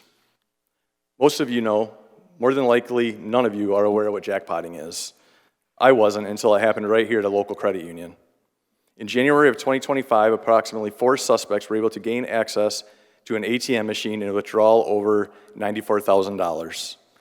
With cooperation from federal agencies, we were able to identify 1 suspect as a Venezuelan immigrant that had ties to an international gang involved in a criminal enterprise.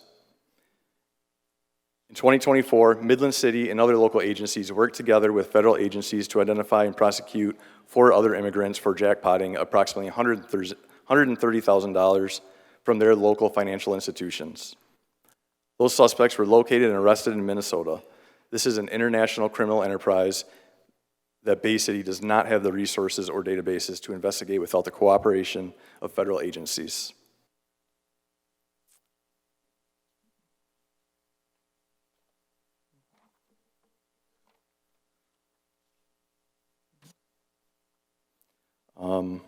That is the 2 that I have. And we are all also disappointed in how the resolutions were brought forward. Nobody was contacted from our union to our unions or the department, and it directly impacts how we handle ourselves and how we do our job. So thank you for your time. Thank you. My name is Colin Newbray, 510 Lynn Street, Bay City, Michigan. Commission, I just ask you guys to please stop wasting the community's time and resources on stuff like this. We have our own citizens that are sleeping under bridges tonight, that are worried about how they're going to feed their families, how they're going to find their next job, how they're going to fix their vehicle when it drives on our Bay City streets. Our streets can't get fixed. We have issues with housing. We have issues with development. We have issues with businesses being run here. And we are sitting here wasting time to further people's political agenda. And I politely and respectfully ask you to veto this or vote it down. Thank you. Oh, did you sign in, sir? Okay. Is it there? Okay, good. Thank you. Gladly.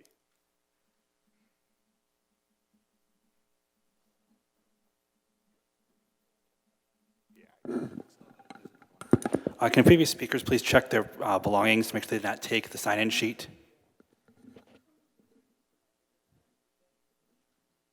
There was a 4-page here that is gone. I think we may have located. The detective discovered. The detective found it. Good job. Good police work.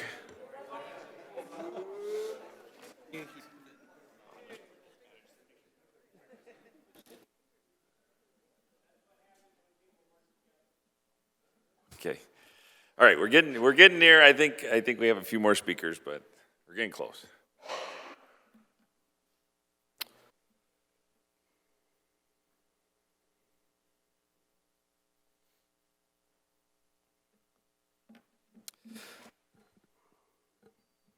Good evening, Evan Smith, 283 Uptown Drive.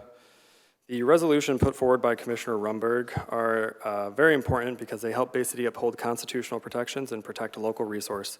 ICE activity across the country has led to brutality, deaths in custody, and in public, and detention without due process by refusing to hold people solely on administrative ICE request, requiring judicial authority or detention and ensuring transparency in the enforcement actions. Bay City takes a clear stand for justice, accountability, responsibility, and use of local public safety resources. I understand that if the commission votes in favor of these resolutions, Mayor Gerard may veto them after this meeting has concluded. It's a city charter. He has about 2 days. It's important to remember that meaningful public discussion on policies like these should not occur primarily on social media platforms such as Facebook.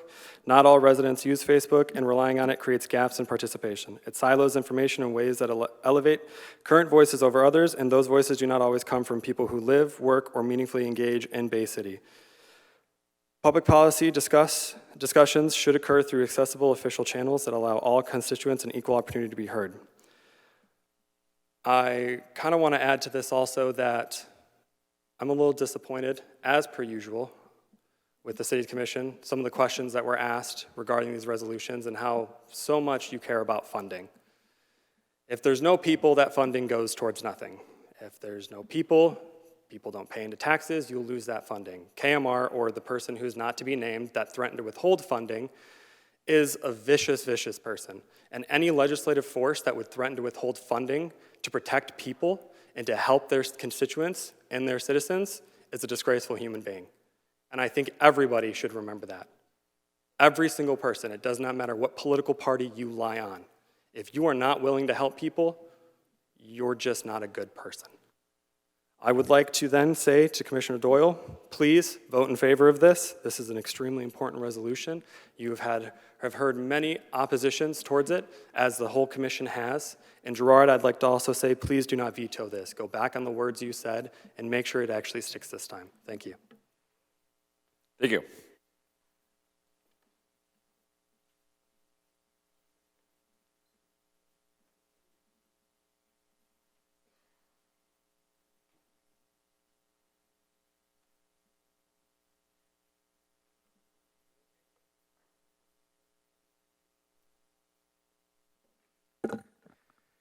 Good evening.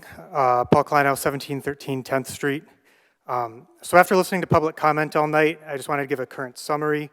Out of around 33 or so total speakers on the topic, we have around 19 in support and 13 against.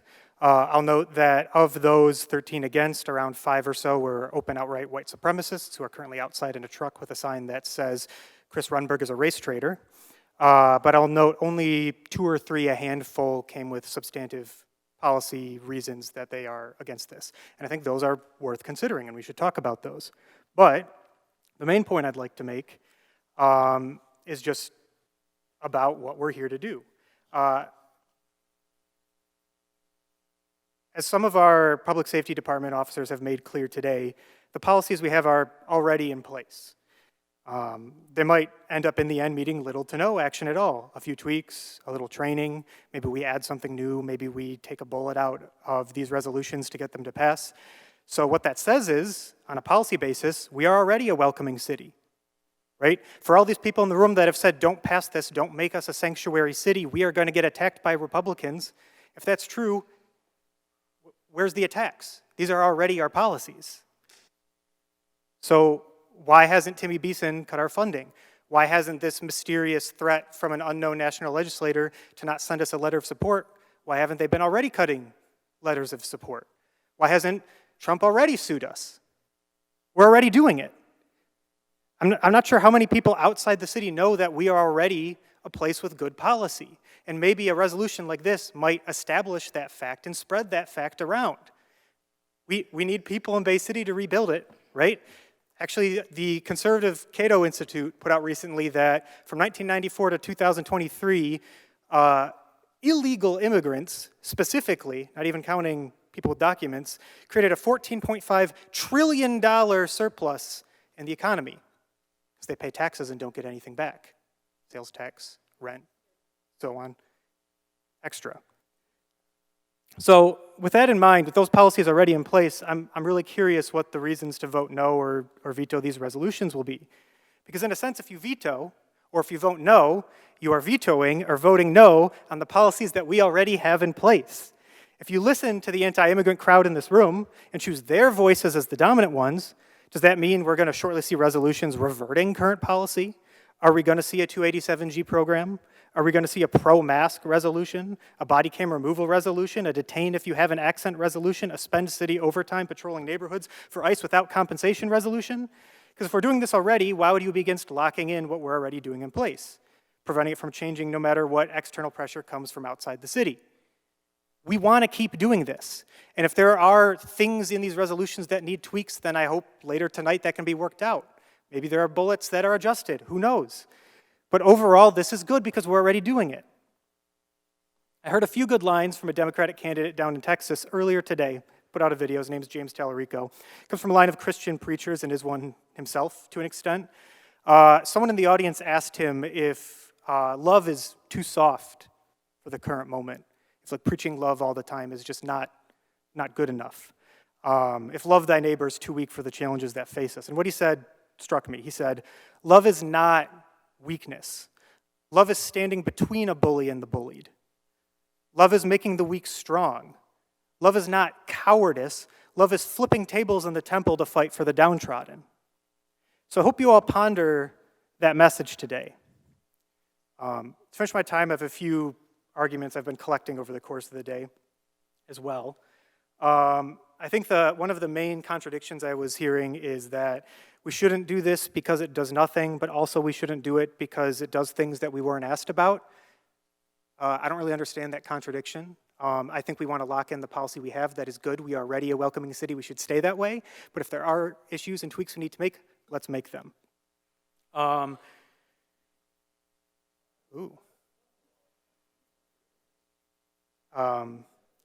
yeah, I'll make it quick to finish.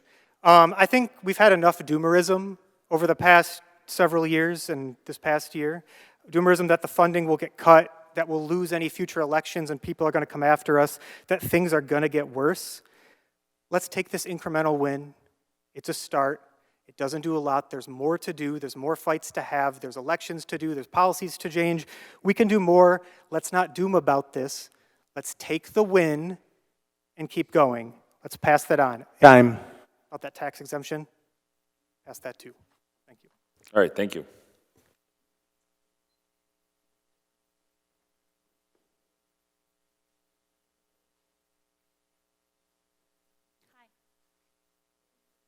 I am Jesse Kadoff. Can you hear me?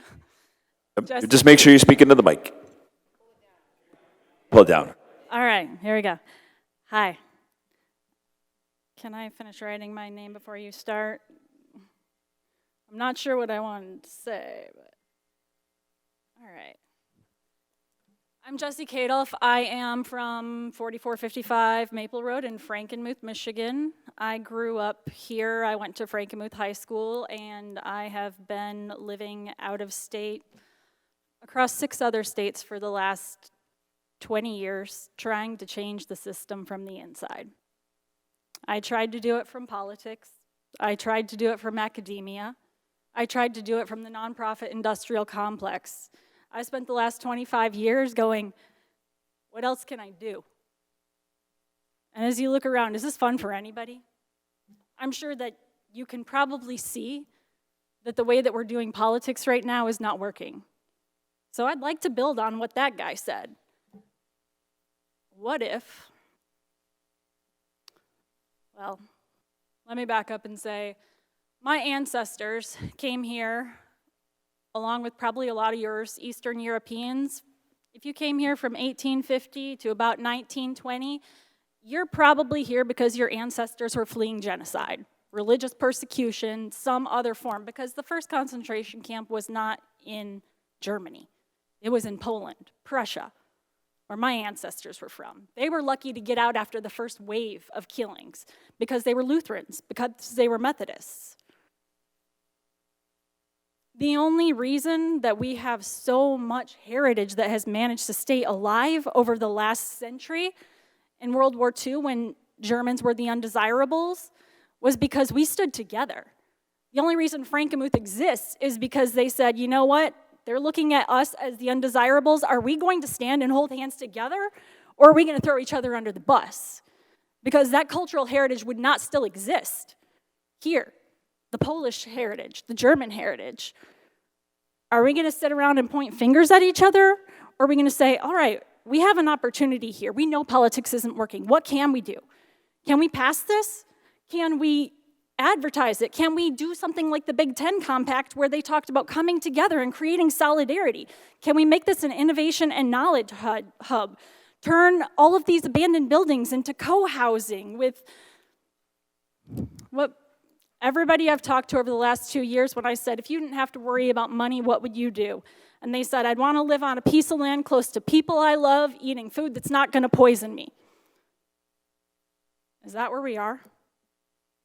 I think this would be a great step in the first direction, because we could make this area an innovation and knowledge hub. AI is taking jobs away. What if we prove the value of human knowledge, of connection, of innovation? So I came back here because this is one of the only places in the country where I've seen people be able to do the kind of solidarity that put me in a lot of tricky spots, because I thought everybody thought about the common good. Which is why I came back here, because I said the next political evolution is going to come out of here. We know how to pull somebody else out of the ditch without saying, who did you vote for? So, what if we took a different route? Did that and built on it and made ourselves an attraction and provided an example that other communities could look to, because people don't know how to do resistance. Just like the cops, if you have never done what the ordinance is saying, if you've never practiced it, if you sit down and try to play the trumpet one day, are you going to be able to do that? No, not without actually thinking it through and carrying it out. Thank you. Somebody hit the light switch.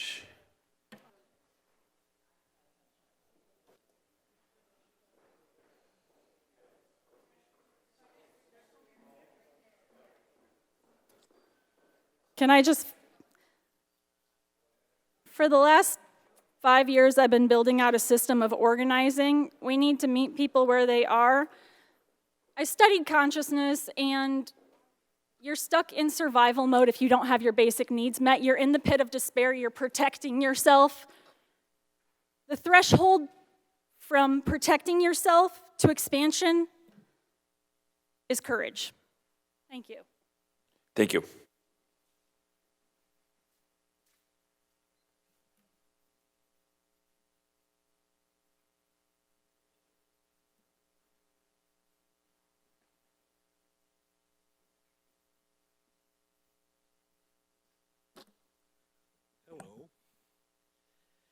My name is Don.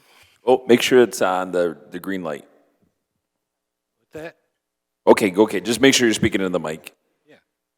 My name is Don. I'm 73 years old, and I've been here for every one of them. I've watched how Bay City has grown. I really don't see any reason why we need to do this resolution, because we're already doing it. Anybody can come here and live here if they want to. I'm sorry, did you say your address?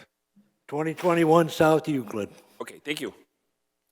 So, that being said, there's no reason to do any of this. Anybody can come, anybody can live here. It's that simple. So, you can bring all the immigrants you want. There's already immigrants here. It's not been a problem. I don't see ICE here. Why do we got to change? If you think you're going to control ICE, that's not going to happen. If they want to come, they will come.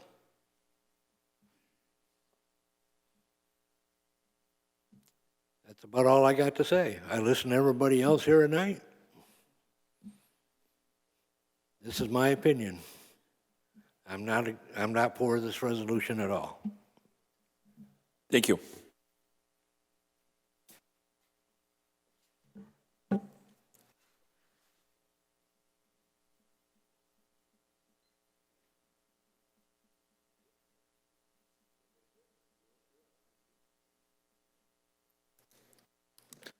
Hello. Appreciate you guys hearing us out. I know it's late. I'll try to go quick. I had a decent amount I wanted to say.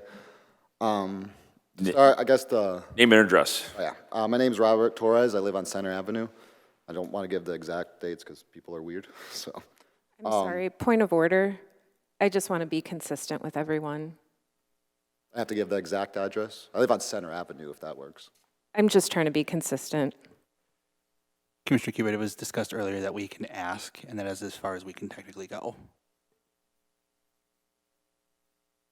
He did give a... The clerk says he's fine.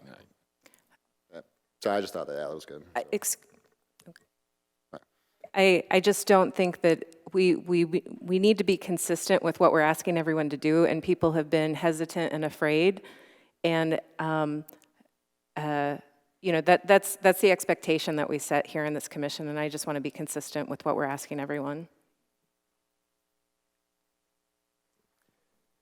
I understand your concern. I don't think it's to the law. Maybe the clerk could speak to it because... There are several that didn't give their address or their last name. As long as they've signed into the sheet, then that's our requirement. That's our rule.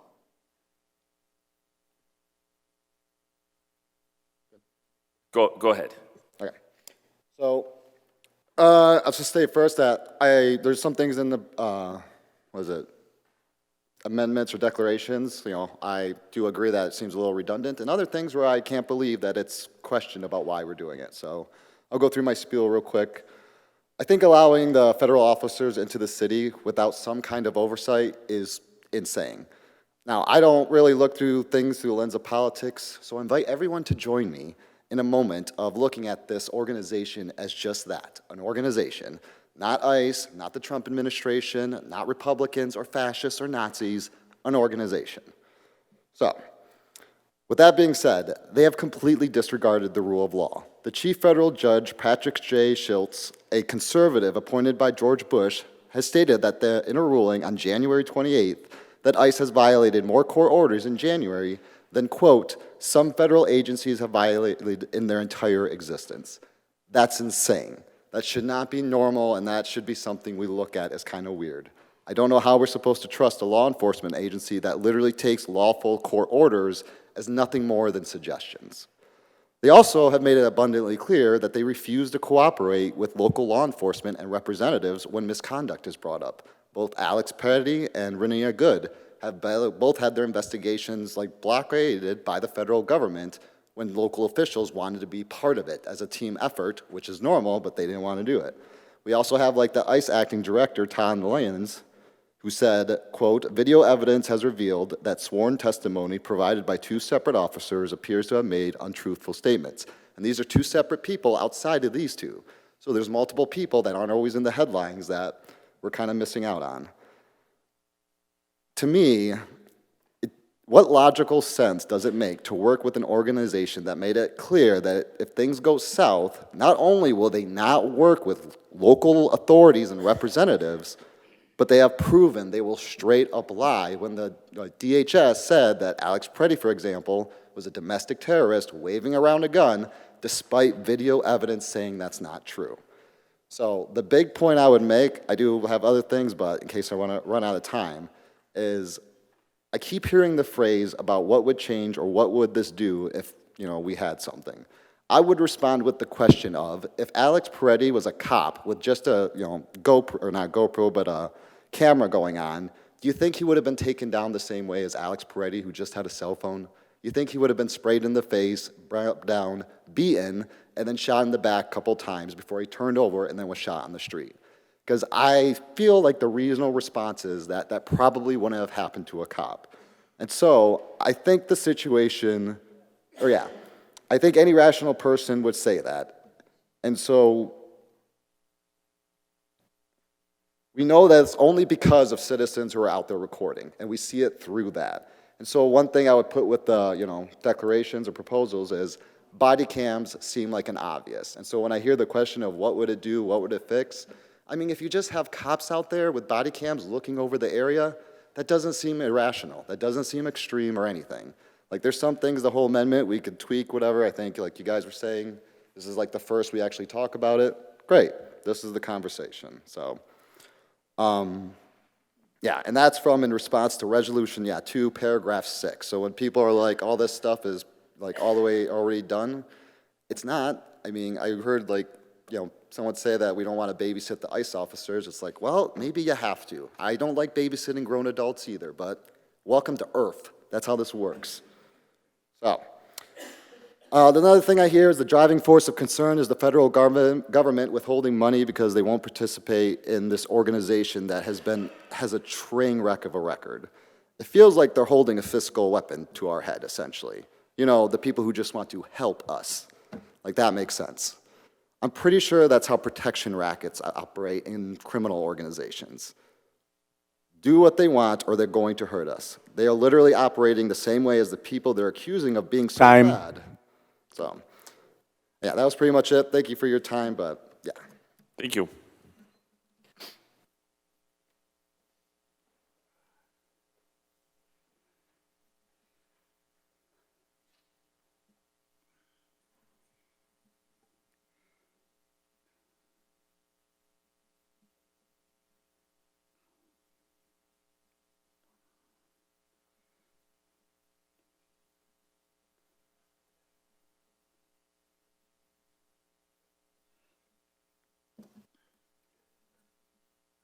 Charlie Congdon, 211 North DeWitt. Thank you for allowing me to express my humble opinion. Might be good to remember that the city of Bay City is a political subdivision of the county of Bay. And the county of Bay is a political subdivision of the state of Michigan. And the state of Michigan is a political subdivision of the United States of America. That's the name of it, the United States of America.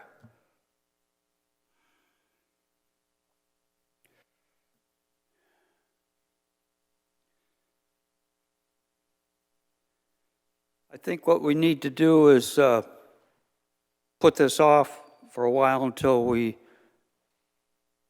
read the opinion of the city attorney, out of respect for the city attorney.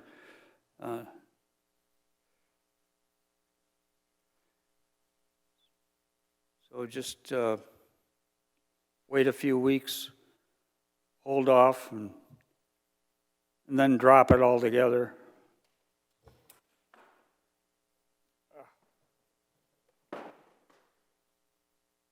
Thank you. All right, thank you.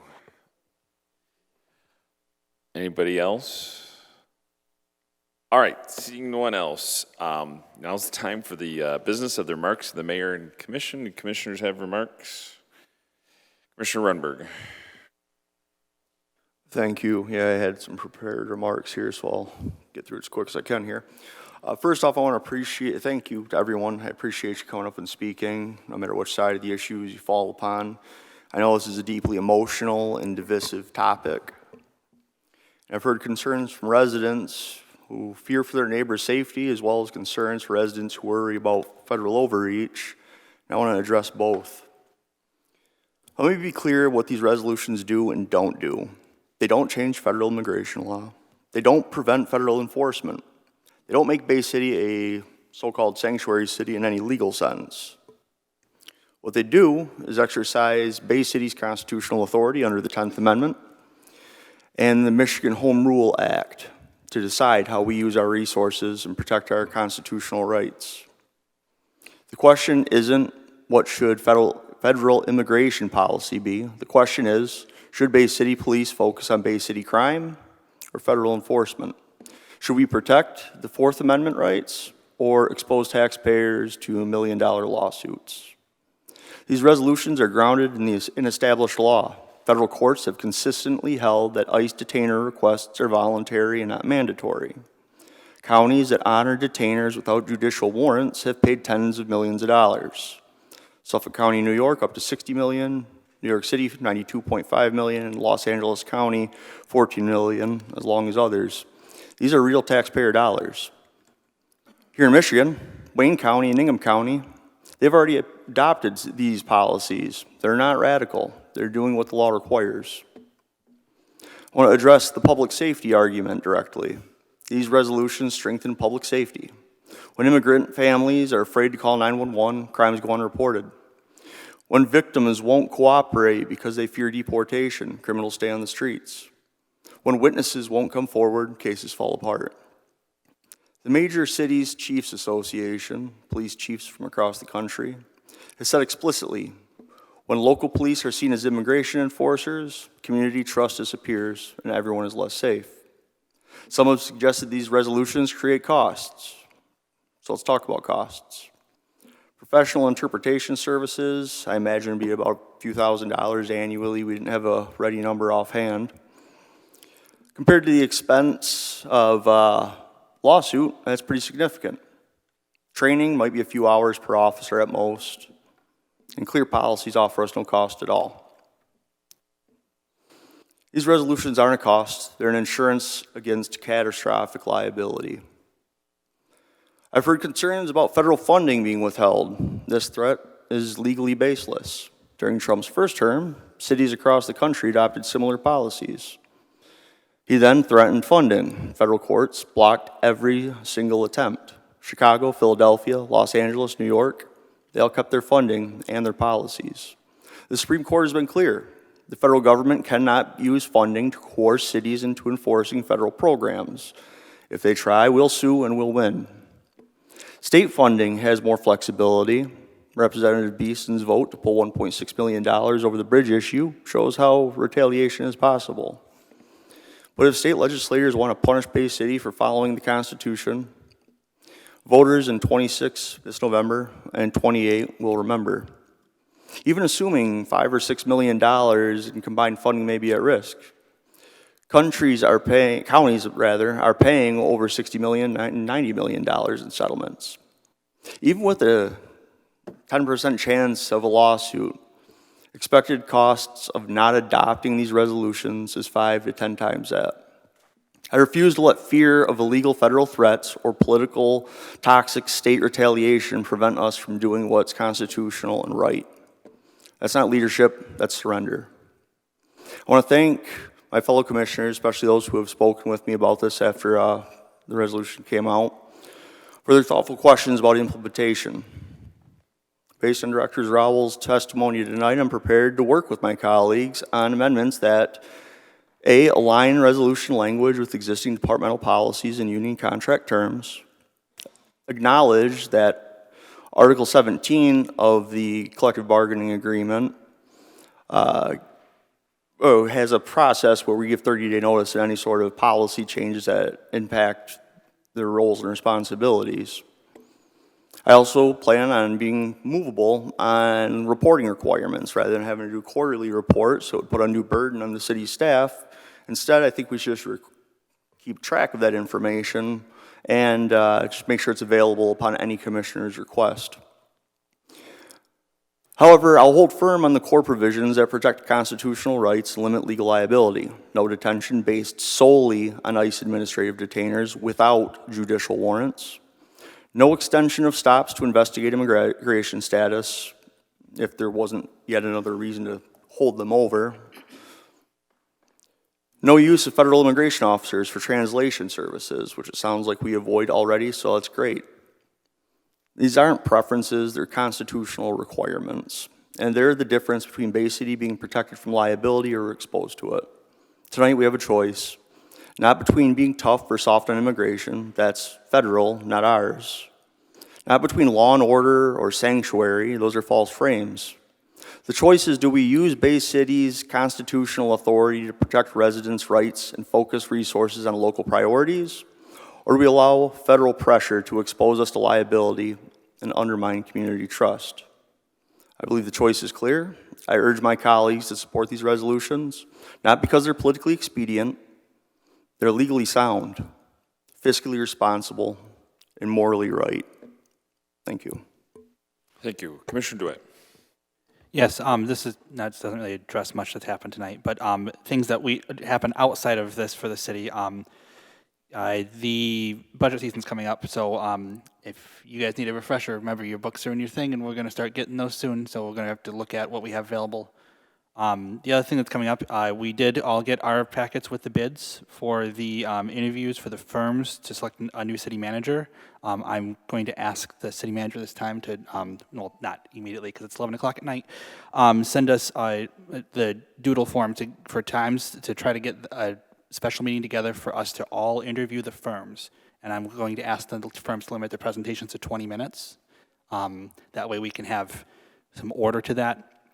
And that way, from at that meeting, we will also decide on which firm we will be going. And unlike our appointments schedule, I'd like to do that as a singular vote if possible. We can debate about that at that special meeting. And then from there, I'm going to request that we have 3 commissioners work with the current city manager to be liaisons for that selected firm so that we don't have to call a meeting every time they have a question on us. We'll work on that after we make the selection.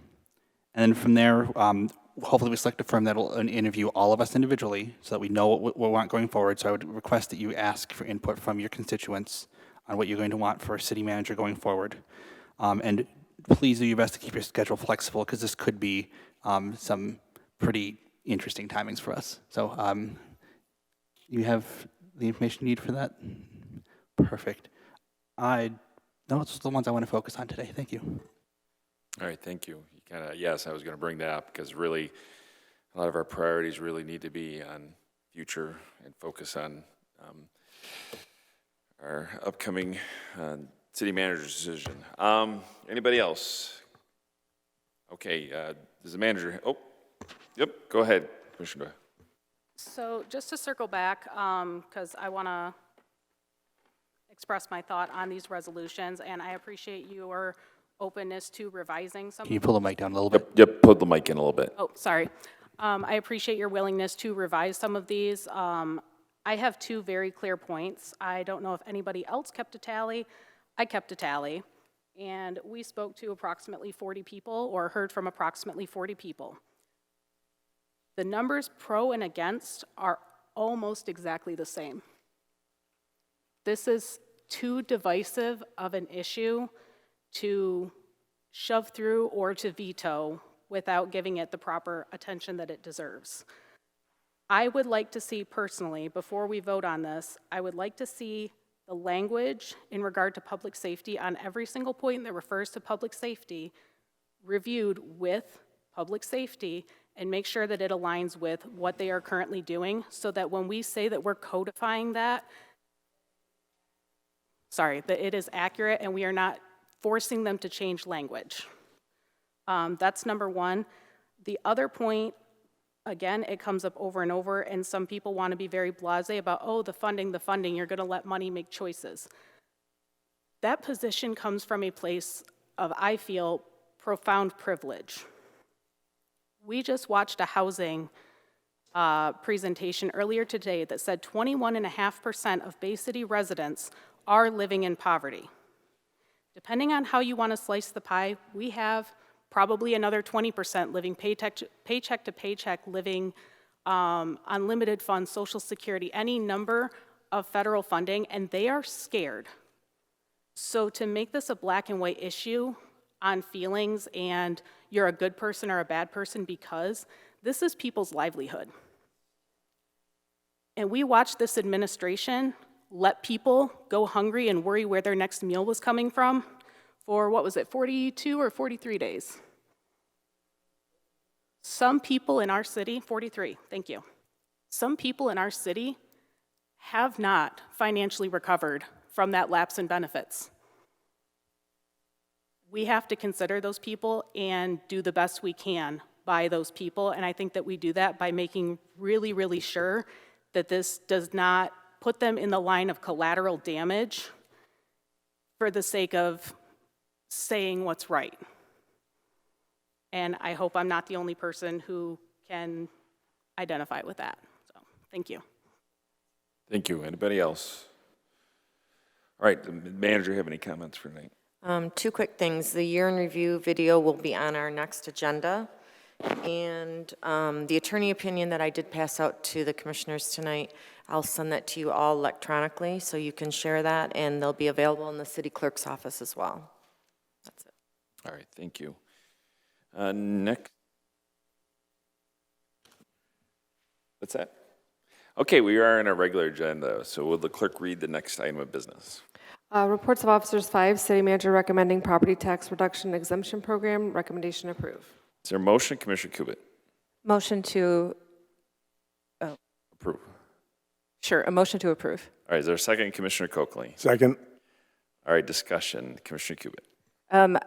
Unless anybody else has any further comments, I make a motion to refer to staff to see if we can have a little more discretion to potentially be a little bit more generous. That's my motion. Okay. Any objection to that? Is there a second to that, Commissioner Tenney? Second. All right, is there any objection then? Mine's a point of order. The person who brought it up for passage, are they allowed to also refer it on the same item, or does a different person have to refer to staff? I'm sorry, I didn't hear your first part. He's asking if can she refer it back to staff if she Because she makes the motion said to pass it. Yep. Make sure for this Yeah, situation. because it has to be on the floor to talk about before an amendment could be made, and essentially she's just trying to refer it, so that's fine. I know there's a couple things that you can't do that one. Actually, this wasn't one. Yeah, no, that's fine, because I thought it was an amendment too, so, or you, yeah, in the future, you can just move to refer, but putting it on the table, you can still discuss it if you want to before it just goes back and is done. All right. So any other discussion on that? All right, is there any objection then? Seeing no objection, they'll go back to staff. All right, will the clerk please read the next item on the agenda? Resolution 6, mayoral appointment of Ashley Meyer and Stephen Stoddard to the Planning Commission, terms expiring October 21st, 2029. Recommendation approved. Is there a motion? Yep. Is there a motion, Commissioner Coakley? Motion to approve. Is there a second? Okay, Commissioner Doyle? Second. Okay, is there a discussion? Commissioner DeWitt? Through the chair to the city manager, for this position, and actually it's kind of through both years' offices or positions, there is no problem if somebody might have a back bill to the city and be on the planning commission, right? There's no investigation into financial liens against the city? No. Okay. We don't have that requirement in any of the committee resolutions. Okay, I just had someone ask me that, and I'm like, I'm pretty sure we don't. I just wanted to make sure that we don't before we go forward. Correct. Thank you. All right, I'll say any other discussion? Commissioner Kubit? Just to be clear that this particular appointment, it's the discretion of the mayor, correct? Well, it's in conjunction with the planning department, and commission officers had the opportunity to sit in, but nobody else from the commission officers. I don't know, anybody else, manager? No. So I sat through them. These are the two best candidates that came, between myself and the planning department as a recommendation, so. All right. Roll call vote, please. Commissioner Doyle? Yes. Tenney? Yes. Zanati, Yes. DeWitt, Yes. Rumberg, Yes. Charlebois, Yes. Morris, Yes. Cubit, Yes. and Coakley. Yes. 9 yes. All right, that is approved. Next item on the agenda, please. Regular Agenda 1, Commissioner Rumberg's resolution regarding values regarding detainer requests inconstitutional. Commissioner Rundberg. So I have comments to provide for all these, but they're much shorter than my remarks to the commission, so appreciate y'all bearing with me. Something that's not in my prepared notes on this, it's not just to do what the right thing is. I have people in my ward and across the city that this directly impacts. But Resolution 1 prohibits honoring ICE detainer requests without judicial warrants. This protects Bay City from Fourth Amendment liability, and that has cost other jurisdictions tens of millions of dollars. Wait, we need a motion first. Oh, I'm sorry, I thought we were in discussion already. No, so is. Oh, I'm moving. Okay, move to approve. Is there a second? Commissioner Tenney. Second. Discussion, Commissioner Rundberg. Thought you would have called me off way earlier. So, yeah, as I said, Resolution 1's all about administrative detainers versus judicial warrants. And I'm not going to beat a dead horse. We already went through and talked about all that. The two areas I'd like to amend, though, if I move to amend, I'll let everyone else have a bit of a discussion first, but I do want to move to amend at one point in time. But it will be adding a resolution clause that addresses the collective bargaining agreement under Section 1.2 and Article 17 of those agreements. And then, of course, changing the reporting flexibility to be from quarterly to at request of any commissioner. So with those intentions out there, I yield back. Any other discussion? Commissioner Kubit. I guess from a procedural matter, if there's an intention to amend, I would make a motion to refer back to Commissioner Rumberg with all of the input that we've had tonight, and to work with the law enforcement and collective bargaining representatives to make such amendments. Okay. So there's been a motion to refer back to Commissioner Rundberg. So is there a second to that? Commissioner Doyle. Second that. All right, is there any objection? All right, Commissioner Rundberg. I object. All right, so we'll do a roll call vote to refer to Commissioner Rundberg. So it's for him to refer to then to work with the various departments to then make any changes he wants to make. Is that correct? Correct me if. Correct. All right, and so it's been objected, so we're voting whether or not to move forward or not. So this is to refer. So a yes means you agree, a no means you do not. Commissioner Tenney. No. Zanati, Yes. DeWitt, I'm sorry, I'm like halfway lost here. A yes is to refer to. yes is to refer. Okay, I am going to go with yes. Rumberg, No. Charlebois, No. Morris, Yes. Cubit, Yes. Coakley, Yes. Doyle, Yes. 6 yes. All right, so going to be referred to Commissioner Rundberg to review. Is that only on the, just only on the first one? Okay. So would the clerk please read the next item? Regular Agenda 2, Commissioner Rumberg's resolution regarding opposition to the use of face coverings by law enforcement and establishing transparency and accountability standards. All right, is there a motion? Commissioner Rundberg. Move to approve. Is there a second? Commissioner Jalwa. Second. Discussion? Commissioner Rundberg. This one I will actually, what's the best way to do this? Because I really could refer it to myself. I could table it until the next, what's the best way? Well, you can refer it. What is it? Just refer. Self-refer, yeah. I can self-refer. That one I do have some amendments I want to dive into a little bit deeper on, so that one I am going to move to refer to myself. Okay, is there a second to that? All right, Commissioner Doyle. All right, I'll second. okay, is there any objection? Okay, it's been referred back to Commissioner Rundberg. Okay, will the clerk please read the next item? Regular Agenda 3, Commissioner Rumberg's resolution affirming values regarding local public safety priorities and use of public resources. Is there a motion, Commissioner Rundberg? Move to approve. Is there a second? Commissioner Charlevoix? Second. Discussion, Commissioner Runberg. Resolution 3 focuses on law enforcement resources and local priorities, prohibits using city resources for federal immigration enforcement, establishes professional interpretation services usage, and ensures appearance tickets are issued based consistent with Michigan law. On this one, I will also offer to have amendments I want to do on here. Whether or not someone wants to refer it back to me to do whatever is fine. But my intention is to amend, same thing with the first resolution on there, bringing it in line with the collective bargaining agreement.